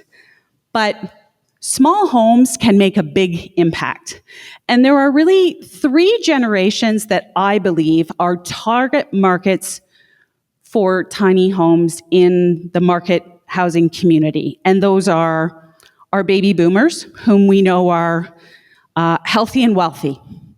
Their kids have moved away. They no longer need a 4-bedroom home, but they're certainly not ready to move into a retirement residence. Where do they want to go? Maybe they want to have a tiny home. There's a whole generation of folks out there, Gen X, who are, and I'm going to make some assumptions, and I'm probably going to get myself in trouble here, so be kind with me, okay? I'm not a social person, I'm a builder. Who are divorced.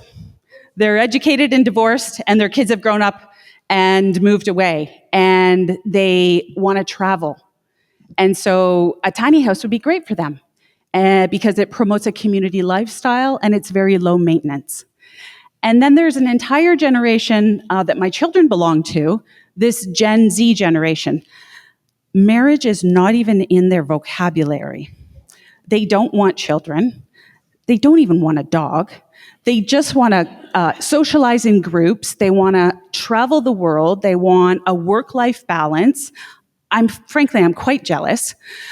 They want all of these things. They don't want to be burdened with the financial burden of home ownership. And so again, an enclave community of tiny homes would service this community so well. And you know what would happen? They would move out of the rentals, so that folks could continue to move up the housing continuum and everyone lives happily ever after. That's my idealistic world. Yeah. It sounds great, right? The thing about small home communities or enclave communities is that they are also very responsible use of land because they're much higher density, typically found in suburban settings. Okay, in the case of Lindsay's tiny home community, it's a repurposed brownfield remediation site, so that's great. They have shared green spaces and amenities. You don't have to look after your own backyard, but you might have 3 or 4 parkettes or gathering spots in your tiny home community where you and your neighbors can go and gather, or walking trails. They are lifestyle villages that promote a sense of belonging for those who are single. We have joked that it would be for many married couples, the husband could have one and the wife could have one right next door. We think that is wonderful. That's a great idea. And again, everyone lives happily ever after, right? And finally, they're environmentally responsible, not only because it's responsible use of the land, but because it's a responsible use of resources, a responsible use of utilities, of inputs, of energy, all of those things. And so I challenge you, I implore you to go back to your own communities and think about how you and your building partners locally can take this idea of tiny homes, and whether it's supportive housing or private industry housing, and think, what is the role for a tiny home in my community, and how will that help either unclog the traffic jam, the roadblock in the housing continuum, or supplement a spot in the housing continuum where housing is most desperately needed? It's a great question to ask. It's worth having a cup of coffee with your local executive officer of your Home Builders Association, and it's worth asking your neighbors and friends. I implore you, please ask me if you have any questions. I'd be happy to answer them.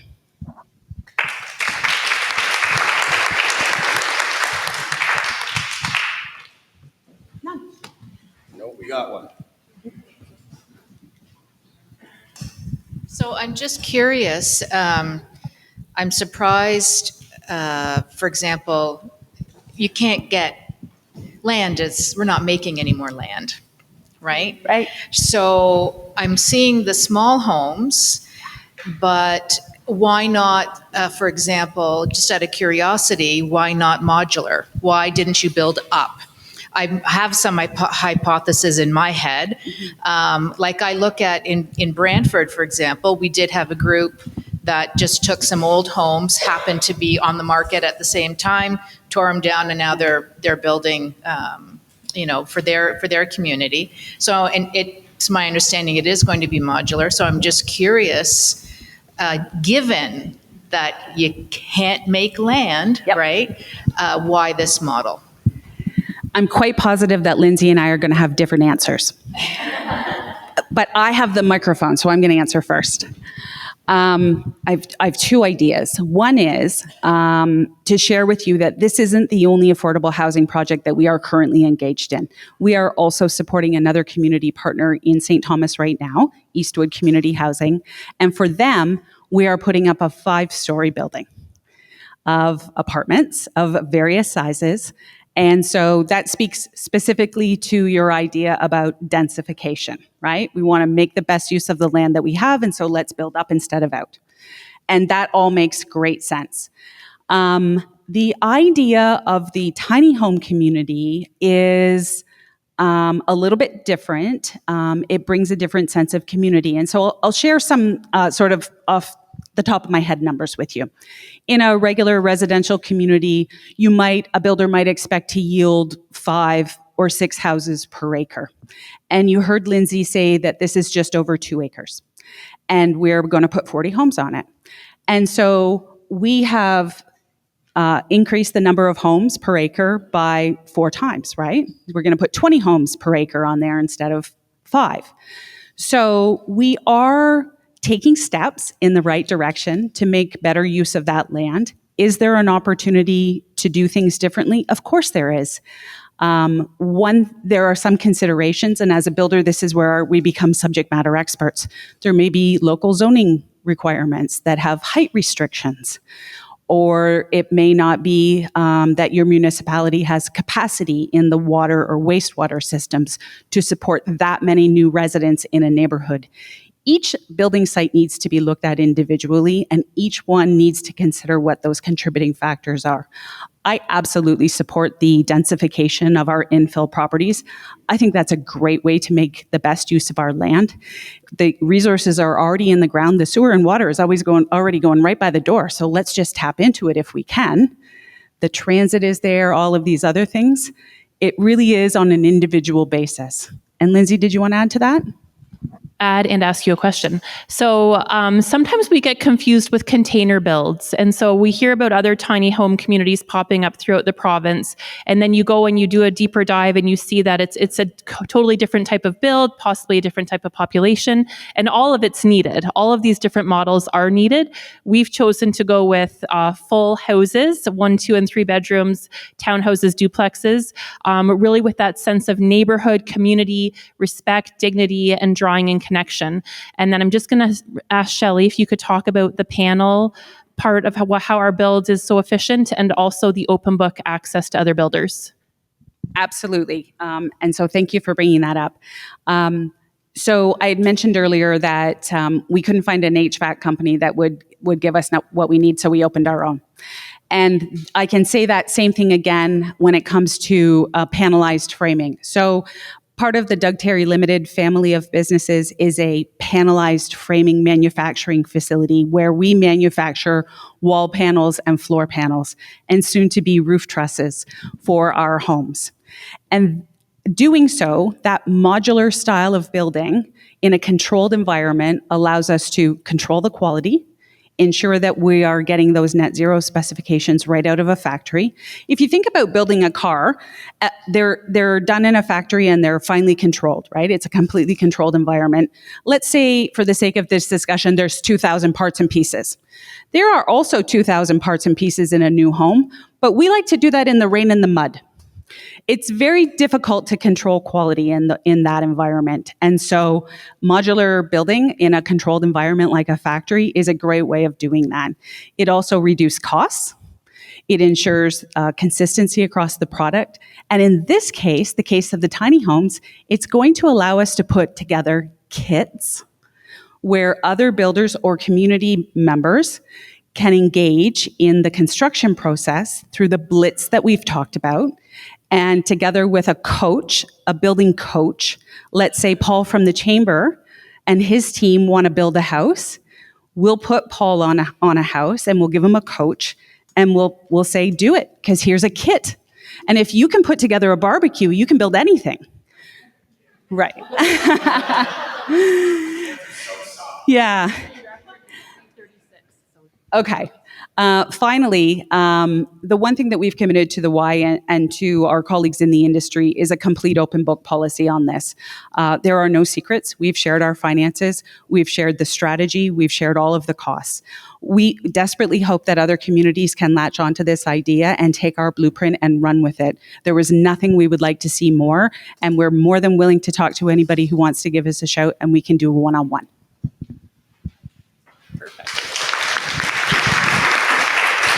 Joel, I'll let you take the last question offline just at the end, because I want to make sure we're respectful just for the folks online, folks that are going to have to do some traveling, and perhaps even you heading through the GTA to get home. Have fun.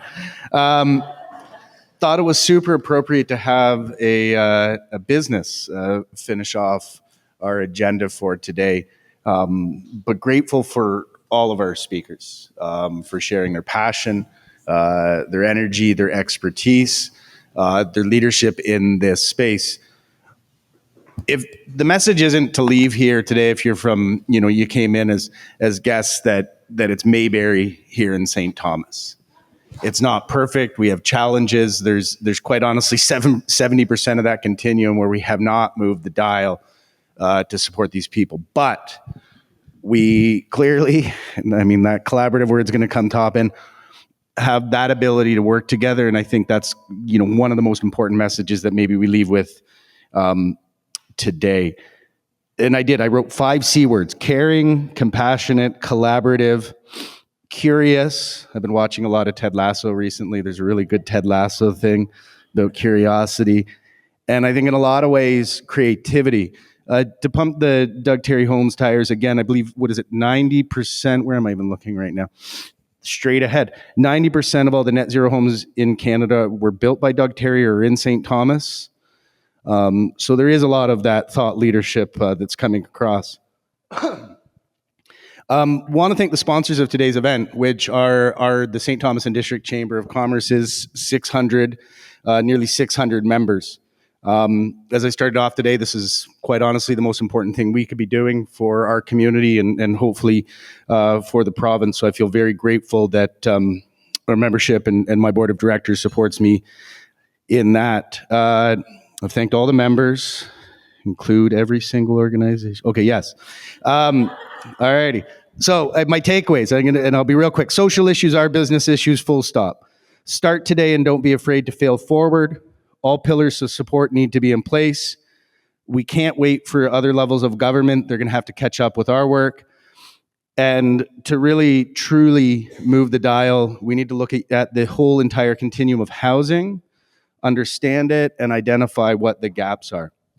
Thank you again so much for joining us today. If you are traveling out of town and you want to see the Railway City Lofts or the station or the inn, go to the parking lot, turn left, and we got a really long straight downtown. If you get lost, I don't know, Google Maps. So in any case, thank you again for joining us. I no doubt all our speakers would be grateful to continue the conversation. If you receive the biography PDF, the contact information is all there. Thank you again. Have a great day.